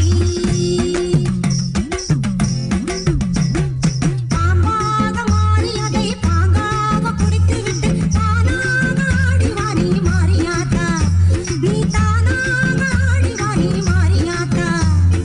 உந்தன் பெருமையை இந்த உலகுக்கு எடுத்து பாடாட்டா, இந்த ஜென்மம் எடுத்து என்ன பயன் என்று சொல்லடி நீயாத்தா. செல்லாத்தா செல்ல மாறியாத்தா, எங்கள் சிந்தையில் வந்து அரை வினாடி நில்லாத்தா. கண்ணாத்தா உன்னை காணாத்தா, கண்ணாத்தா உன்னை காணாத்தா, இந்த ஜென்மம் எடுத்து என்ன பயன் என்று சொல்லடி நீயாத்தா. ஆதிசக்தி மாதா கருமாரி மாதா, எங்கள் ஆதிசக்தி மாதா கருமாரி மாதா, எங்கள் ஆதிசக்தி மாதா கருமாரி மாதா, எங்கள் ஆதிசக்தி மாதா கருமாரி மாதா, எங்கள் ஆதிசக்தி மாதா கருமாரி மாதா.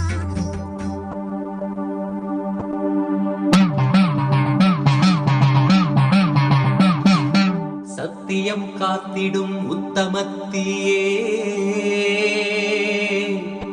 சத்குருவாய் வந்த நித்திய தாயே.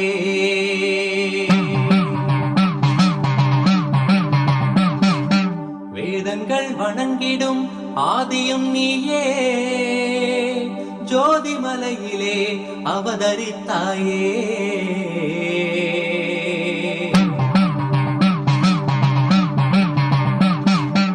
அவனியை பேணும் ஞானமும் நீயே, அக்னி வடிவிலே அருள் புரிந்தாயே.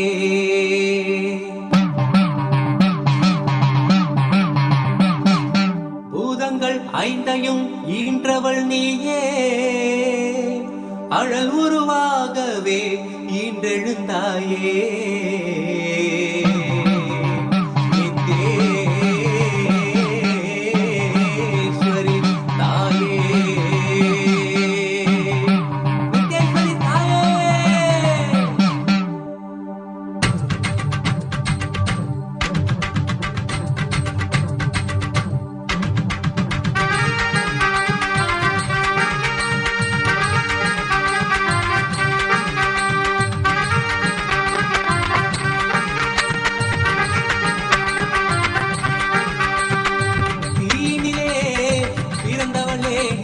ஆனந்தத்தியே நித்யானந்தேஸ்வரி, தீனிலே பிறந்தவளே நித்ய ஆனந்தத்தியே நித்யானந்தேஸ்வரி. கருமங்களை கொண்டிட வந்தாய் நித்யானந்த, தர்ம மண்ணில் வென்றிட வந்தாய். கர்மங்களை கொண்டிட வந்தாய் நித்யானந்த, தர்ம மண்ணில் வென்றிட வந்தாய்.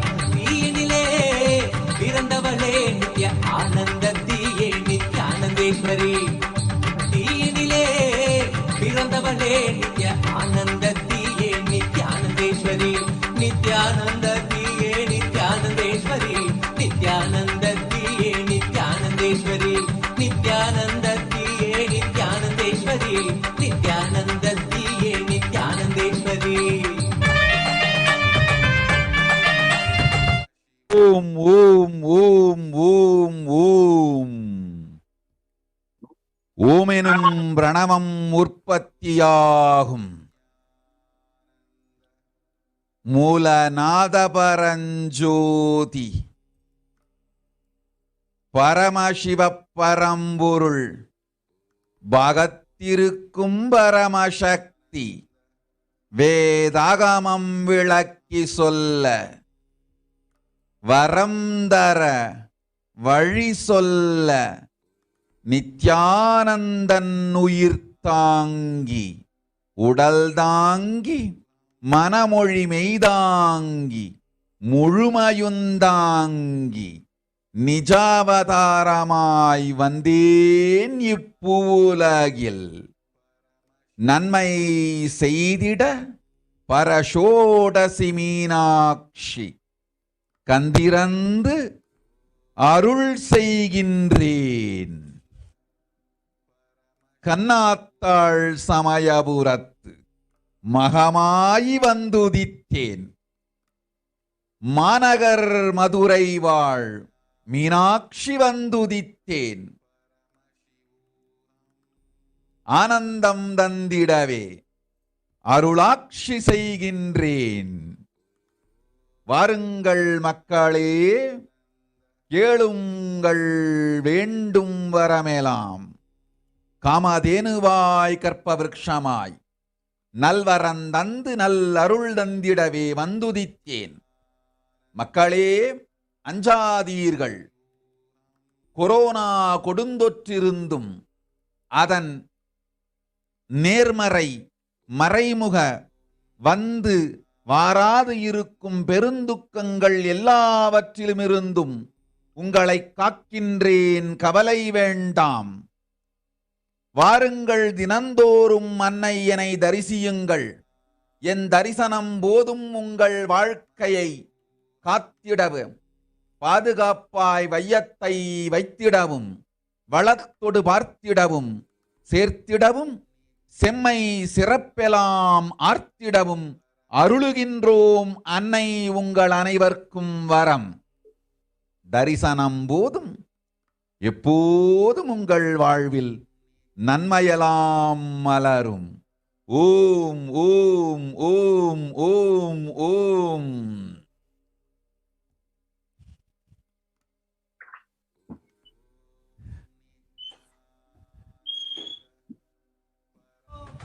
அச்சங்களை துச்சமாக மிச்சமின்றியே அச்சங்களை துச்சமாக மிச்சமின்றியே தீயில் கலைந்தெறிந்தும் கருவறைக்குள் நாங்கள் இறங்கினோம் தீயில் கலைந்தெறிந்தும் கருவறைக்குள் நாங்கள் இறங்கினோம் நித்யாகினி தியானாகினி ஆனந்தாகினி குந்த ஞானாகினி தன்னில் இன்று நாங்கள் நடக்கவே நித்யாகினி தியானாகினி ஆனந்தாகினி குந்த ஞானாகினி ஓம் வைதேகி தனுஷன் ததாஸ்து, சங்கீதா பட்டேல் ததாஸ்து, லக்ஷ்மி சந்திரன் ததாஸ்து. ஓம் ஓம் ஓம். வினய் காமத், உயிருக்கும் உடலுக்கும் உயிர்ப்பித்த ஞானமும் யோகமும் குடும்பத்தவர் அனைவருக்கும் கொடுத்தேன், மகனுக்கு கண்டுபிடிக்கும் நல் அறிவினால் வரும் நோபல் பரிசும் தந்தோம். 22ஆம் வயதிற்குள் இவ்வுலகிலேயே பெரும் விஞ்ஞானியாய் சிறந்து விளங்குவான் மகன்.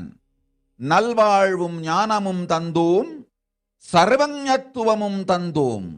பொய்வா புண்ணியத்தோடு வாழ்வாய்.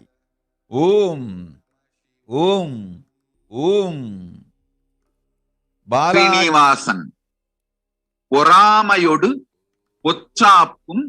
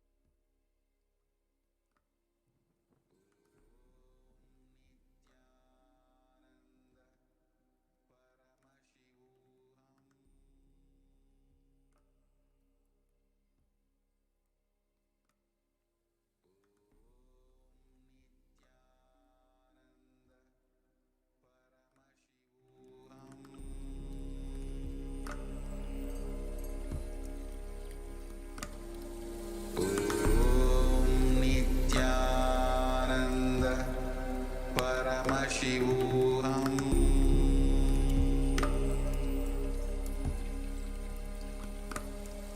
Om Nithyananda Paramashivoham. So the next. Yes. Next we have Sri Deveshananda, who has joined the Adi Kailasa COVID Care Protection Center. He's going to come to the show today and share his experiences, how he's feeling, what was the revelation that he received from Devi, and what are his experiences being in Adi Kailasa.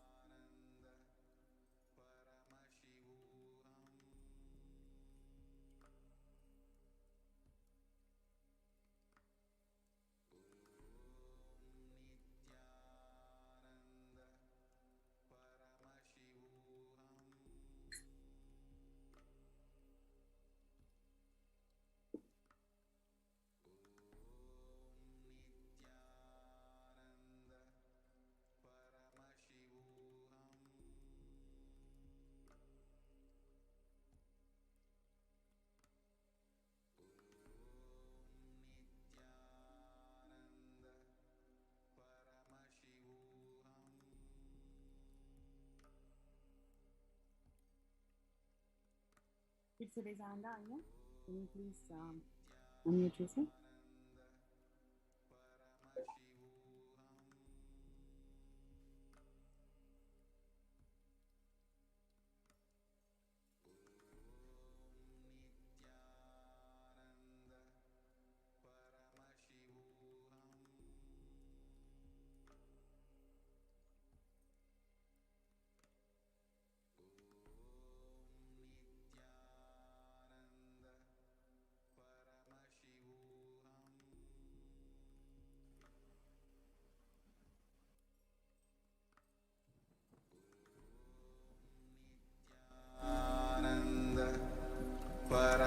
Paramashivoham.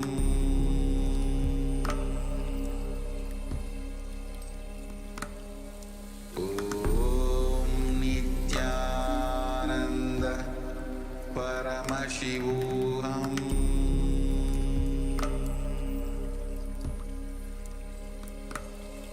Om Nithyananda Paramashivoham.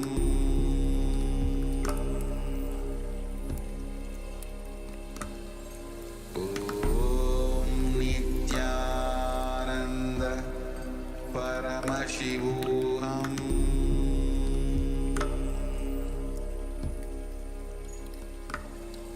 Om Nithyananda Paramashivoham.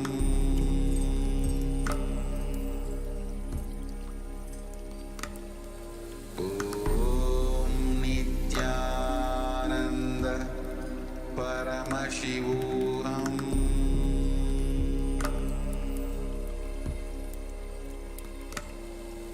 Om Nithyananda Paramashivoham.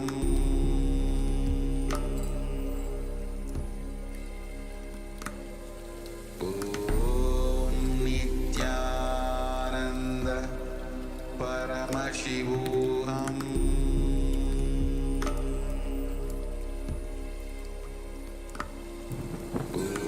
Om Nithyananda Paramashivoham.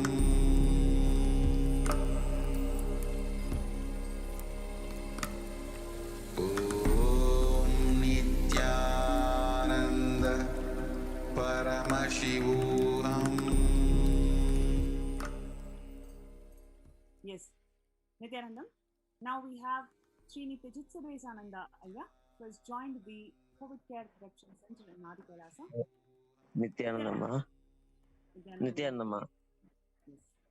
So, yeah, I request you to keep the camera stable for our viewers. Yes.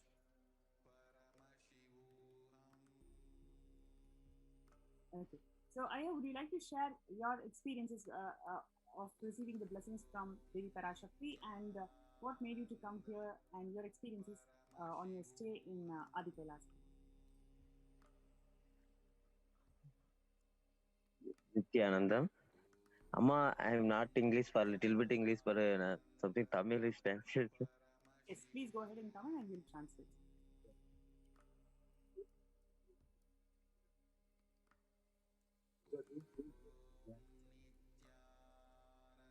Yes. Yes, Chitsaresaya, Ayya, please. Yes, Amma, once.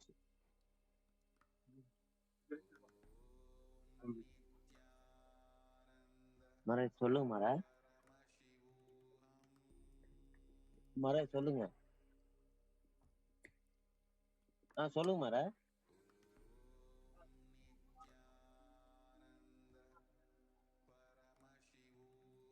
Okay, okay, Mara.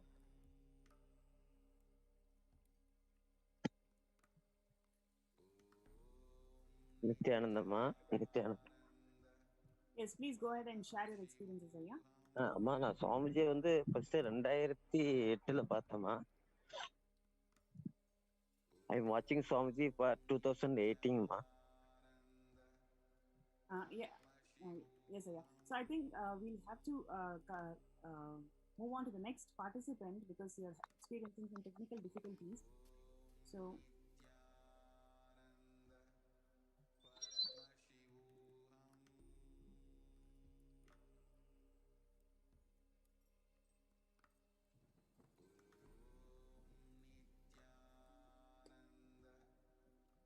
Ma?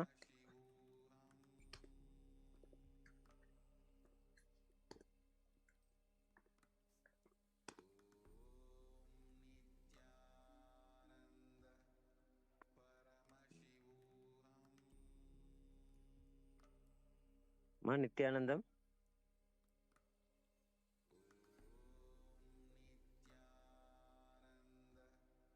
Paramashivoham.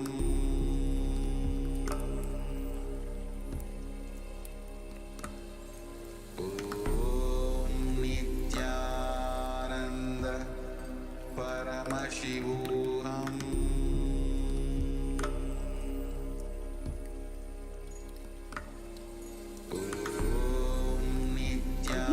So stay tuned, and tomorrow we'll have many more testimonials coming in from people who have joined the COVID Care Center in Adi Kailasa, spearheaded by the Supreme Pontiff of Hinduism, Jagadguru Mahasannidhanam, His Divine Holiness Bhagwan Nithyananda Paramashivam.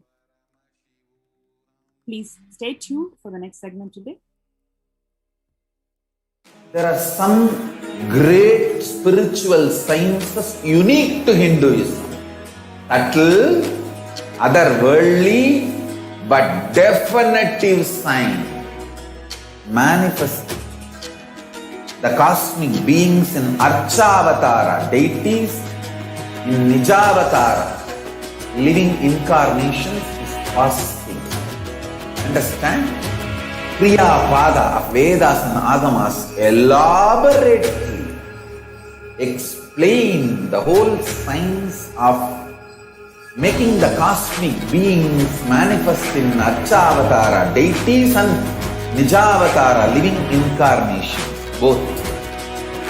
During the Bhava Samadhi darshan, literally those cosmic beings manifest through this body. Just like how they manifest in Archavatara, deity, they manifest in Nijavatara, Pratyakshavatara, and give you all the boons you ask, bless you. You see, each God is an independent intelligence to lead you to enlightenment. Each God is a bridge for you to achieve the Shivatva, the ultimate Shiva consciousness. Krishna is the bridge for you to achieve the Krishna consciousness. But Shiva consciousness, Krishna consciousness, all consciousness is one and the same. Ultimate consciousness only. So that energy itself completely expresses. Just like Radhika, when I see my own sweetness in the mirror, I become eager to taste it. I find that the only way to relish this sweetness is through the constitution of Sri Radhika. Bhava Samadhi Darshan is a window to the infinite expanse of consciousness, allowing us to glimpse the formless in a way that we can understand. It cleanses the karmas of lifetimes.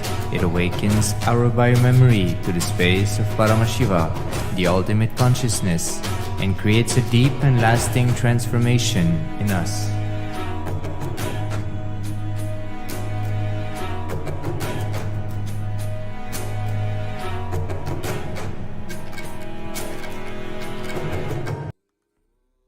Yes. Next, we have Sri Harilina, who is joining from Adi Kailasa Sarvangapeetham, who's recently come with his family to the COVID Care Protection Center. Thank you so much for joining the show today, Ayya. Nithyananda. You'll have to unmute yourself and speak. Nithyanandam. Nithyanandam, yeah. Nithyanandam. Actually, I'm devotee since 2004. I have actually, since the pandemic condition is in the external world is very high, so we need protection for me and my family. So there is no other go to come to the feet of Swamiji. Now that is the exact situation. Actually, I am having 2 kids. In the external world, that is even the vaccinations or something like that is not there for the kids, and in that situation I'm unable to do. That is, even though we have money, we are unable to save our life. So that I took a decision to come to Adi Kailash and stay here and protect me and my family. So that is the main reason of me coming here and staying here. Now here at this point, when I came, and most carryingly they have taken us and they have given very wonderful food and nice stay and everything. We are immensely happy staying here. Thank you, Ayya. Thank you so much. I just wanted to understand the current situation. You are from Kanchipuram, and how is COVID being treated over there? What is the society feeling right now? Like, especially you mentioned about the situation is really bad over there. So could you expand on that, please? Okay. Actually, that government, what they are saying is only, it is a suppressed thing, which we feel. The death rate and the affected rate is very higher there in our place. But the government used to say that the COVID is getting reduced, and the persons are getting more healed and they are going out. But that is, I feel it is totally lie. It is total lie. They used to lie. Why? Because when we go to the government general hospital there, we can see so many people are dying there, and more people are getting affected, and there are more COVID patients there. But when we see in the news channels and all, they give a suppressed data that the persons is on recovery state. There is no persons affected. Like that, they are lying. So what I felt was, the people are very much careless towards COVID. They don't care about spreading the disease or something like that. They don't wear proper mask. They don't maintain social distancing, everything. So even though there is a strict lockdown in our place, they don't follow the rules. So when we live in the same situation, the problem won't get easily solved. So it will definitely shoot up. When the problem shoots up, that time we won't be getting any medical care or something like that. So that first we need to save ourselves. So only we came to Adi Kailash. Great. That's wonderful, yeah. Moreover, Would you like to? Yes. Please go ahead. Hello. Moreover, during this COVID situation, I have lost my father-in-law also due to the same COVID. For that, we have searched in there for hospital and an ambulance. We are unable to even get an ambulance with oxygen support. So now this second wave, actually in Tamil Nadu, we are suffering from second wave. In that second wave itself, we are unable to get medical facilities. That is, we don't get oxygen supported ambulance. We don't get oxygen supported bed in hospitals. Then ventilator supported ICUs. Everything is unavailable. So we have been searching for 4 to 5 days to admit him into the hospital, but we are unable to get even a bed. While he was having some suffocation problem in the last day when he expired, we were searching for the hospital. Nobody has even opened the door to admit him and to see. So actually, he has expired in the ambulance itself without getting that room. So that made us more shiver that this place is unsafe. We don't get any care if there is, even though when we have money, even we have asked them, that is, we will give you whatever amount you want. Please admit him. We need to save his life. But there is no hospital at all. What they say is that already there are 20 persons waiting for the ICU with ventilator support. Then how can I put you there? So you please wait, they have asked. So that we have waited. But we are unable to help him, but he expired.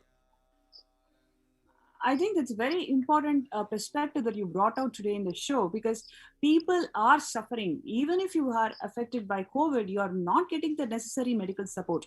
Money is not helping anybody. It is only Swamiji who's going to protect their lives. So I think it's a very important, deeper perspective that you've brought to the show today. And it is just the reality, actually. What people are suffering outside, and they don't have any solutions. It is the Supreme Pontiff of Hinduism who has opened all his Kailasas to support and protect the people from COVID. I just wanted to ask you one more question. How is your wife feeling today? She was experiencing the grief about her father's death and her stay in Adi Kailash. What would you like to share with us about it? Regarding that, actually, she was having a fear stroke about his father's death. She used to get shiver at nights due to fear. Like that, it was there. But here, it was very much comfortable for her. The environment is very good because we are in the lap of Swamiji. We feel that we feel that we are in the lap of Swamiji. So that every persons are very much kind and supportive, even for a medical care. Actually, yesterday we was very much astonished. She was having a great headache, which used to come to her. For that, when we informed them, the amount of care they have taken, all the persons have come, taken care, and they rang up to the doctors. They also given medicines and everything. It was awesome. There is even this kind of facility we don't get in our home at all. When we want to, during this pandemic period, when we want to meet a doctor, it is like a great thing.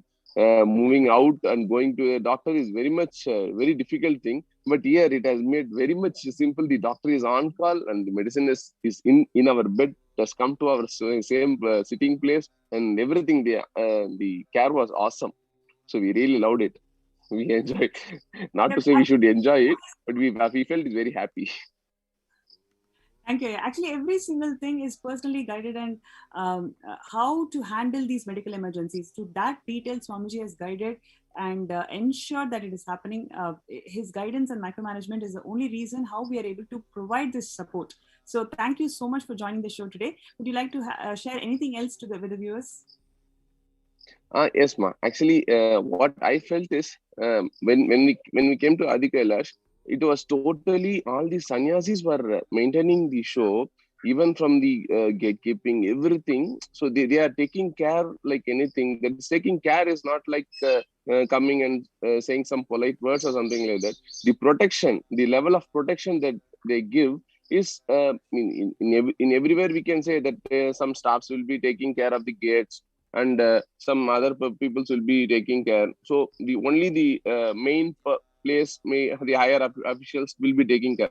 But here when I came, even from the gate onwards, it is much more secure. That they are rest assuring that no other persons or no violation is being happening. Whatever Swamiji says, it has to happen. For that, there should be more authentic persons at all the place. So I felt that even Sundareshwara Maharaj and everybody was on the gates and seeing if there is any violation which is happening regarding the checking the baggage or like that, or regarding deviating any other rules. They are very much keen and sharp and seeing if there is no violations of Swamiji's words. So I feel really very much secured. After seeing that only, I feel very much secured. Swami, that is everything we say, Swami says, but this whatever Swami says, that is getting implemented 100% pakka. So I feel much more secured. Okay, now this is the best place to live in. So that is the thing which I had. Thank you, Aya. Thank you so much. Like I mentioned already, it is every single step Swamiji is guiding, and he is ensuring that everything is being practiced properly, because his compassion to care for people, he wants to ensure that every single being who's touching the campus, who's touching the soil of Adi Kailash for the COVID Protection Center, they are completely protected. So thank you so much. And we all feel extremely grateful for having Swamiji in our life to make sure that every single being is valued, right? So thank you so much for joining the show today, and we'll move on to the next segment.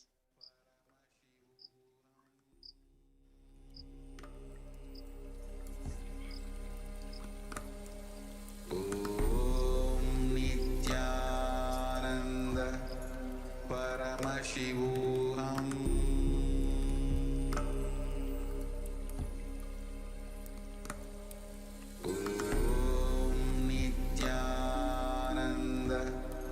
Paramashivoham.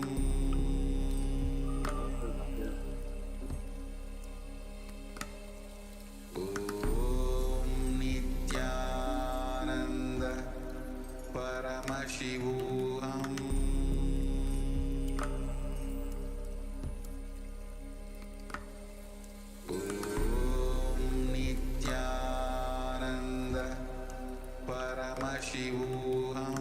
Om Nithyananda Paramashivoham.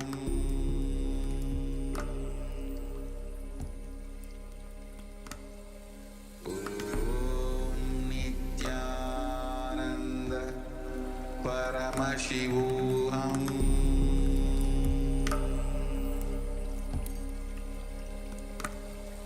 Om Nithyananda Paramashivoham.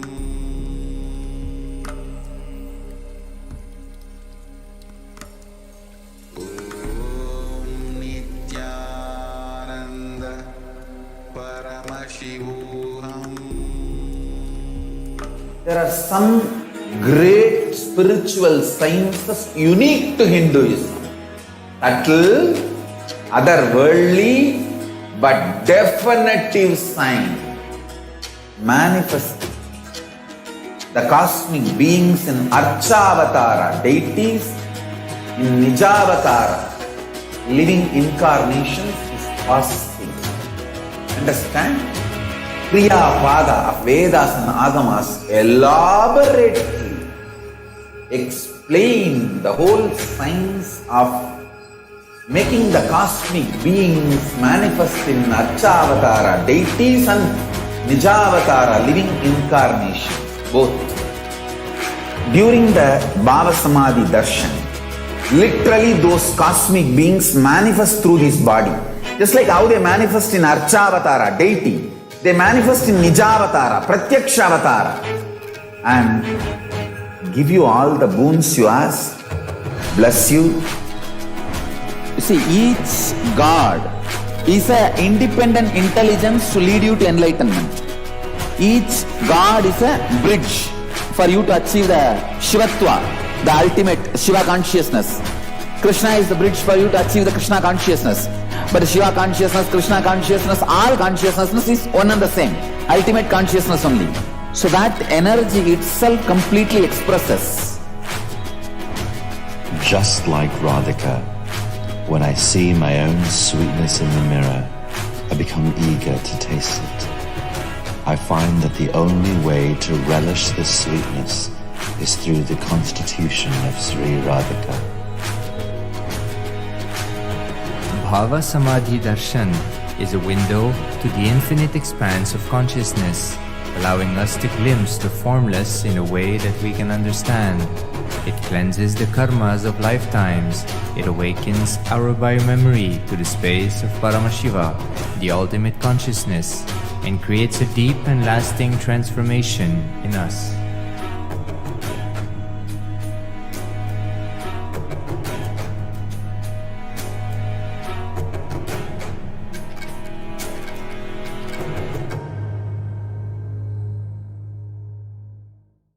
There are some great spiritual sciences unique to Hinduism. Subtle, otherworldly, but definitive sign. Manifesting the cosmic beings in Archavatara, deities, in Nijavatara, living incarnations is fasting. Understand? Kriya Pada of Vedas and Agamas elaborately explain the whole science of making the cosmic beings manifest in Archavatara, deities, and Nijavatara, living incarnations, both. During the Bhava Samadhi darshan, literally those cosmic beings manifest through this body. Just like how they manifest in Archavatara, deity, they manifest in Nijavatara, Pratyakshavatara, and give you all the boons you ask, bless you. You see, each God is an independent intelligence to lead you to enlightenment. Each God is a bridge for you to achieve the Shivatva, the ultimate Shiva consciousness. Krishna is the bridge for you to achieve the Krishna consciousness. But Shiva consciousness, Krishna consciousness, all consciousness is one and the same. Ultimate consciousness only. So that energy itself completely expresses. Just like Radhika, when I see my own sweetness in the mirror, I become eager to taste it. I find that the only way to relish this sweetness is through the constitution of Sri Radhika. Bhava Samadhi Darshan is a window to the infinite expanse of consciousness, allowing us to glimpse the formless in a way that we can understand. It cleanses the karmas of lifetimes. It awakens our biomemory to the space of Paramashiva, the ultimate consciousness, and creates a deep and lasting transformation in us.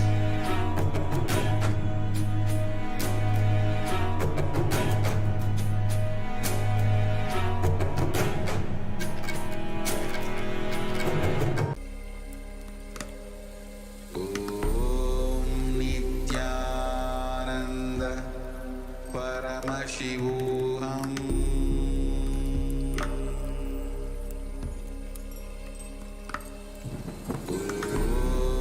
Nithyananda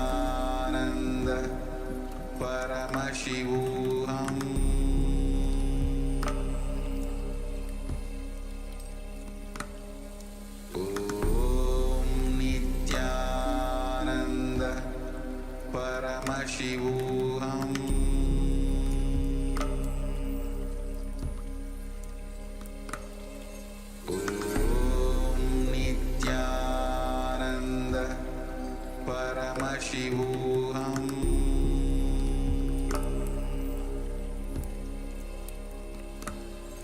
Om Nithyananda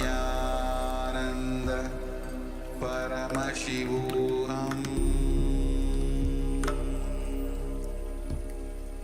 There are some great spiritual sciences unique to Hinduism. Subtle, otherworldly, but definitive sign manifesting the cosmic beings in Archavatara, deities in Nijavatara, living incarnations is possible. Understand?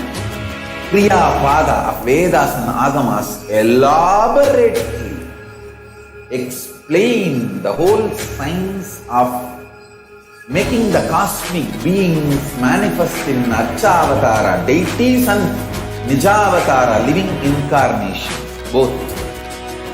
During the Bhava Samadhi darshan, literally those cosmic beings manifest through this body.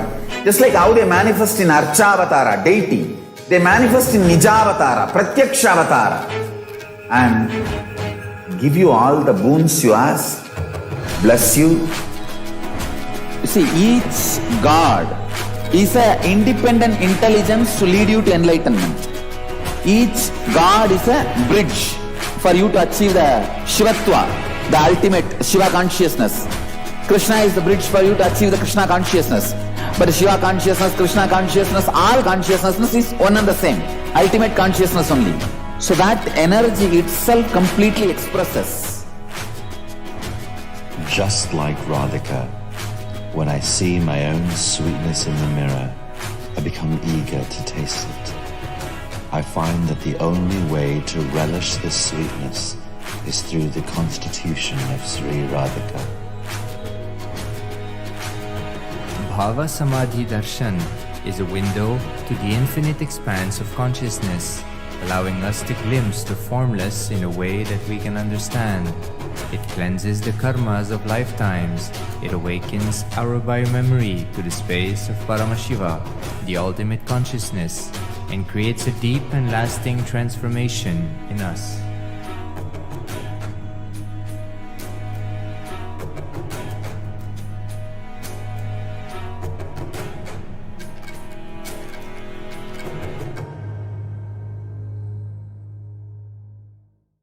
There are some great spiritual sciences unique to Hinduism.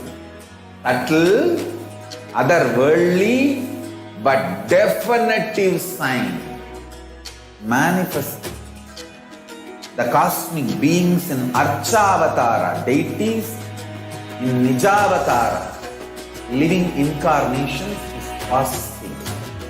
Understand? Kriya Pada of Vedas and Agamas elaborately explain the whole science of making the cosmic beings manifest in Archavatara, deities and Nijavatara, living incarnations, both. During the Bhava Samadhi darshan, literally those cosmic beings manifest through this body.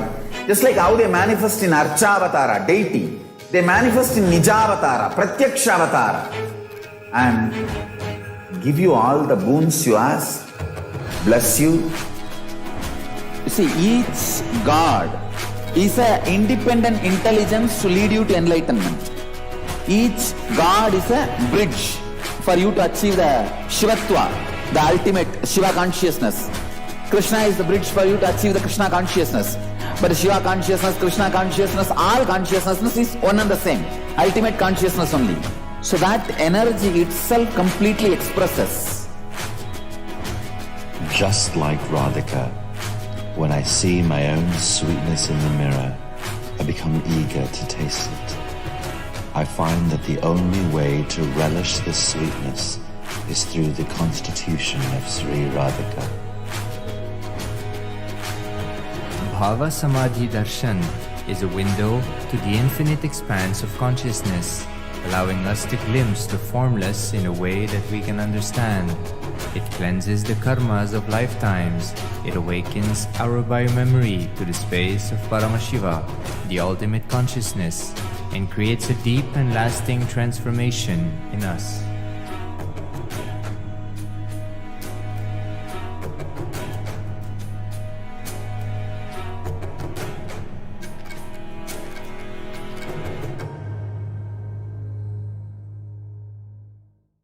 There are some great spiritual sciences unique to Hinduism.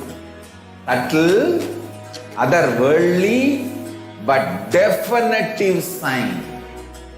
Manifesting the cosmic beings in Archavatara, deities in Nijavatara, living incarnations is possible.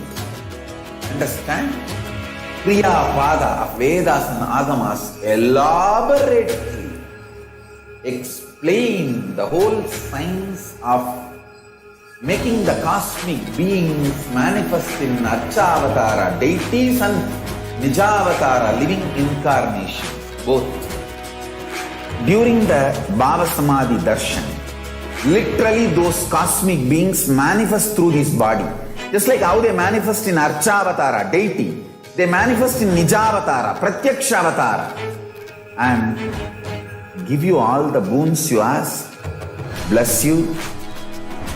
You see, each God is an independent intelligence to lead you to enlightenment. Each God is a bridge for you to achieve the Shivatva, the ultimate Shiva consciousness.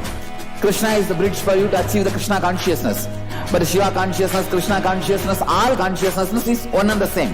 Ultimate consciousness only. So that energy itself completely expresses. Just like Radhika, when I see my own sweetness in the mirror, I become eager to taste it. I find that the only way to relish this sweetness is through the constitution of Sri Radhika. Bhava Samadhi Darshan is a window to the infinite expanse of consciousness, allowing us to glimpse the formless in a way that we can understand. It cleanses the karmas of lifetimes. It awakens our biomemory to the space of Paramashiva, the ultimate consciousness, and creates a deep and lasting transformation in us.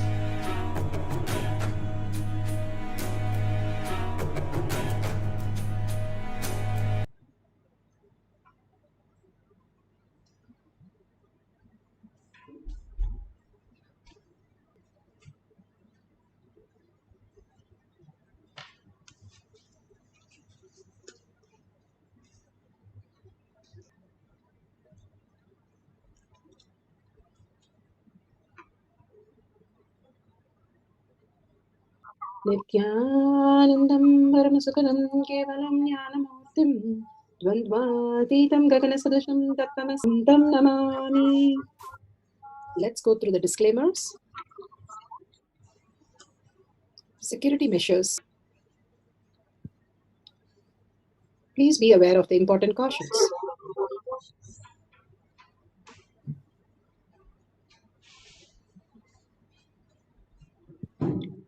What is spa manifestation? Let's hear from Bhagwan himself explaining what is spa manifestation. All the 25 states of consciousness, when they happen in you, due to your chemicals and hormones ups and downs, it is powerlessness. When it happens in you, out of your free will and consciousness, it is powerfulness. That's all. When you fall into sleep, it is powerlessness. When you enter into sleep, it is powerfulness. When you fall into dream, it is powerlessness. When you decide to dream, it is powerfulness. So I have added the ultimate powerfulness, Turiyatita, in your whole being and doing. Manifest all the powers. Understand, power manifestation is nothing but cognitive shift. It is not work. It is cognitive shift. Understand? It is just cognitive shift. It's not work. Work is a 4-letter word.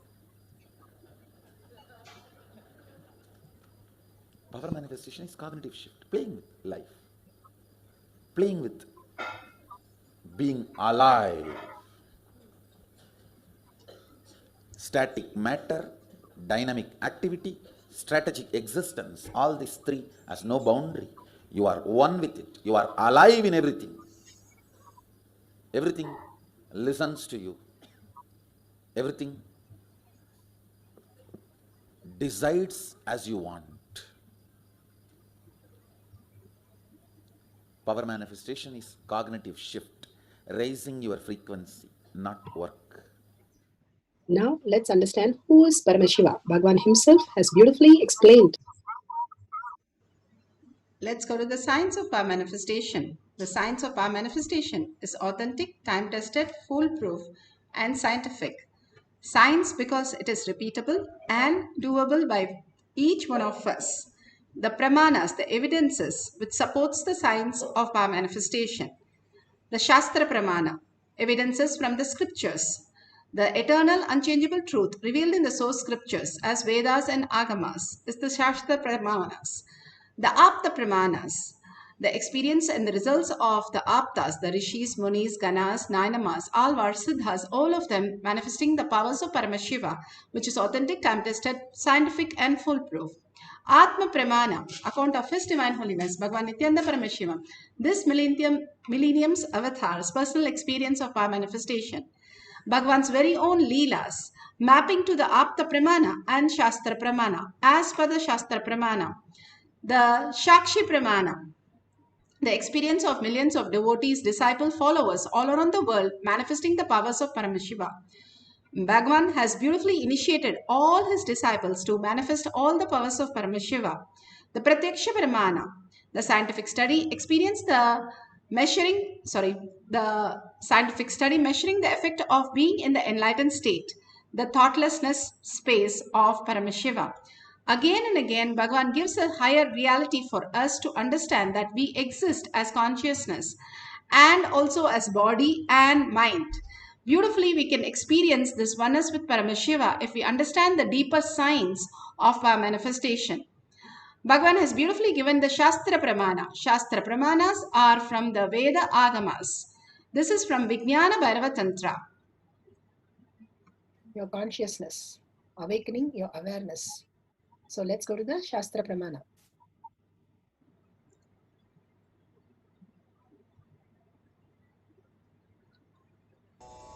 The Shastra Pramana for the power of third eye awakening is taken from the Vijnana Bhairava Tantra, Sutra 34, Dharana 11. Kapala antarmanonyasya tishthanmilitalochanaha kramena manaso dardhyat lakshaye lakshamuttamam. Kapala antarmanonyasya tishthanmilitalochanaha kramena manaso dardhyat lakshaye lakshamuttamam. Bhagavan Paramashiva says beautifully in Vijnana Bhairava Tantra, Vijnana, the consciousness, Bhairava, one who experienced the consciousness, and Tantra, the method in which you can experience consciousness beyond the mind. Bhagavan Paramashiva says, by fixing the mind on the inner space within the crown center and sitting stably, without the movement of having the eyes closed in succession, by the stability of the mind and the inner space through the power of third eye, one directly sees the ultimate goal, Lakshayam. By having the vision beyond the sight that reveals any object or place, beyond the sight that reveals any object or place, attaining the space of oneness with the source, Paramashiva. Beautifully, Bhagavan describes in the sutra how we can experience the oneness with Paramashiva. And each of these beautiful understanding that Bhagavan gives us, that we can all manifest as ultimate reality, experiencing the oneness with Paramashiva as Dvaita or Advaita, the non-dual or dual, how you experience that as bhakti or jnana. Simply Bhagavan says, the jnana vairagya bhakti, how the gopikas simply was able to manifest all the powers of Paramashiva. They were in Gurukulam, they were taught all these signs, and all of them was able to manifest, including manifesting Krishna himself. Once Gopika asked how they got jealous with a flute that Krishna had. They said, how did you come into Krishna's hand always and forever? That flute beautifully replied that once Krishna came to the bamboo forest and asked who would be ready to give their life. And simply I was the one who was ready. And he took me and made a flute. Since I was empty, I became a flute. But there were some who were filled with the whole bamboo and they were used for the dead bodies. If the flute was filled with things, that is usually used to tie it together and carry the dead bodies. But if it is beautifully empty, it is used as an instrument to play the leelas of Krishna. All these again and again, Bhagavan gives these examples for us to understand the identity when you drop.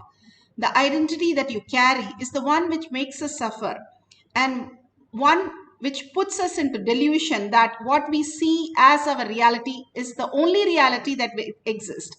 Like how in the dream, there are so many things happening in the dream. We live like 10 years in 10 hours of our life in the dream and finish it off. Even 2 hours, we live it. But when we understand it is just a dream, we wake up, we don't miss it or something is not lost. The people exist, but in a different way. The same way, how we can experience this higher reality when we understand that and we don't have to suffer. We can simply command the future and how it needs to manifest as our reality. Bhagavan is teaching that science to become auspicious, to become more and more abundance, more and more how these siddhas, how these Nayanamars, all of them were able to attract the ultimate wealth, ultimate wellness when they were able to ready to give up their identity. Yes, each one of them went through many of the completion process, but ultimately they were in the space of Paramashiva manifesting anything they want, and it was possible. Now Bhagavan is giving that science to each and every one of us to experience the oneness with Paramashiva and manifest that reality. Each of these examples gives us the clarity there is something more than the body and the mind, which is the way to exist on planet Earth, why we came here, to experience the superconscious space and not just be as a human and die as a human and be again born with the same patterns and carry on and on and on. Instead, there is something else which can be experienced when we start manifesting the powers, even if it is as tiny as a dot. Oh, I'm just having one dot in my hand, Vibhuti. What is the point? Just for the dot, NASA scientists is spending billions of dollars, trillions of dollars. Tesla and NASA and everybody. Here, Bhagavan just gives us where we are celebrating with a cup of coffee, enjoying the whole space. When so many pandemic is happening, we know we are always in a safe place. When Paramashiva is with us. So such a beautiful space Bhagavan is creating for each one of us, attending to each one of us in the pandemic and overflowing with such love and compassion. All we need to do is sit back, internalize those beautiful space and start manifesting as powers. Now, let's go to the Apta Pramana. Apta Pramanas are the Rishis, Munis, Ganas, Nayanamas, Alvars, Siddhas, all of them beautifully manifested these powers of Paramashiva. This is the power of copy the drawing while blindfolded. Nara Narayana, Arjuna and Krishna were twin avatar of Lord Vishnu. They were one soul in two bodies. Whatever Nara is, the Narayana is also the same thing as well. Whenever Nara ate, Narayana felt full. So both of them felt equally, and whatever the other does, the other felt the oneness space. Bhishma described them in Mahabharata. The eternal Narayana, the soul of the universe, took birth as sons of Dharma in the quadruple form as Nara Narayana, Hari, and the self-creator Krishna. This is given in the beautiful Mahabharata Parva, Shanti Parva, chapter 1, Naranarayana. And they were born as Arjuna and Krishna. That is why Arjuna never lost even one war. He knew always Krishna is the one who's manifesting the reality. Arjuna asked Krishna, how can I kill all these people? Bhagavan beautifully replies for that. And in a beautiful way, how Krishna told Arjuna, the only thing that we are is consciousness. And how can consciousness kill anything, or anything can be taken away from anything? If you understand the higher reality, why are you asking these questions? You are supposed to pose the whole thing, and whatever you need to do as your own self, who you came down here to execute. Like Kshatriya's job is to fight. Brahmana's job is to offer the knowledge of jnana. The very purpose of each one of us here on planet Earth, when we manifest that, simply we align to the higher consciousness. And nothing needs to be planned, nothing needs to be decided, nothing needs to be done except manifestation of our reality without any of our mind. Beautifully, we can live in the oneness space, manifesting all that. That is why Janaka was a king and Krishna was a king, manifesting all his realities and being aligned to the highest power of Paramashiva. Now, let's go to the Atma Pramana. Atma Pramana, Bhagavan himself narrates the experiences. How long? If I am going to open it for you, how much it takes for you to open your two eyes? So that much only it takes. If you are going to open it on your own, I do not know how long it will take. Whether it will open at all or not, even that I don't know. But if you are going to ask me to open it, I'll tell you, I need time. Only how much time you take to open your two eyes. Actually, whether you are a kid or adult, opening your third eye takes only a second for me. The problem with adults is you have calcified your third eye so much. Little time is required only to remove that calcification, nothing else. Only to remove the calcification, it takes little time, nothing else. Actually, when your third eye opens, your whole face radiates something called grace. I'll strongly recommend these 2-3 small activities. Every night have aritaki powder, half teaspoon. So that cleanses all the fluoride calcification in your third eye. And before going to bed, take little turmeric or kumkum. Apply it in, mix it in water, like a paste, nicely rub. See, fluoride and turmeric both have a quality of penetrating your body through skin. Fluoride goes and calcifies, turmeric goes and decalcifies. In those days, in Hinduism, women used to apply turmeric in their face in the night time and early morning.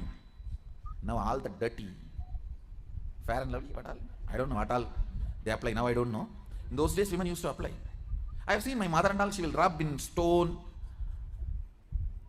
In the bathrooms, there will be a small stone. On that, the turmeric will be there, like this big seed. And they will rub that. Night time, they will apply once. And the early morning, when they take bath, they will apply once. It removes all the calcification. Either by your water or by food. The calcification settles, will be removed. You will have very bright awakened third eye. I strongly recommend, even for men, in the night time, who is going to see you? Who is going to see you in the night time? So, even men can apply on the forehead. Not just applying, you have to rub. So, it penetrates through the skin and decalcifies. These few things will really help when I awaken your third eye to keep it awakened. If the calcification is removed, keeping it highly active will be easy if you clean up your forehead with a organic. Please go for organic turmeric and organic kumkum. Kumkum is nothing but processed turmeric. You can use even kumkum, no problem. Anyone is okay. Turmeric or kumkum, even men. It will really help to clean your third eye and decalcify the calcification. So beautiful how the toxin in our third eye is the reason why we are not manifesting the powers of third eye. It's not that we can't manifest, but you can see this Balasans simply drawing what the other person is doing and playing the tic-tac-toe, the circles, and that she's drawing and playing with the other person and even winning the game. That was quite possible because she was so clear. I have three eyes. What is there? So there is no question of whether I can see or I can't see. It simply is. So she's beautifully saying she won the whole space. Now let's go to the Pratyaksha Pramana. How when they did the scan on Bhagwan's brain, how they found out that simply he goes into the command center, that he commands the opening of third eye and he walks into the and walks out of the D spot, which is the divine spot or dopamine spot, at his will, which we all wanted to experience the higher space. Let's hear the doctor speak. COO, Integris Mental Health, James L. Hall Jr., Center for Mind, Body and Spirit, Oklahoma in US, and his team invited Nithyananda to derive scientific evidences for meditation and the state of his enlightenment. Usually the brain is so active, there are 100 billion brain cells there. But what meditation does is something very interesting. It shows the frontal lobes getting more active. The frontal lobe is where you have judgment, wisdom, reasoning. Here are some of the brain scans I'm going to share with you. This is alert, non-meditative state. The second one is 30 minutes into 30 minutes meditation. Look at the frontal lobes, how they light up. They light up big time. 60 minutes of deep meditation, and here is a deep, deep level of meditation where it lights up significantly right in the middle, probably an inch and a half, 2 inches deeper. From time immemorial, it is believed that great masters are always in the state of bliss or causeless happiness. They are unconditionally happy. With modern sophisticated equipments, we are able to detect this truth. The dopamine secretion is always abundant in the case of Paramahamsa Nithyananda.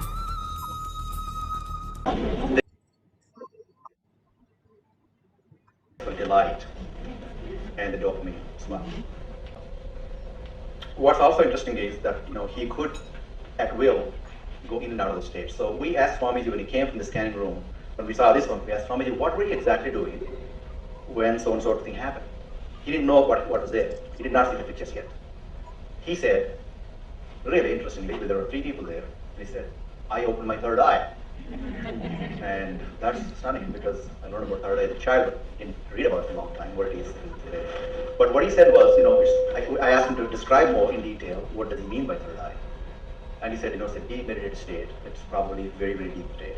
But he said, it looks like a small petal on one side going and joining. Another side, another petal comes and joins, and you join together, and then it becomes the third eye. Like a blissful state that you experience when you open the third eye. So beautiful that how they experienced.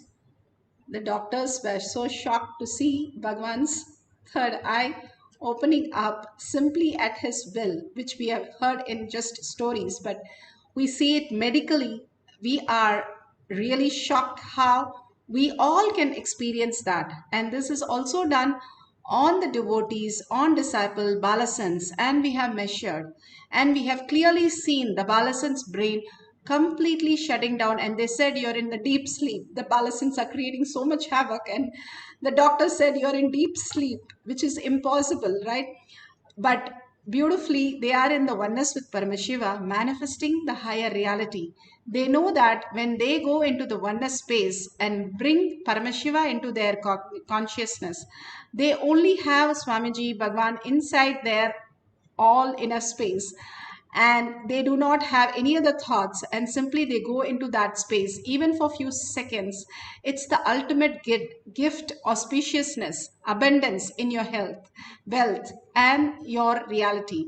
So now let's get ready to manifest the powers of third eye. Now we are going to copy draw any of the pictures. You can take some magazines, or you have a partner, your partner can give some beautiful drawings that you can copy just through your third eye. If you have an eye band, please wear your eye band. Why should I wear eye band? I just can close my eyes and do it. No, because when you close your eyes, just there is still light. So the clarity of the words or the picture appearing is not good enough when you start manifesting. Once you become a pro, then you can do anything. Like you start driving a cycle, you need little training wheels. And after that, you can take out the training wheels and everything, and still you can go ahead with doing without anything. So for now, do not let any of the light pass through your eyes. Completely make it blank, dark, so that when pitch dark, you can see your third eye opening up beautifully, and in a very beautiful way you can perceive what you want to see through your third eye. It's like driving a cycle for the first time. Yes, you're going to fall a couple of times, but you won't get hurt or broken. Just that you have to get up and start again. You start walking, you had walked and fall hundreds of times, and still you got up and you did it. Same way, just be there and you see how you can experience all this. This is also like how you learned to work with the mind. Now you're working with consciousness. So have a pencil, paper, and a book clearly for manifesting this power. Do not have Bluetooth or any person giving you clues or any idea about what you're going to see. Just pick up like 10 books if you don't have anybody, and bring the book to your place where you're sitting with the power manifestation group, and start just turning the pages, and whatever appears in your third eye, just start drawing the whole thing. Do not accept any words or any clues or anything from anybody. It does not have anything to do with the outer world. We are clearly defining there's something that beyond which runs you. That is something, there is something which reminds you who you are, how you have slept, and how your heart beats, and how you're breathing. So let's focus on that will of that which is manifesting in you continuously as your desire. So let's experience that oneness. Let's go to the instruction of manifestation. Now that you have set their books and pens and everything, now sit straight with your head, neck, and spine in a straight line. When you sit straight, your Kundalini energy raises to your Agnya. And bring Paramashiva, Parashakti, her beautiful smile, her showering of boons, her initiations, her beautiful laugh, everything, whatever, her gesture, her dance, anything that you have experienced and it has touched, when even speaking, it's just melting. So just be there and just celebrate that. That is Paramashiva in your space. Again and again, remembering that will raise you to the higher space of reality. You remember your problem. Suppose there is a problem. Bhagavan says, if somebody shouts at you for no reason, that whole day, that whole hours, constantly you can think of it 100 times. When you're angry, lusty, sleepy, hungry, we are very good of thinking about one thought. Let's do the same thing when we are in the mystic space also, conscious space also. Completely get yourself engrossed into, just soaked. How would you soak a rasagulla? If you've eaten, they put the milk into that syrup, sweet syrup, and eat it. Or you understand the chocolate sauce, how you dip it and eat it, like that. Soak yourself. Not don't go to the food, go and to the inner space, soak yourself in Paramashiva, Parashakti, and that is Shakti Pada. Again and again holding that oneness space. That is the Shakti Pada. Yes, everybody starts learning how to experience, how we learn to walk, talk.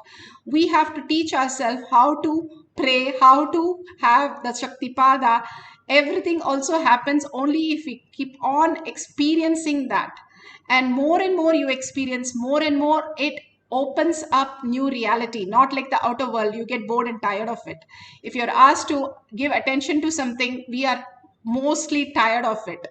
But this is not attention to something, but your own self, the deep core of you. So your heart opens up and you feel the melting space. That is why the rasa vritti, simply the amrita starts coming into your mouth and you experience the great oneness with Paramashiva. That is the Tyaga that Bhagavan says. Tyaga is not giving up everything. Giving up what you're not and experiencing what you are is Tyaga. Beautiful definitions and right understandings leads us to manifesting powers so beautifully.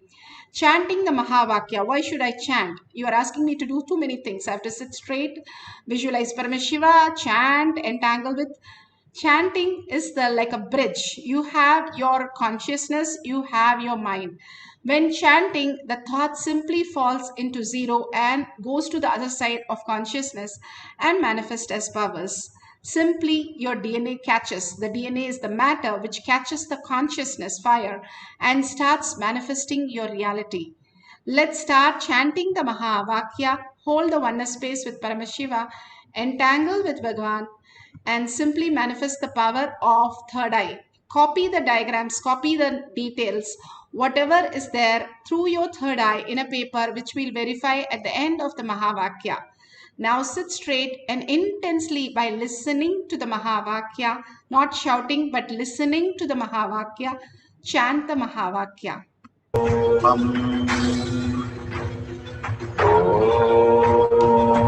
Nithyananda Paramashivoham.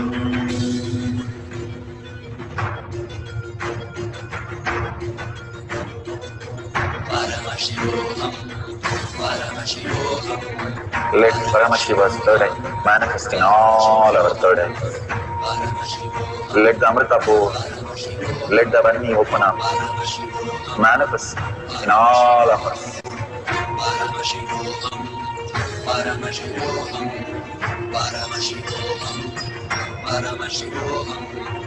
Let Paramashiva overflow, manifest the powers in all our third eyes.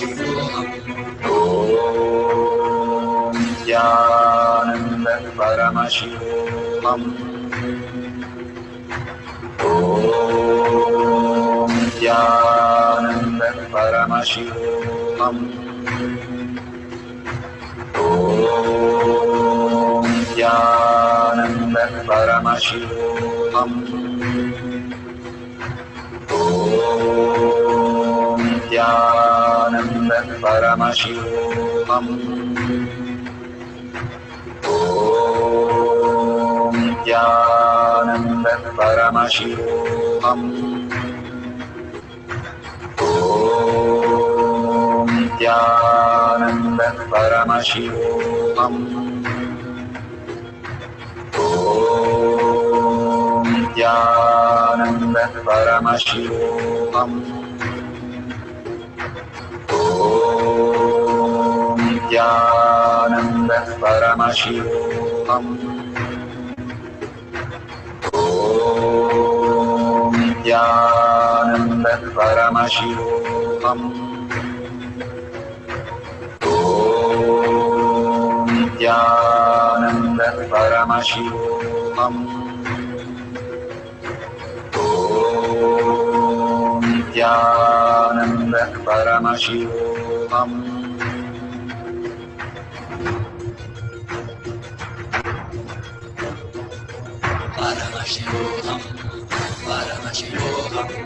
Let Paramashiva's third eye manifest in all our third eyes. Let the Amrita pour, let the Varni open up, manifest in all of us.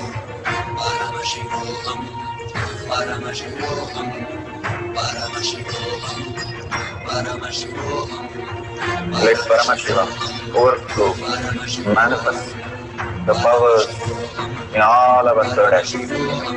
Om Nithyananda Paramashivoham. Om Nithyananda Paramashivoham. Nithyananda Paramashivoham. Om Nithyananda Paramashivoham. Om Nithyananda Paramashivoham. Om Nithyananda Paramashivoham. Om Nithyananda Paramashivoham. Om Nithyananda Paramashivoham. Om Nithyananda Paramashivoham. Om Nithyananda Paramashivoham. Om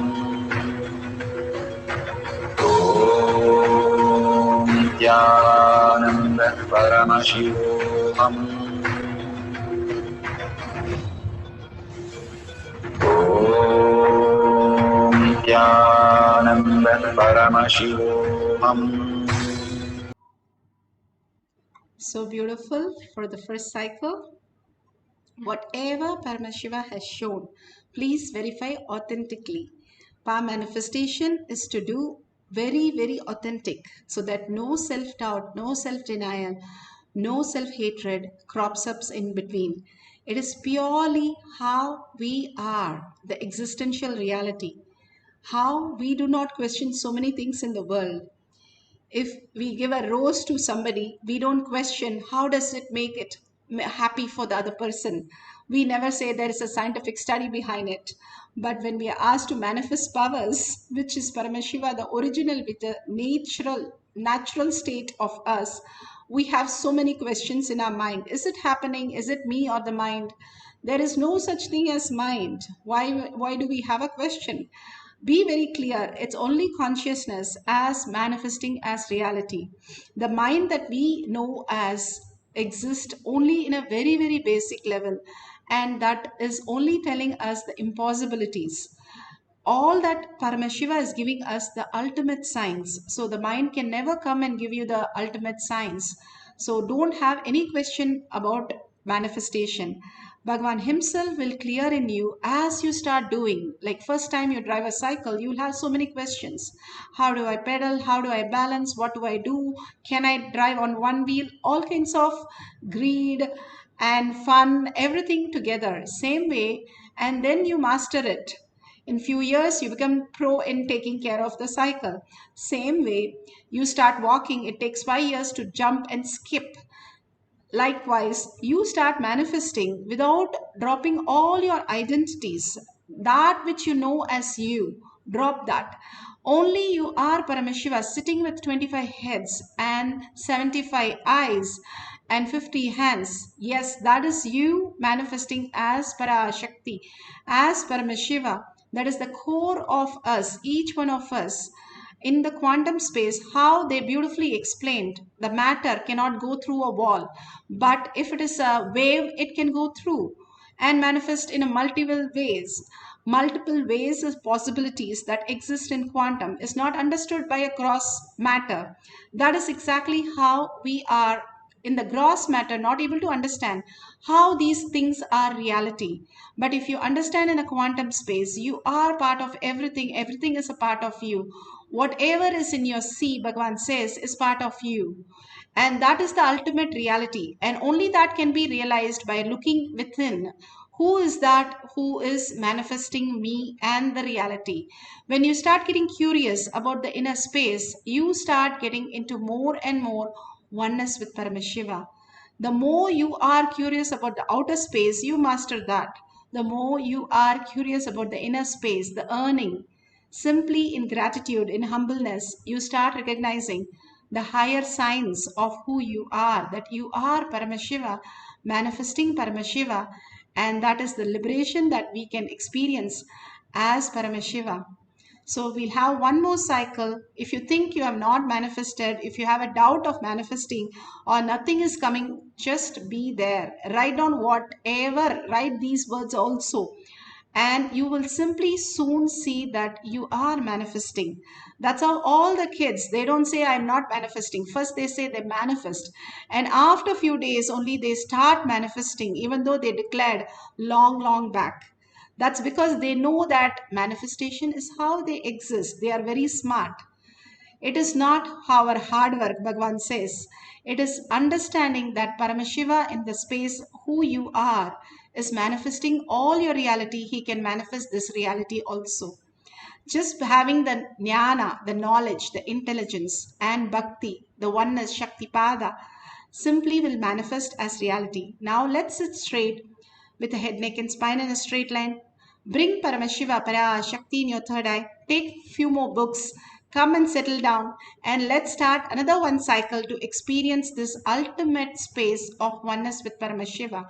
Whether she shows the drawing, the pictures, the colors, the numbers or not, we are going to experience Paramashiva. Let's declare that and just settle down, entangling with Paramashiva, chanting, and just being in that Bhava of how Devi is manifesting all these for us in such a compassionate space, overflowing love. Just be there and simply whatever she does, let her do.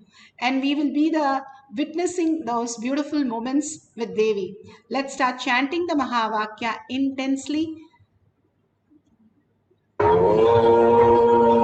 Nithyananda Paramashivoham. Om Nithyananda Paramashivoham. Om Nithyananda Paramashivoham. Om Nithyananda Paramashivoham. Om Nithyananda Paramashivoham. Om Nithyananda Paramashivoham. Om Nithyananda Paramashivoham. Om Nithyananda Paramashivoham.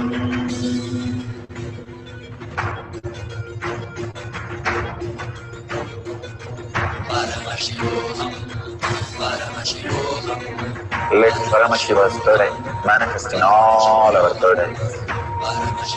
Let the Amrita pour, let the Varni open up.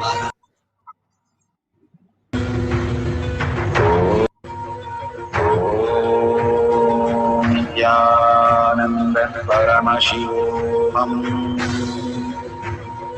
Om Nithyananda Paramashivoham. Om Nithyananda Paramashivoham.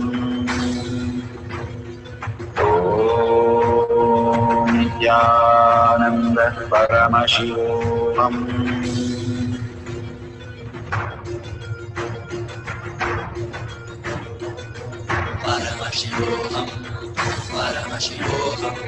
Let Paramashiva's third eye manifest in all our third eyes. Let the Amrita pour, let the Varni open up, manifest in all of us.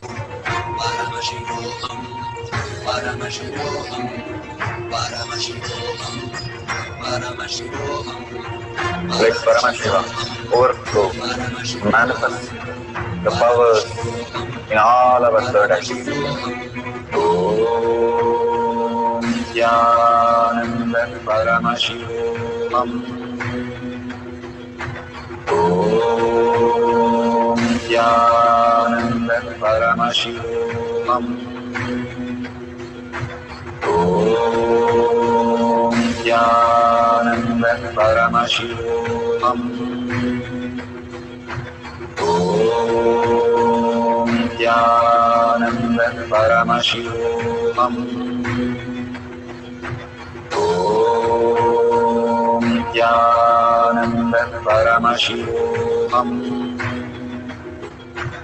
ॐ नित्यानन्द परमशिवोऽहम् ॐ नित्यानन्द परमशिवोऽहम् ॐ नित्यानन्द परमशिवोऽहम् ॐ नित्यानन्द परमशिवोऽहम् ॐ नित्यानन्द परमशिवोऽहम् ॐ नित्यानन्द परमशिवोऽहम्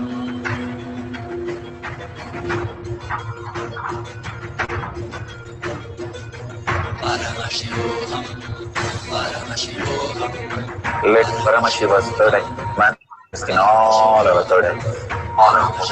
Let the Amrita pour, let the Varni open up, manifest in all of us.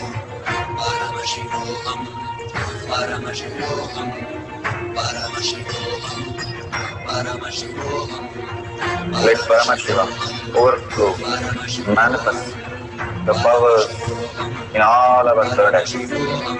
Om Jnanam. We become Paramashiva.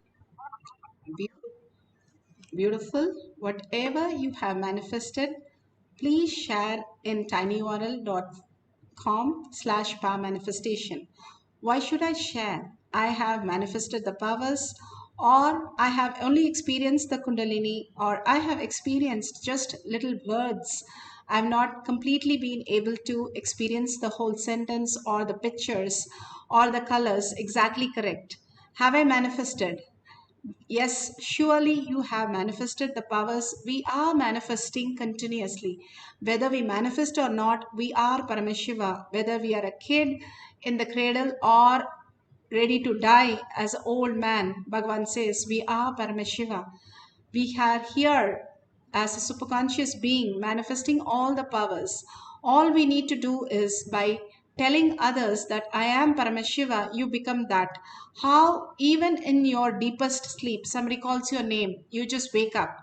Same way, if you go on telling I am Paramashiva to everybody, simply when you are ready, Guru calls you Paramashiva or your name, simply you will wake up. Just one word is enough for Guru to call you, and simply you manifest reality. How Padmapada, just one word, he called Sadananda, and he came running on a river, and he didn't even realize, and then he turned back and saw there were lotus wherever he put his food, and Adi Shankara called him Padmapada because he was so ready for getting ourself ready for the extraordinary happening as our reality itself. Bhagavan is preparing us for the higher science by again and again making us manifest these conscious space as Paramashiva, so that we are known to our conscious space more than our body and the mind, which also exist but not the reality. So when we are closer again and again with the clarity that I am the reality, not the body, or not just the body, or not just the mind, closer and closer, that happens by you telling everybody that you are that, and you become that. That is why I am that. Tattvamasi happens in us. And simply Bhagavan will bless you with just one word, putting you into the Turyatita state. And there is a dollar sign at the end of the YouTube, which you can click and offer $1, a unit of your currency. Why should I enter? I want to enter because I am wanting to build my Kailasa in my heart, like Pusala. He didn't do anything except build the castle, build the temple inside his heart, and simply Hridayeshwar was pulled out by Paramashiva and manifested as a real temple. It does not have a sculpting mark at all. All that is possible when we are in simple integrity, simple obedience, with whatever possibility that Bhagavan is offering us. You don't have to put a huge amount, but whenever you go to temple or whenever you meet your friend after for so many years, you offer something in deep love and gratitude. When you're in so much in love, you want to give everything to the other person. That's exactly how we are offering this dollar to confirm that space in you as Kailasa. That is the beautiful space of Kailasa, that you can offer everything and still you'll be showered with more and more possibilities. With that, thanking Bhagwan for each and everything that he has manifested in our life. Again and again, he has given so much and an abundance. Let's thank him with a deep gratitude for whatever he's offering and whatever I manifested as my reality, as my powerful cognition and power manifestation. Let's surrender to Bhagwan's lotus feet. Again and again, when I surrender, I raise myself more in the depth of cognition to the higher reality and asking Bhagwan in the deep gratitude that make Paramashiva as my reality. With that, thanking each one of you to be here. Bhagwan always says, if you're here listening to these words, do the Anga Pradakshina for yourself. Go around yourself and thank yourself that in this world, you are lucky enough to hear this today, and you're the lucky one to have the auspicious space. With that space, let's end this session with the Purna Mantra. Om Purnamada Purnamidam Purna Purnamudashyate Purnasya Purnamataya Purnameva Vashishyate. Om Shanti Shanti Shanti Hari Om Tat Sat Sarvam Bhagavate Sri Nithyananda Paramashivam Paduka Arpanamastu. Om Nithyanandam. Thank you so much, everybody, for being here, for contributing, for manifesting all the past. Please don't forget to share in tinyurl.com/powermanifestation and tag it to your friends and family.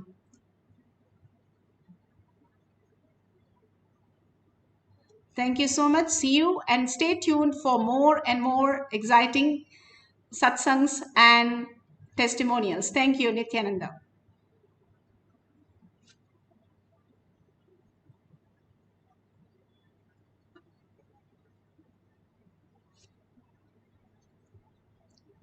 See you all.